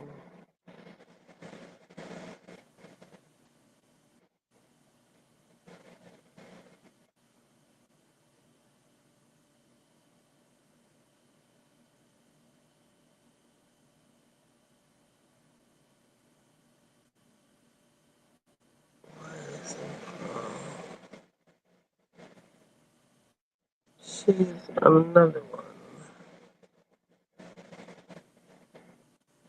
That's Afghanistan. That's Neffy, Joy Romero. 10 school goes by the shoplifting. See, some of these I don't know. I don't want to click it and lose my damn space. But yeah, that was the gist of it.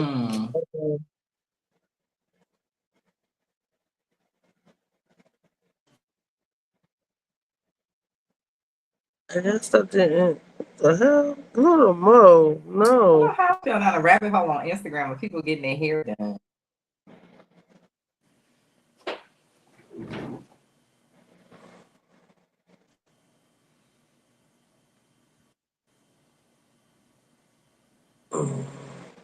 Is this it? No.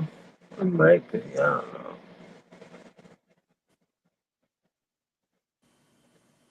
know. Self. I have to stop liking so much stuff. I know that. Only the important stuff from now on. I wonder if these are in any kind of order. Shannon's ex-husband is getting a divorce again. It's divorce season, huh? Everybody getting a divorce.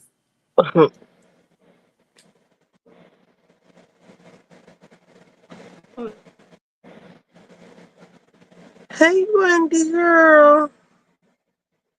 Because he just weirded me out. About him, I just found so weird. Who?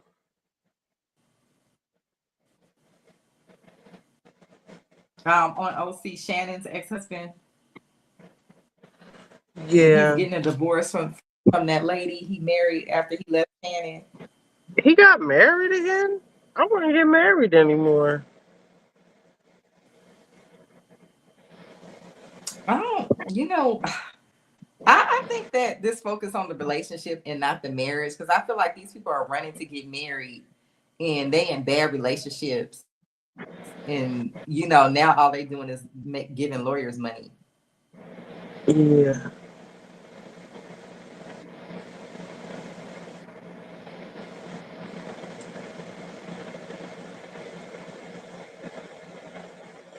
That was I know it wasn't this part, but Beyonce car was Milo or whatever his name. I didn't even know he married that second girl. I'm like, they got married already and divorced, and they getting a divorce. I thought they were still engaged. What the fuck he get? Fuck him. And then you got Denise Richards and her husband. Girl, I felt bad. She was on the show talking about I'm never getting divorced again. I'm like, girl. Famous That's last fucking word. Here talking about he got $100,000 a month worth of bills. He got what? And he had his family living up in her house. Who? Who are you talking about? Denise's husband. His family? What you mean? Like his mom and stuff? Mama, his uncle, his dad. Like, Oh, and yeah, I think girl, the brother, get rid like of his family was up in that woman's house. Get rid of him, Denise. He didn't left her. And over here talking about he wants some spousal support. He got $100,000 a month worth of bills. Wow. And he want his tools in his motorcycle. I'm sure Denise do not want your tools in your motorcycle. I would file for bankruptcy or some shit. Or something, huh? Yeah, no income. I ain't got no income, bitch. I don't care if I have to have a breakdown like Wendy. I don't get that fool no money. Exactly. Sitting right there like Wendy.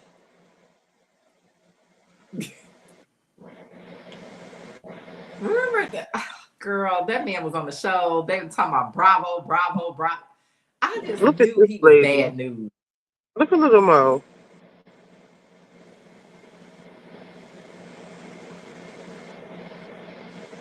Everybody don't need a leotard on. Well, I mean, she's not. To me, them leotards are for dancers. Like, that's why they wear them. They said there's no song on here. All I see them doing is walking. I don't see no dancing. Oh, what the hell? And it's giving Ozempic body. Yeah, that's what I was just about to say. Yeah, it's giving Ozempic. She don't have no muscle tone. Oh, I can look by date. I think it was Monday that I saw it. I probably didn't save it. What was Monday's date? Monday was the 7th.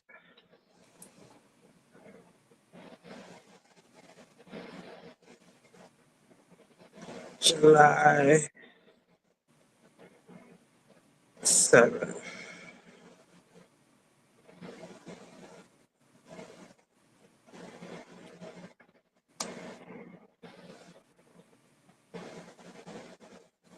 Angie, daughter's starting to get on my nerves.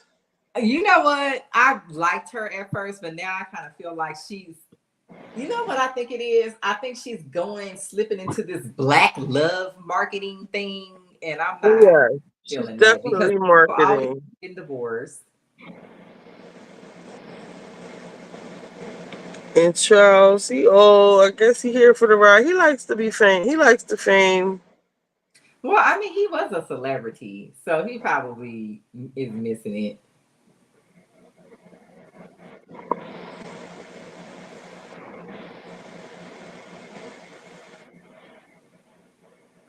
Phaedra's running for office now that she see Dr. Heavenly running. I Wait, did you see this? don't care for Phaedra. Phaedra does not do Reason why Nicole, Dr. Nicole, that is, did not return for season 7 of Real Housewives of Miami. And sorry, Stephanie, as much as this probably would boost your ego to think she didn't come back because you dated her husband at one point, it's not about you, babe. Because on a recent episode of Nicole and Tiffany Moon's podcast, Scrubs to Stilettos, they both talked about experiences regarding being on Real Housewives. But Nicole went there about why she didn't feel comfortable coming back for season 7. And it was mainly because she felt like there was just a lot of anxiety unnecessarily. But all in all, what she is claiming is that someone, a friend of the show, was so desperate to try to have something to be able to garner the full-time status that they hired a PI to follow Nicole and her husband around in hopes that they would find out something. And clearly they were not a good PI because Nicole said she was able to spot it a mile away, meaning the same person probably kept showing up and not being discreet whatsoever. And although Nicole did not name any names, she did name off all the people she's still friends with, and that only left 3 people. This one, Timu Kardashian, and Marisol. Now, 2 of those people are already full-time, so that would leave you, Marisol. Now, remember, I told you I smelled something brewing, meaning I think that there's a lot of strategizing happening behind the scenes, possibly to go after people for storylines and to make a good show. But don't work too hard, ladies, because the ratings are not stacking up with the amount of bullshit you guys are trying to ensue on people. And it is unfortunate that we didn't get Nicole back because she's one of the main people that I believe drove this reboot of the franchise to its success again. Are you guys shocked by any of this? Please tell me down below. Well, it looks like we finally found the real reason. I think they about to trim the fat with Housewives. I think they're going to start cutting these shows. They've already cut Dubai. I think New York is going to be cut. I don't care what Andy says. I thought it got cut already. It's going to be rebooted or something.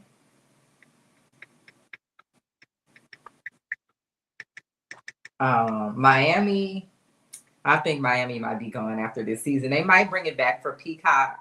Who knows? Because it originally came back on Peacock.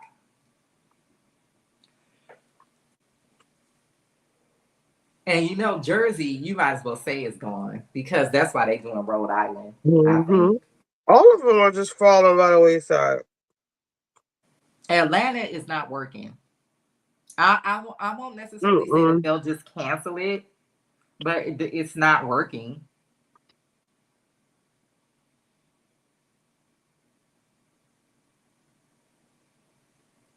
And you know, Potomac is like, I feel like they put Potomac on at a time where nothing else is on TV. And that's why people watch it. I still like Salt Lake City. I will always like Beverly Hills. I think I just have gotten used to seeing that show. Mm-hmm.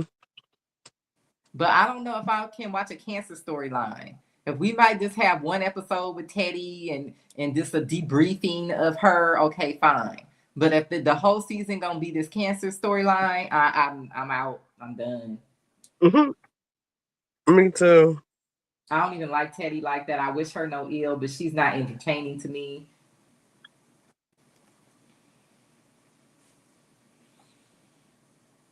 And you know, you got Kyle and her bullshit.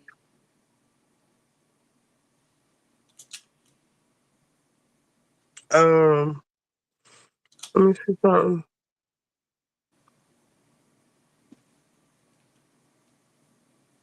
How can I go back to the main? Because in my opinion, Kyle to me plays dumb with Mauricio. Because it's like, okay, girl, you brought this man on this show and embarrassed the hell out of him. And it's almost like you feel like you're a victim in some manner. But it's not coming across that way. And I don't think you realize that. When was this? 11 hours ago? A young girl just blew part of her hand off. Oh, not again. People need to leave these fireworks alone. This is every year. They need summer camps for these motherfuckers and jobs. Well, this was a damn grown ass man that blew his hand off here. So there's no excuse for that. There wasn't no more than like 3-4 minutes. And then they called it.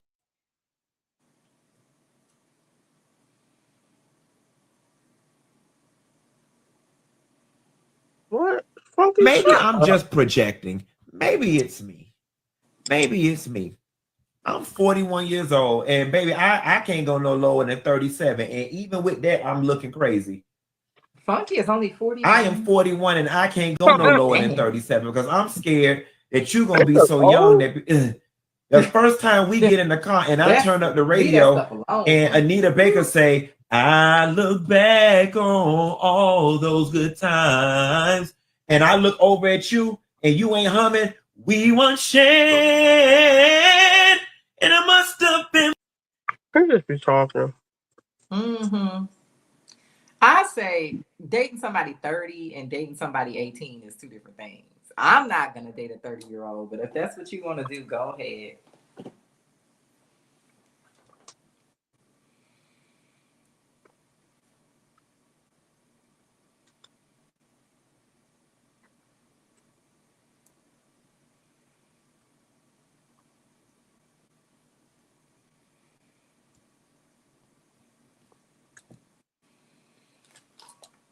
I want to strike. Oh no. This shit was a mess on both sides. Well, you know, like someone said that as far as the trash people, they are essential. Like we have we cannot have cities without trash people.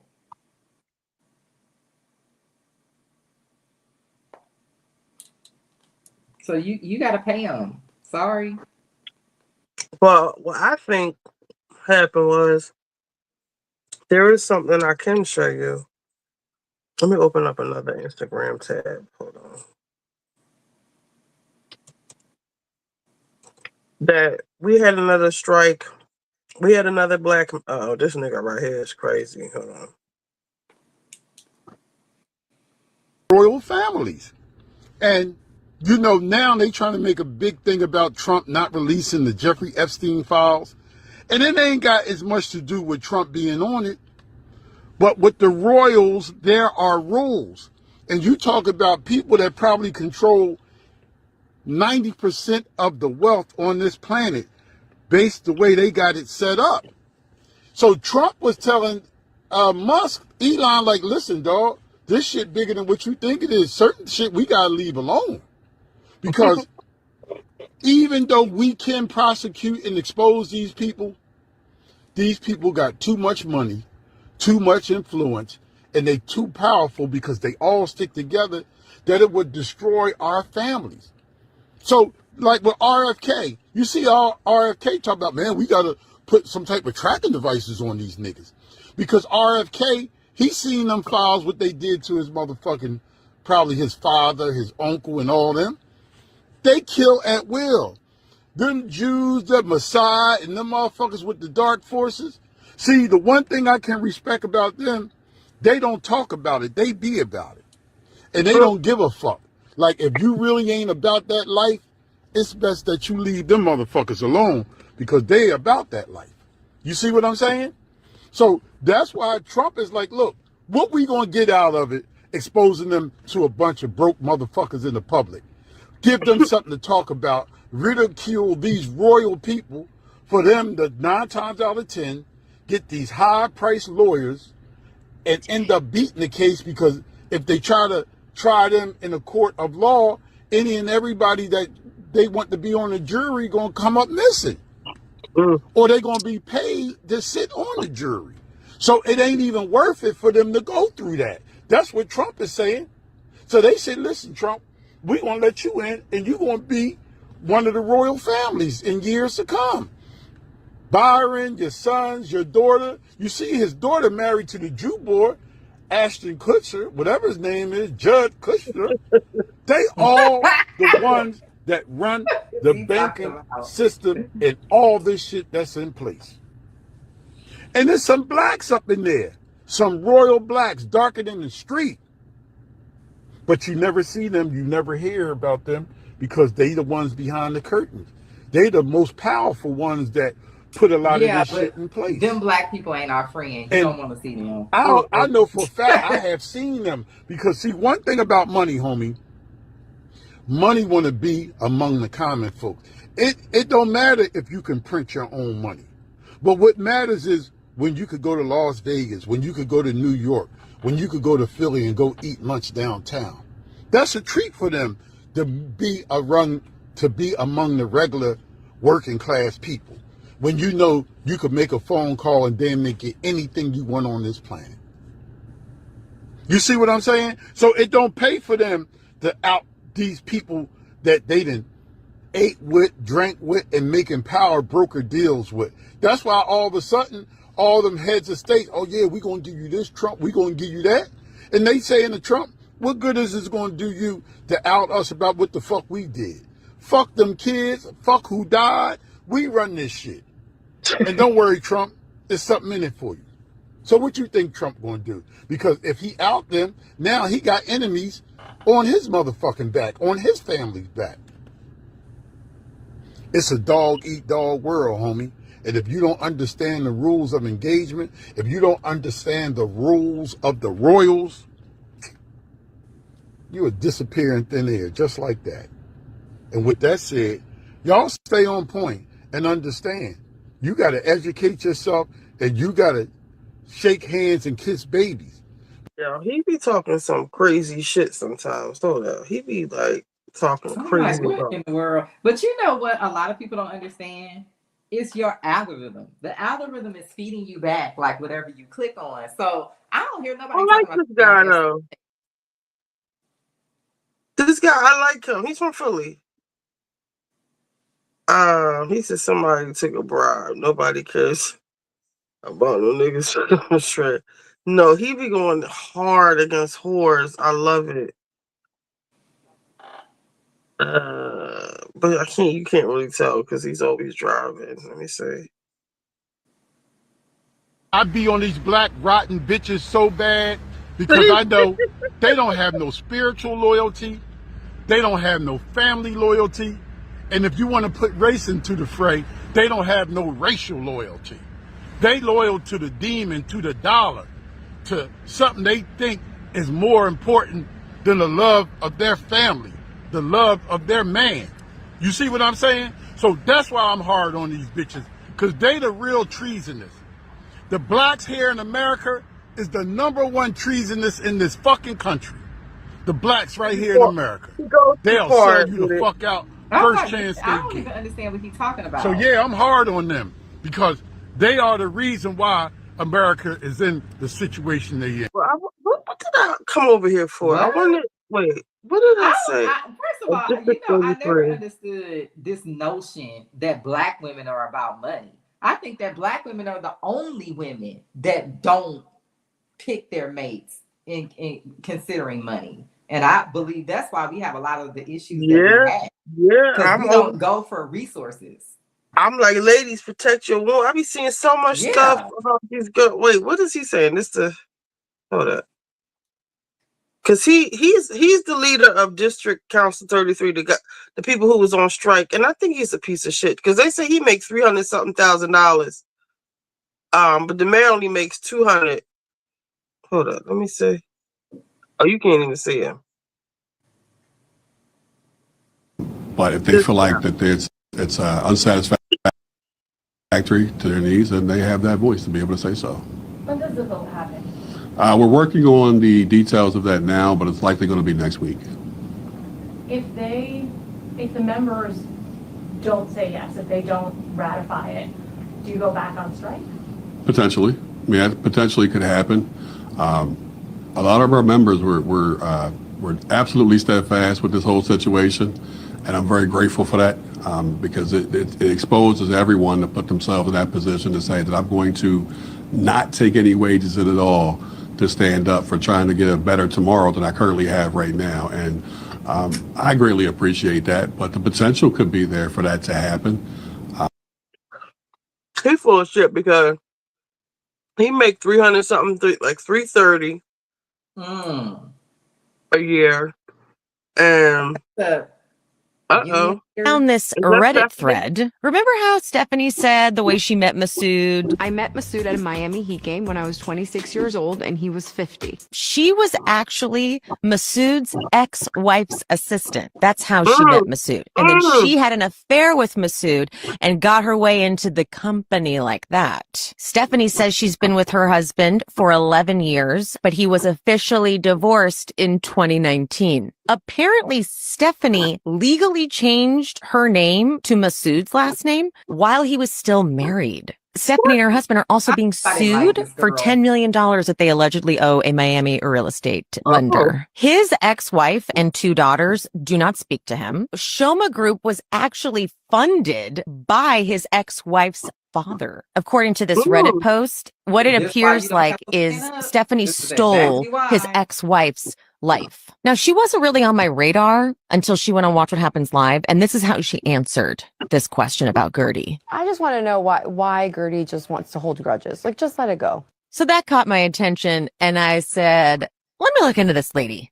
And sure enough, she's not who she appears, which I think we all could figure out, right? I knew I didn't trust Stephanie, the new cast member of Real Housewives of Miami. Found this Reddit thread. Remember how Stephanie said the way she met Masood? I'm with this lady. I knew something was off with her ass. Wait, this guy is fucking crazy Here. too. Wow, look at that. Make sure it's nice and round. TikTok showed us how to do it. Oh. If you ain't making funnel cake at your house, you're a fucking bed bug. I love full of cake. There we go. That's a professional fucking flip right there. That was a good one, That's babe. professional now. Got the sugar ready. There we go. Wow. Come over here. I know, we gotta let it sit. Get that oil off first, I think. No, you gotta get it all out of the pot. Oh, yeah. Come on, fuck with me. The diet starts tomorrow. Come on, look at You this. talking about you starting to die tomorrow. You know you Rover. Okay. Come on. Wow.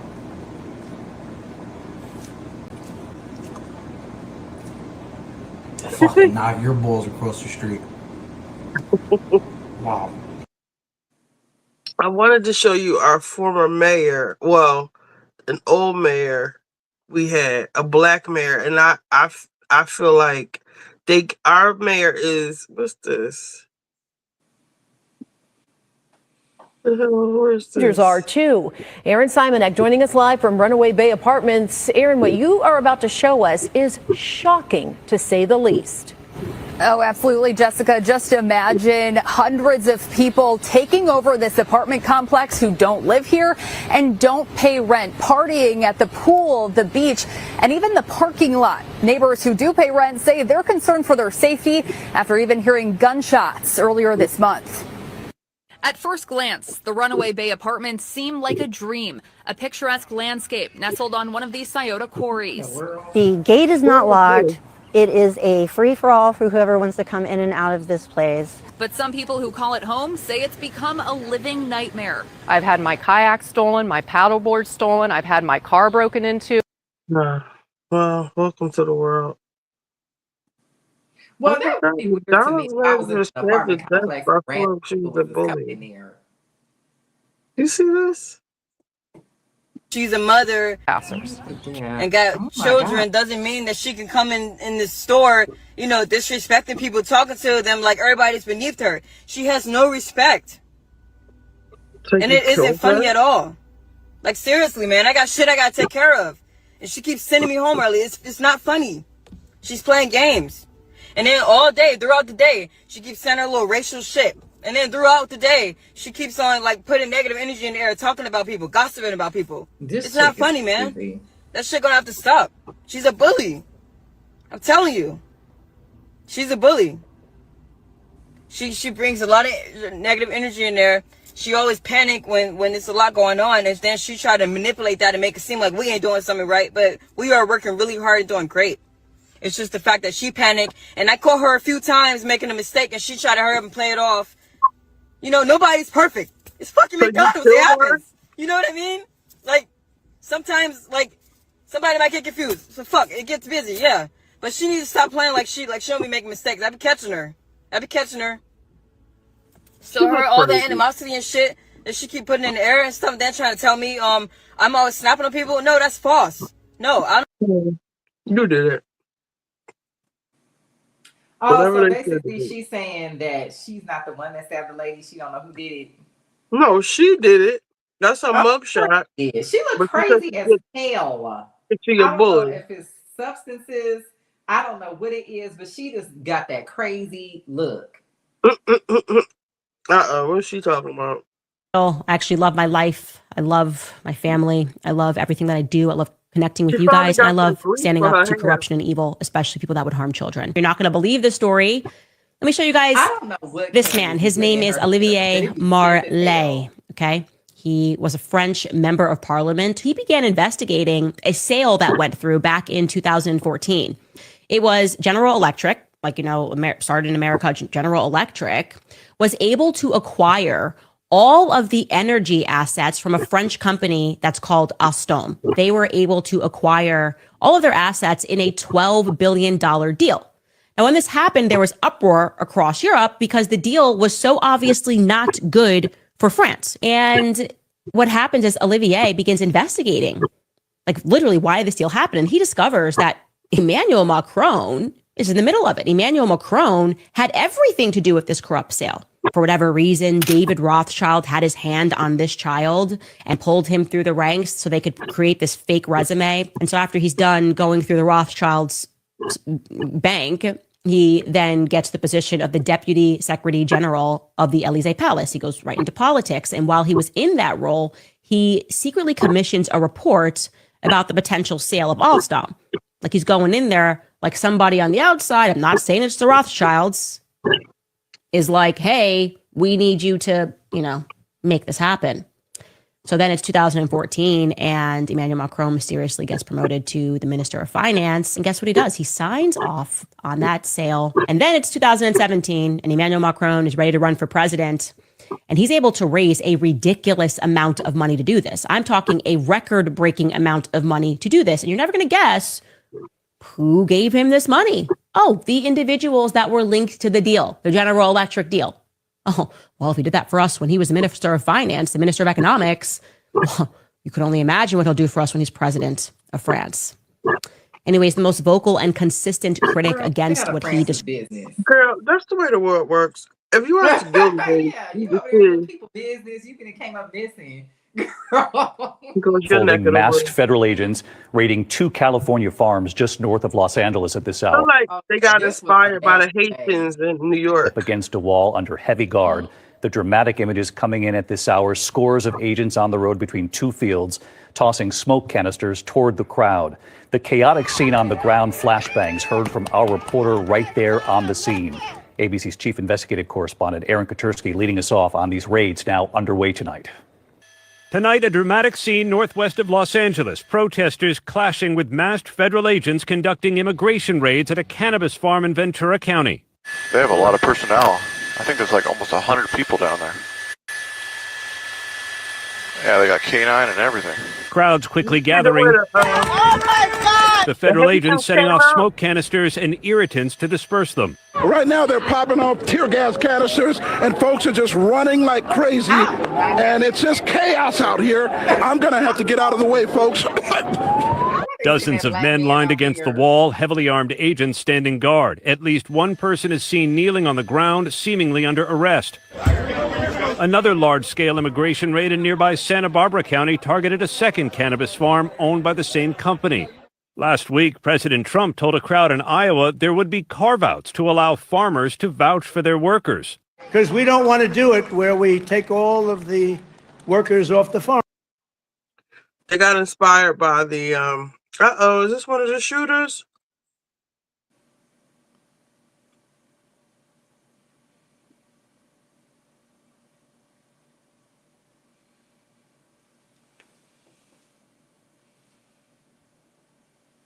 Oh, that was a different shooter. You know it. I promise you, when they do find a shooter, it's gonna be a kid. They were kids.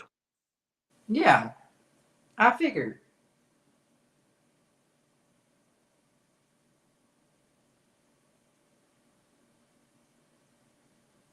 Is that why Anna Wintour stepped down? Wasn't she from Vogue, Anna Wintour?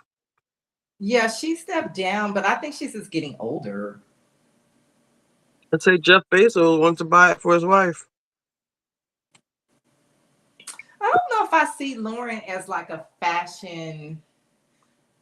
I mean, I guess I would rather her have it than some like random person that some person from Russia or something. But I don't know if I see her as a fashionista. She's starting. Yeah, she came from the news. She used to be on the news here in the morning. Did you see what Kim had on at her wedding? Kim needs to go sit her ass down. She's giving scorn to mistress. Oh, you know what? I think it's because we all knew of Lauren. So it's a lot of women that live here that feel like that could have been me. Especially women that worked in that industry. Mm-hmm.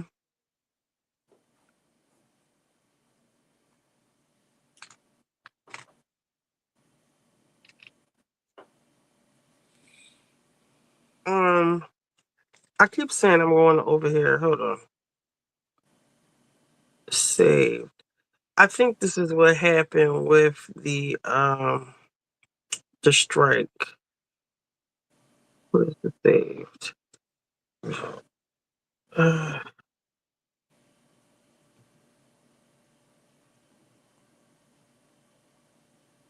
Birthright citizen, drug, daddy's mom.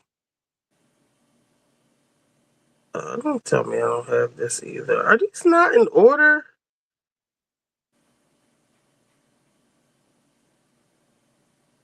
What the hell?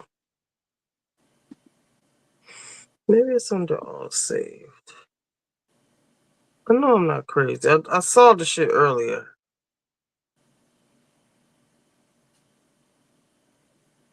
You know, I don't like the way Instagram is as far as me like trying to find stories and stuff. And I wish that people would just go back to having blogs. You know what I mean? It's so much easier. Like if something's on TMZ, I could just go to their website. But Instagram is just like right. I can't even find shit. Twitter is so much easier to find stuff. Here goes. Oh. Really mattered too much to me. So, let's see, July 1986, 50,000 tons of trash is on Philly streets. Where were you? The city had deemed the strike illegal, and faced with mountains of accumulated garbage, Mayor Good ordered 2,500 trash collectors back to work on the 18th day of the strike. He threatened to fire all of them if they did not comply and stated the city was prepared to bring in private contractors. Common Pleas Court Judge Edward Blake had previously issued a return to work order ruling that the trash posed a clear and present danger to public health. When the sanitation workers initially ignored the order, Judge Blake, where's the rest? Judge Blake found the union in contempt of court and imposed a daily fine. Faced with contempt citation and the mayor's threat of dismissal, the striking sanitation workers agreed to return to work. So the mayor had already been, along with a contempt citation, Judge Edward Blake gave Mr. Good explicit authority to dismiss any of the nearly 2,500 sanitation workers if they did not begin picking up more than 40,000 tons of garbage that had accumulated since the municipal workers went on strike 18 days ago. Some workers are returning if the assurances are not kept and workers do not return. The mayor said later private haulers would immediately begin to remove the trash from 15 emergency trucks. Any workers who failed to report Saturday would be sent dismissal notices. He said at a news conference, those who return, he said, will be assigned to work throughout the weekend and clean up of the dumps. And basically, the strikers could be easily replaced. We have 20,000 people on the waiting list. I can assure you, I can hire 2,400 in 24 hours. You bastard. Worker possibly had the history to this up. This is a man who blew up a whole city block. This is the man who blew up the whole city block. He blew up to move people. You heard about that? Mayor? Yep. Oh my God. Yep, that's no, him. Seriously, someone need to do a whole expose on the dangers of black mayors. Because these black mayors. I think they're picking on the black mayor now. She's a black woman. Because we had plenty of white mayors. We had a mayor who ain't get them shit. They didn't strike. Now y'all doing all of this. They was trying to sabotage the water supply. They said they was dumping more trash. They was telling everybody to bring the trash down to City Hall. It was getting a little bit out of control. Yeah.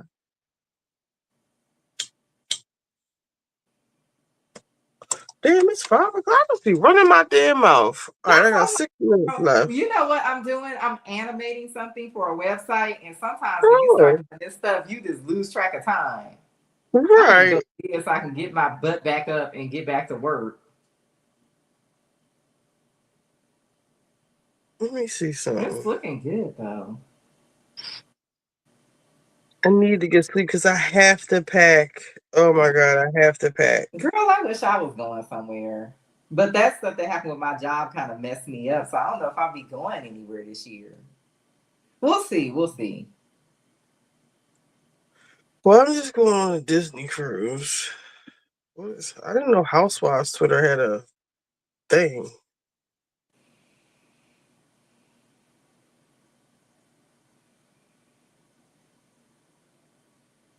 People don't like Stephanie. Oh, you can't see it. Who's Stephanie? The new girl in Miami. Why did I feel like her name was something exotic? I don't like her. I'm gonna tell you why I don't like her. It's the new moneyness. Oh my God, it's Versace.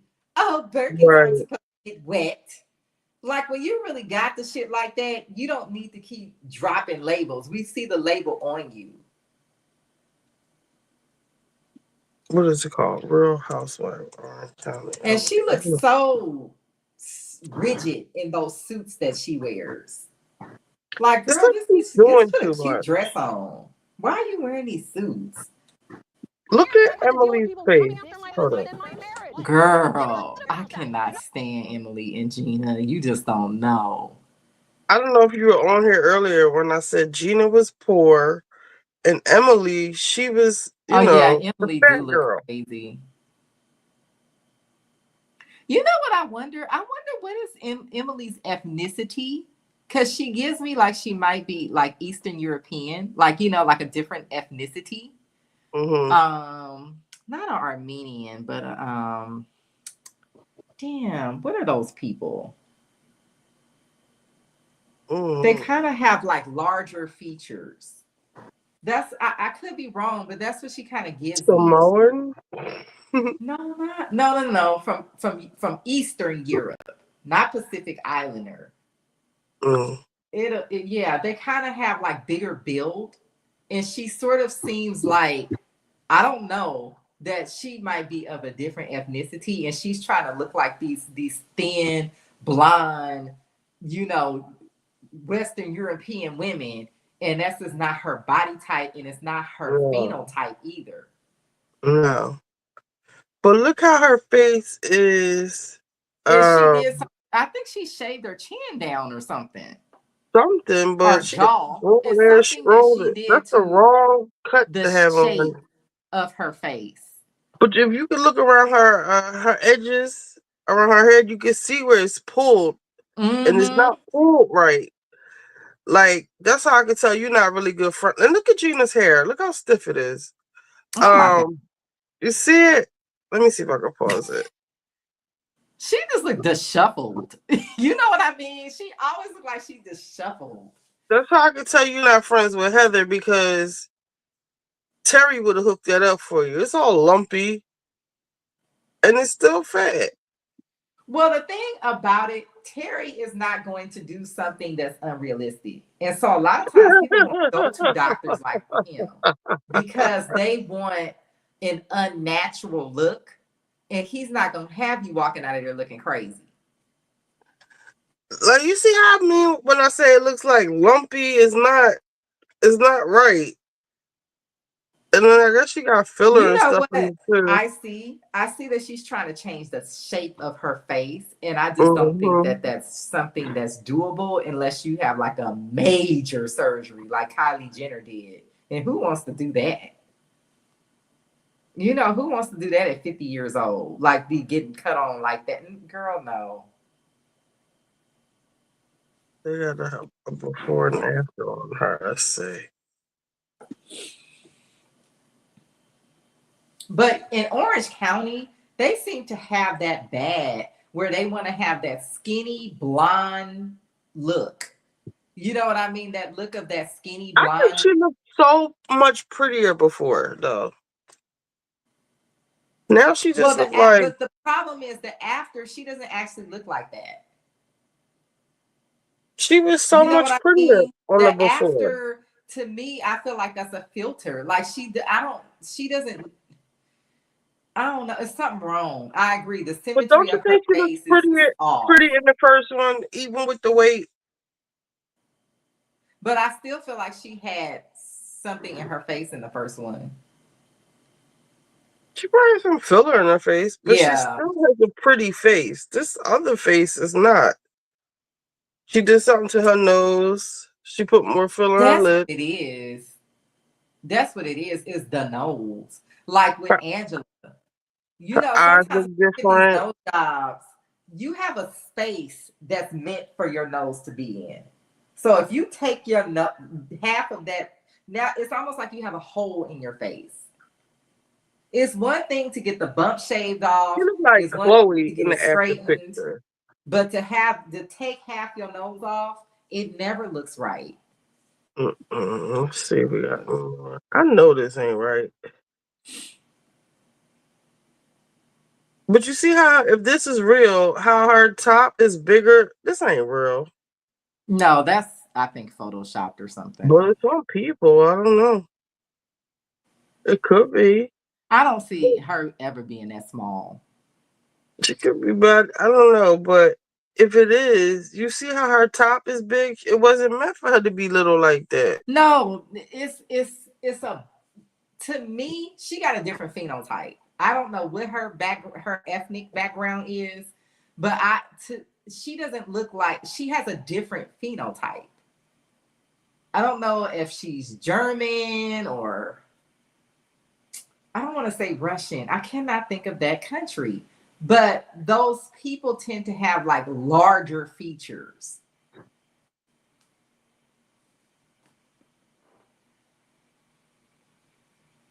Especially her age group, they are really obsessed with being like that skinny, blonde.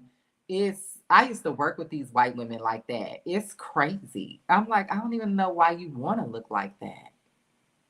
It don't look healthy, especially as you get older.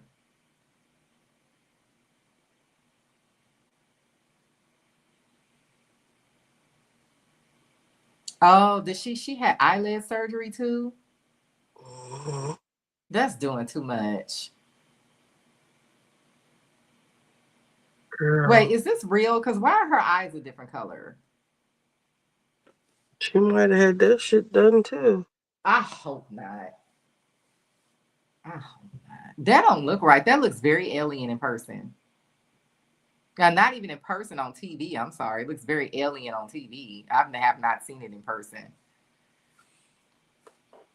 I wonder what her husband thinks, because he's always I hate to say this. I feel like he's gay and that he married her because his family wanted him to get married. Because, you know, his family is the one with all the money.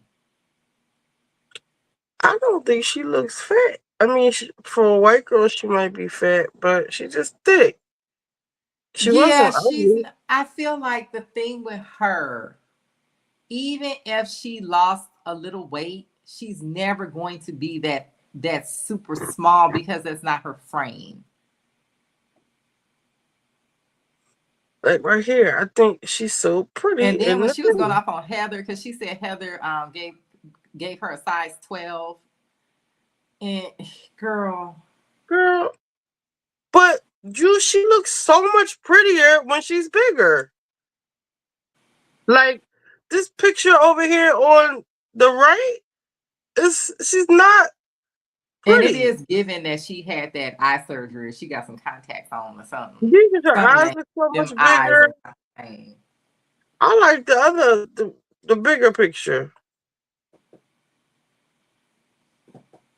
Because once you get the double chin away, all of that was shit. Well, a lot of times when you lose weight, the double chin will go away. That's why I said I gotta lose weight, because this double chin is getting a little out of control. And if it don't go away, then I'm gonna have to do like the laser. Well, our age, it tends to become droopy skin. Yeah, I don't mind getting the laser thing. I haven't decided if I want to pay somebody or if I want to just buy the machine, because it's like the same price, you know.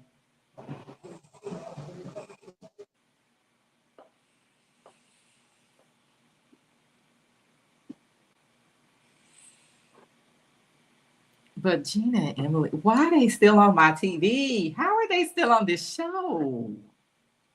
I just don't understand. Ugh. And you know, I know that Vicky lost her damn mind. And they had to pretty much take her off the show. We only see her once per season. And I think Tamara quit the show or something in the middle of the filming. I don't know what happened with that. Tamara was getting on my nerves, though. Tamara is a very toxic person.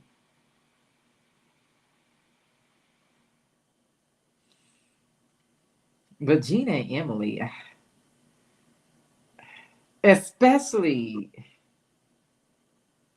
she always just looked disheveled. She never looked put together. She just looks a mess. And like you said, she broke. She ain't got no money.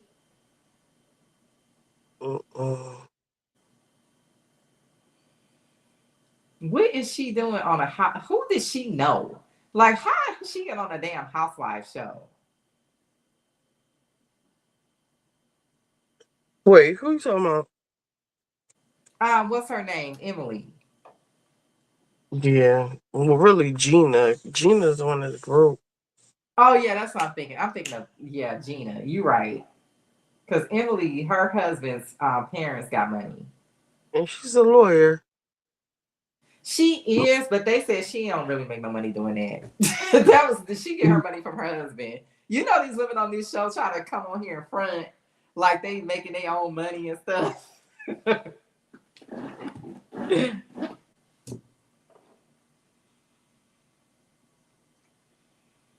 Oh, yeah, I'm looking at her now. She still don't look right. She looked very plastic surgery-ish. No, you know who she reminded me of? Daphne. It's almost like this chin restructuring thing that they be doing. And it gives you like a hard look. To me, it does. And I don't know. again, if she wearing contacts or she did something to her eyes too, but her eyes are definitely a different color.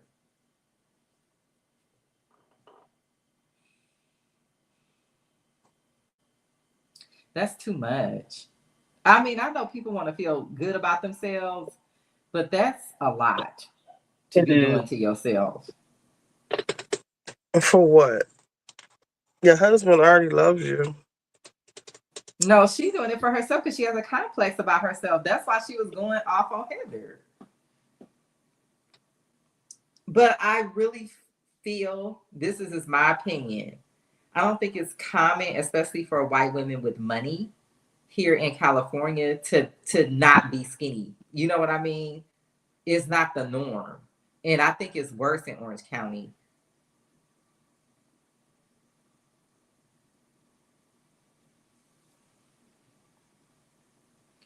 Oh, remember I told you I was trying that Dove hair mask? The mask is really, I like it a lot. It's very moisturizing. It's very luxurious. It smells like Dove. And it did make my curls pop. Oh, good. But you know, I'm gonna stop wearing. Well, I'm gonna put my locks back in. But I'm getting ready to stop wearing these wash and goes because I don't think they're good for your hair. I don't think so. I don't like them. Yeah, I think they're unhealthy because you're doing too much manipulating of your hair to try to keep the wash and go looking good. Right, and a lot of the products aren't good. No, they're not. They're very damaging. No, my hair, I did not know how damaged my hair was until it grew back. And now I see how thick and how my hair feels different. The curls are different, everything. And I'm like, my hair was really damaged from all that curl stuff. You know, all them like curly natural hair product stuff. My hair was really damaged from that stuff. I be trying to tell people my hair be drying the fuck out. It be breaking off. Some of these products are not good. The one I like, the Camilla Rose products. Okay, yeah, I have that. I have that Curl Love, and then I have some Dew. But I'm getting ready to stop wearing these wash and goes altogether. I'm gonna put my locks in for right now, but when I do take them out for a while, I'm gonna stop wearing these wash and goes because I don't think they're healthy for your hair. They're not. Especially like they're not. I don't even feel like getting into it. I'm tired. I'm about to go to bed. It's too much manipulation. Like you said, it's too many of these products. Most of these products are damaging your hair. Yeah. It's too it's not what people assumed it to be. But remember I told you I was following that guy on YouTube. He's a hairstylist and he said, look, you got to think about it. Most little girls had long hair down their back. And when they started styling their hair differently, that's when they didn't have no hair. And he was like, what was your mom doing? She was just washing it, running a warm pressing comb through it, and putting some hair. Your scalp. Yeah, this hair grease. That's it. Your mom was not putting all this stuff in your hair. No. And he was like, this is why Black women do not have long hair anymore because of all of these damn products they keep selling us. And you know, unless your hair is really this strong, like some people have very strong hair, nothing's gonna damage their hair. But if you're just like a person with a normal texture of hair, this stuff is to be eating people's hair out. It does. And natural hair is more work than a pressing girl. I'm sorry. Yeah, it's too much manipulation of the hair. I agree. I think if you're gonna wear your hair natural, you need to wear some twists or locks or something, not these wash and goes. It's too much manipulation on the hair. It's not for Black women wash and go. Our hair isn't wash and goable. Well, if you're just gonna wear an afro and you're not gonna do a whole bunch of stuff to it, I think you'll be okay. But you trying to like put all these gels and all that, no. None of that stuff works long. All that stuff after you use it for a while damages your hair. Ooh, my back is itching. Well, Callie, I don't know. I'm about to go take a nap. so I can get I my will tomorrow be. Yeah, Fridays. I I'm gonna gotta try to take a finish nap this too. tomorrow. I don't know when I might try to go live. If I don't go live before I go, I try to go live in Miami before I get on the ship. I don't know how much. I got the international plan on my phone. I don't know how the Wi-Fi. Once I figure out how the Where you Wi-Fi guys system going? Where are you going? Where's the boat going? to the Bahamas and Cape somewhere. Ah, girl, it's gonna be a whole bunch of kids on that boat. You gonna have I to have. know. That's exactly why I'm You like, gonna I be like, don't why know. did I get on this boat? I wanted to find me a little. You What know, made I'm me do going to the this? smokers lounge. You know, it ain't gonna be no kids in there. And then we get off the boat, go find somewhere to go. I'm gonna find me. I'm gonna be in the smokers lounge, so ain't no kids gonna be over there. Oh yeah, you would have a little break. Right. You have cause see, I don't have no kids. They cute, but I ain't trying to deal with all that.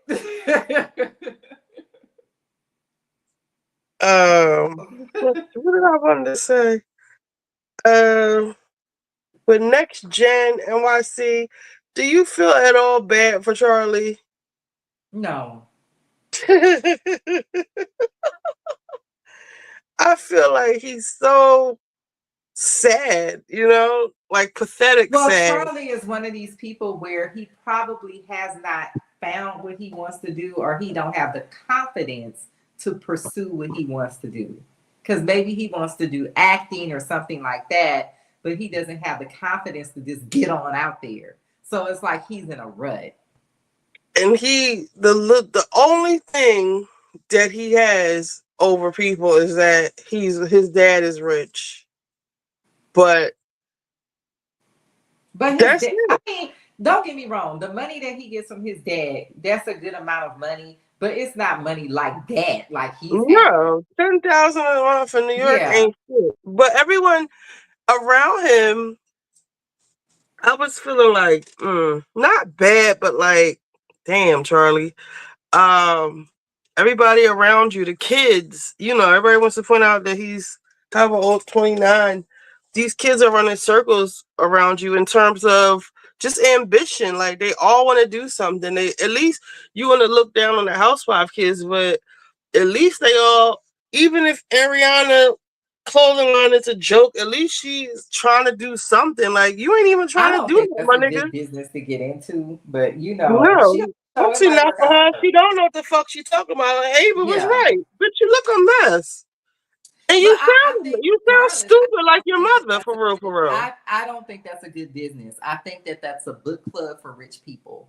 I don't First think of there's all, money in that. fashion lines are for fashion houses. Like everybody, I'm Yeah. so tired of everybody talking about they got a fashion line. Even Brittany, she got a fashion. I don't want to wear people's fashion line. I don't. Like, I want to wear something that's established, that's quality.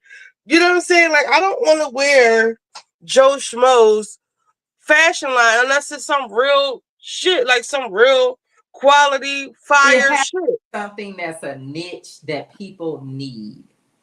Like, say if you were just selling like soft cotton, clothes that look like office clothes. Well, nobody's really selling that. You know what I mean? Like, it has to be something like that. Like, that's how Spanx became so big, because it was a niche thing. But I agree, as far as like clothing, you can order clothes from Amazon. I mean, because if it's not from a fashion house, there's no sense paying all that money for it. I honestly, I went to school for fashion marketing. I don't think it's a good business. I think it's a book club for wealthy people. I don't think that's a business that you start if you want to make money. If you want to make money, start like a small business. Like I said, I would never wear her clothes. I don't like her brand. Her mother got a nasty attitude. She would do So does better, honestly, opening up like a juice place or something like that. You gotta find a good location though. I think she should just focus on getting married and having some babies by that man, because she's annoying. I'm sorry. I think that annoys the because fuck out his of me. dad is an entrepreneur that he is gonna expect her to have some kind of business acumen. Like I don't think she's gonna be able to just Stupid. stay at home and She's you know not what I mean? smart. I She gotta would come up with something. focus on. I don't know what I would do if I was her. It ain't for me to figure out, but I would look to profitable small businesses and try to find me like a good location. Callie, do you Because think she there's has the niches brain for a for lot of that? things. No, she doesn't even have the smarts to. If she says she gonna open up a fashion line, she doesn't even know anything about fabric or sewing or nothing. Like she But doesn't she know. don't, in my opinion, she's not a person that has a lot of her own money. I think that there are other things she can invest her money in where she will make money and it will set her up where she don't have to worry about money no more. This is not going to be that. You know what I mean? Like she needs something that where she'll always have an income. So if things go left with her being on TV or whatever, she still has whatever her business is.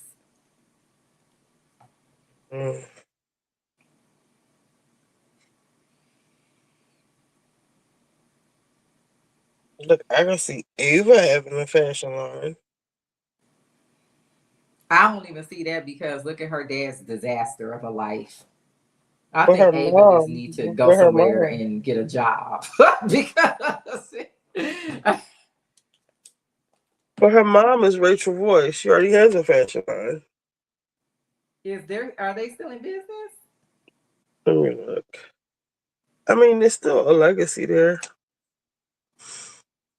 I don't know if people her age know Rachel Roy. Well, at least she was welcome to the Dolce & Gabbana show. That's why I said she didn't get a job. Because I mean, entrepreneurship, I think it's more difficult than people think, and you do have to have a realistic business plan. And I feel like her dad is one of these people that just jump from one business to another. He's just all over the place, and he's a wreck. One minute you want a restaurant, the next minute you Somebody want like her, the next I minute. would buy skincare from her. She has skincare now. Ayurvedic. I would buy skincare from her. That's what I'm saying, like about branding. Like Ariana, what's her name? Is her name Ariana? Mm-hmm. I don't want to buy anything from her. Like I think her mom is crass. I think she's rude, crude. Like I don't want anything from them. That's why I said she needs to have an actual business that is a business, not a brand. Because, like you said, she's not a brand. Like a parking lot She or needs some like shit. a park lot, a franchise, something like that. Actually, the whole Zaxby's, she should. That's what I'm saying. Focus on marrying that boy and working for the family company. You know, fry some chicken. I don't want. Yeah. Or get your own little chicken place or something. Learn from them.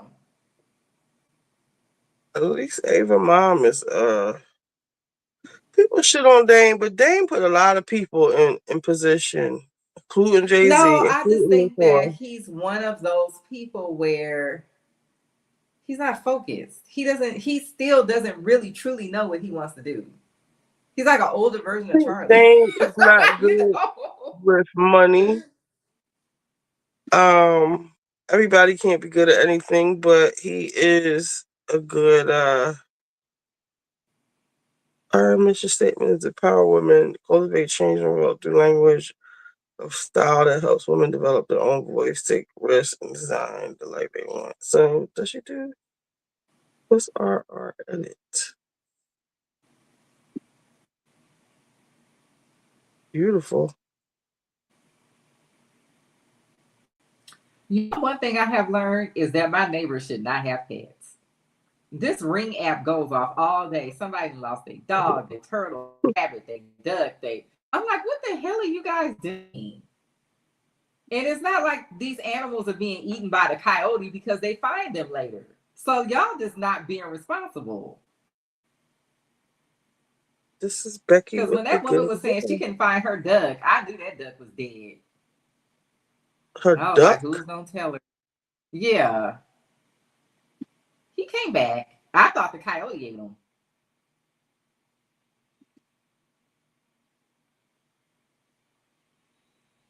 Because these coyotes have been rampant over here. So my mom's dog was here. I could not let her go outside by herself, even in the backyard, because they'll jump the gate.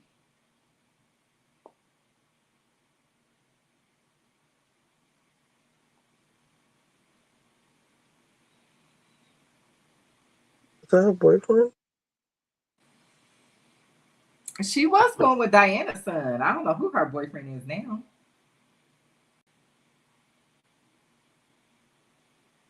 She's only what, 21? She been trying to get on. She was on Grown Up Hip Hop. She was on Real Housewives of Beverly Hills over there with Diana and her son. So she been trying to get in somewhere. Well, she doesn't have much of a personality. No, she doesn't. That I don't know if TV is for her. Who's this? She got sisters?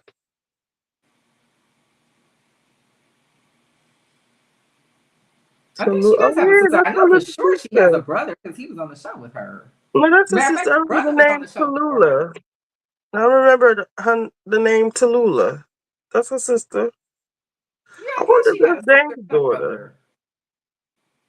I know. I remember the brother was actually on TV before she was. Yeah, I remember the brother.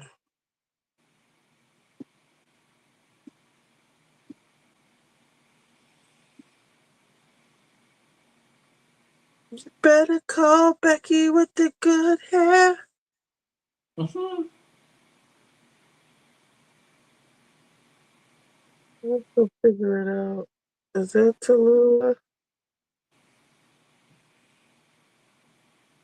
Look at the Ava's page.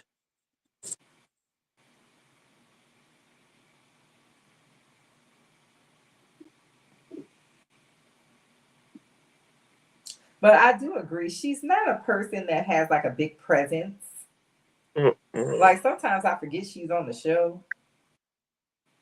She's barely on there. Like she said, she got a work child. I mean, Riley has more of a personality on the show than she does, which I'm shocked by. Right. I'm like, yes, channel your inner Mama Joyce. Right. Well, like she said, when she's in Atlanta, she feel like she's overshadowed by Well, Candy. she will be. She's always gonna be Candy's daughter everywhere she go. I like her in New York. Look, my family is not even famous, and when I go back to our town, I get out the car and people come up to me going, "Are you such and such's granddaughter?" I'm like, "Yes." Who are you, strange man? So I can only imagine if my mom was Candy. If Ava was smart, she would be friends with Ariana and they could work together. Like she could be her model or partner instead of shading the girl. I know this might be a storyline, but if Ariana is really gonna take her money and invest in something, I would not want her to invest in no damn clothing line. I think that's gonna be the worst mistake. Well, she seems intent on it, and the Zaxby boy Yeah, probably who's paying for it. But I'm saying if I was Eva, instead of being a bitch to Ariana, I would be friends with her, so she would be better off getting a Pilates gym or anything than a clothing line. She should be friends with the girl instead of trying to make enemies with her. Because you don't have any money. Clearly, your dad doesn't. I don't know what, your mom makes it look cute, but I don't know. I only see skincare. So you need to make some rich friends, is what I'm saying.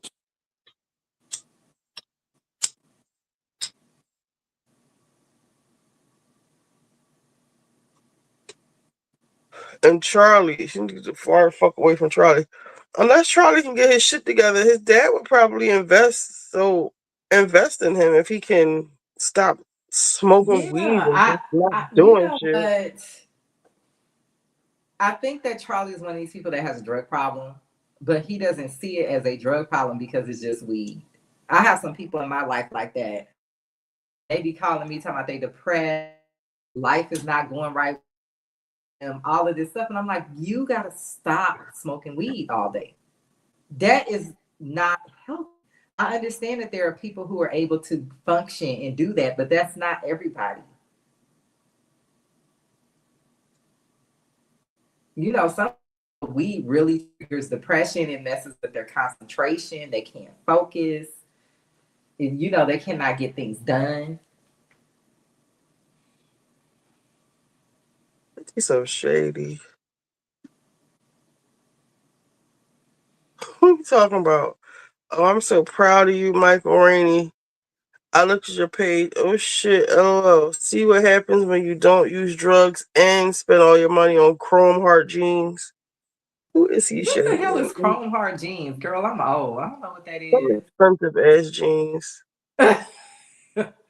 I guess. If somebody was doing it, I think it might have been the other boy on the other show. What's his name, son? Big Meech. Little Meech.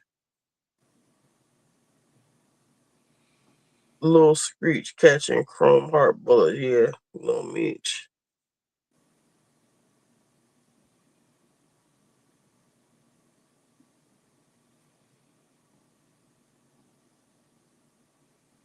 Mm.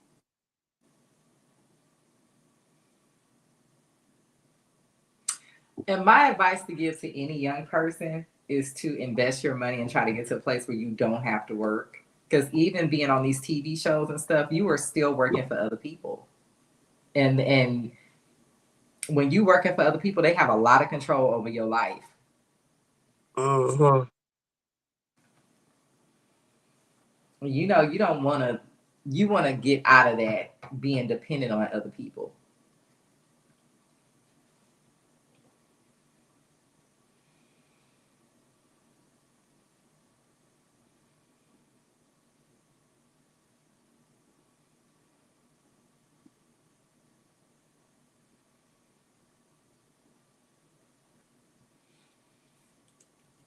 Did you watch the Nelly and Ashanti show?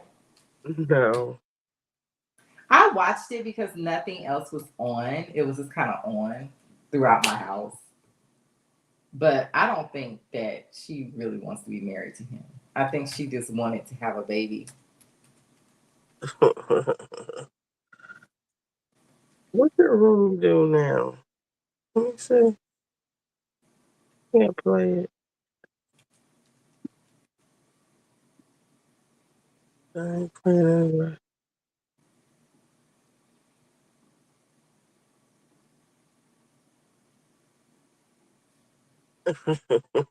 Me so bad. I don't know why she got Rumi up there. Rumi is not cut out for that. I think she is.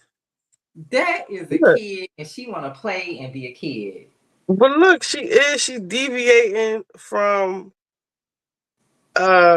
Look, she gonna start. Look, she not supposed to be doing that. That's what I'm saying, girl. Why you got that child up there? She doing the little internet dance they doing right there.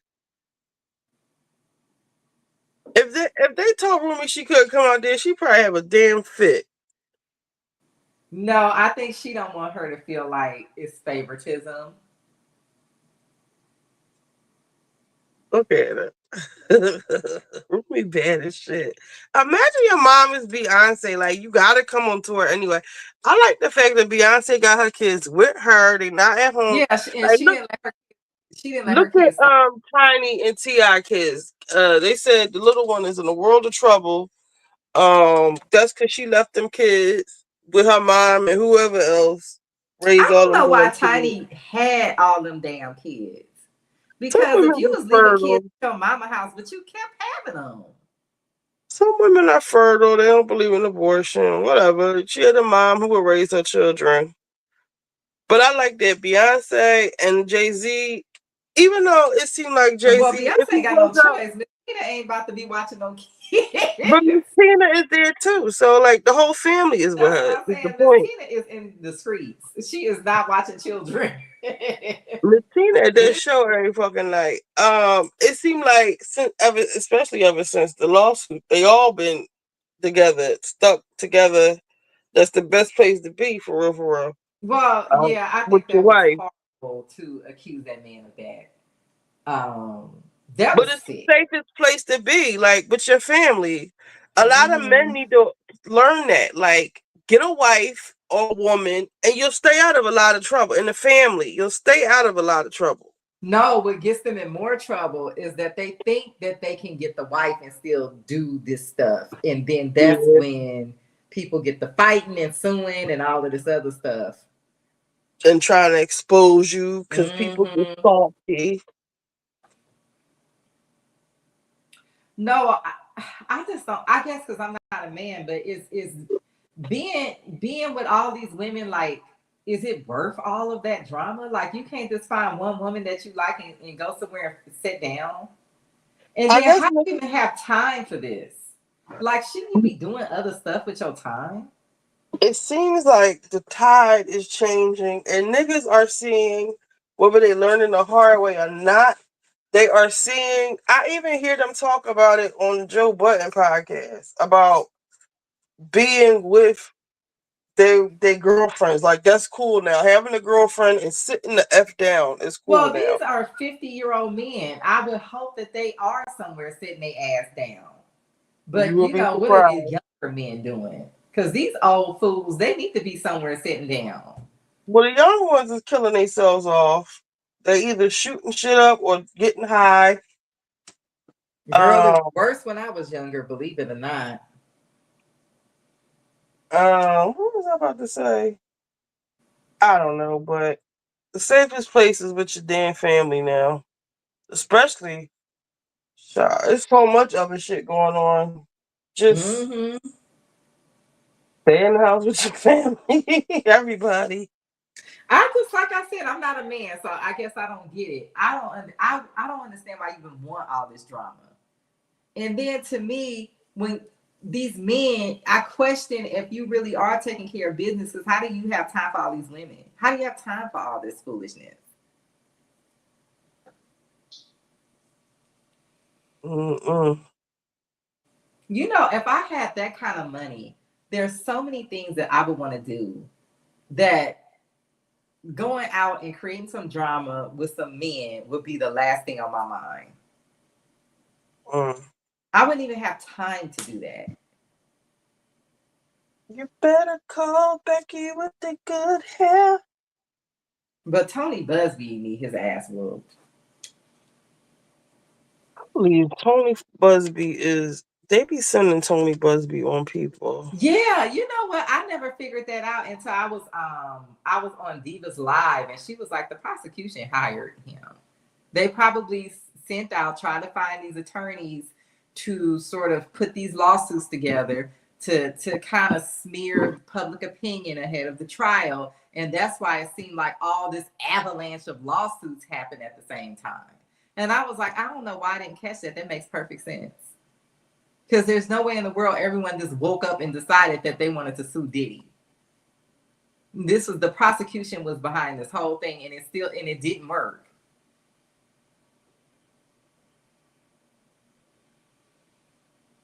Lisa claims she told everybody to leave. Girl, bye.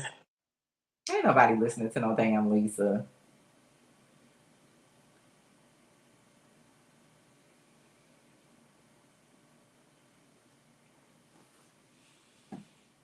Oh, he did release the album. He did say he got all black. I want to listen to it.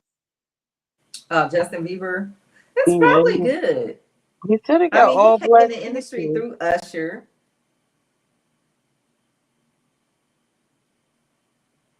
Drewski's on there. What, just doing an intro? I mean, I guess I'm too old for Drewski. Because I don't get him.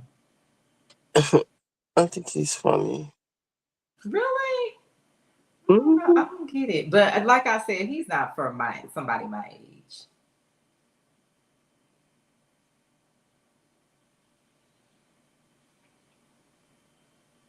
Twitter's co-founder Jack Bluetooth Dorsey. chat app that needs no internet or cell signal. What the hell does that even mean? Bit chat.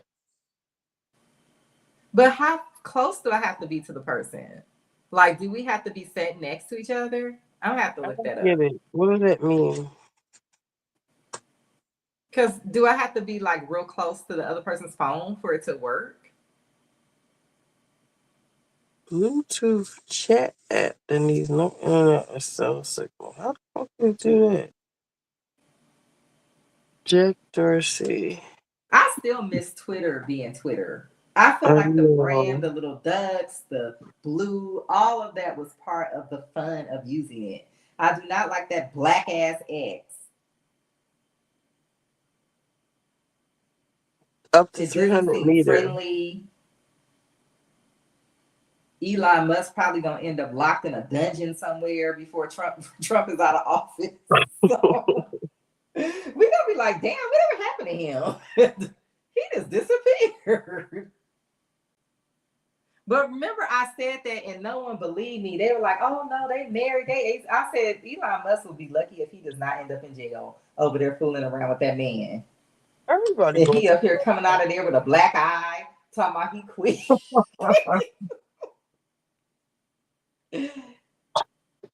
I don't know why anybody fools with Trump. Everybody go to jail to fool with that man. That's how I said, I'm not going nowhere near 47. I'm not going nowhere near that man. Y'all gonna be different. They think they're different. He's not gonna leave them holding the bag. Shoot. I still don't know if he's finished. Because he already outed him. He said, look, this man get more government funding than anyone ever in history. This fool up here running around here talking about he a billionaire. He getting a bunch of grants. Didn't Trump damn. All right, girl. I gotta go to get some rest so I can get up. I'm gonna have to get my ass back up in a couple of hours. This looks so cute, but it's not finished. All right. I'm trying to come back on. At least say hi. You know, I'm trying to do my channel, but it was like my mic is echoing. So I have to figure that out. It could just be this cheap ass mic. I do not have a mic. I'm gonna try it without the mic and see how it sounds.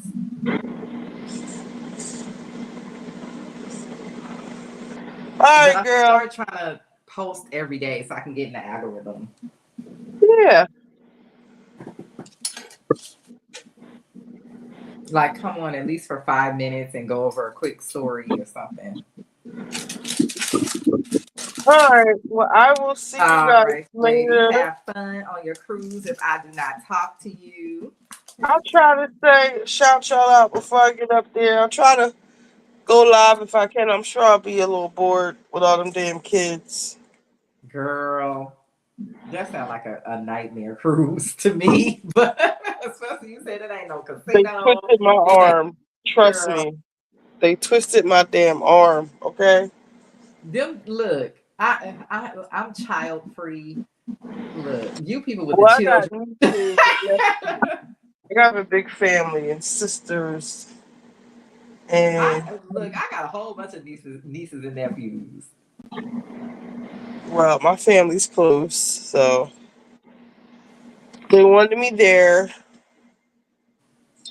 So I must go. I don't know how I'm gonna get through this. I'm gonna find somebody to help me later. All right, Callie. I'll see y'all later on. Bye, everybody. Bye. I'll come back on.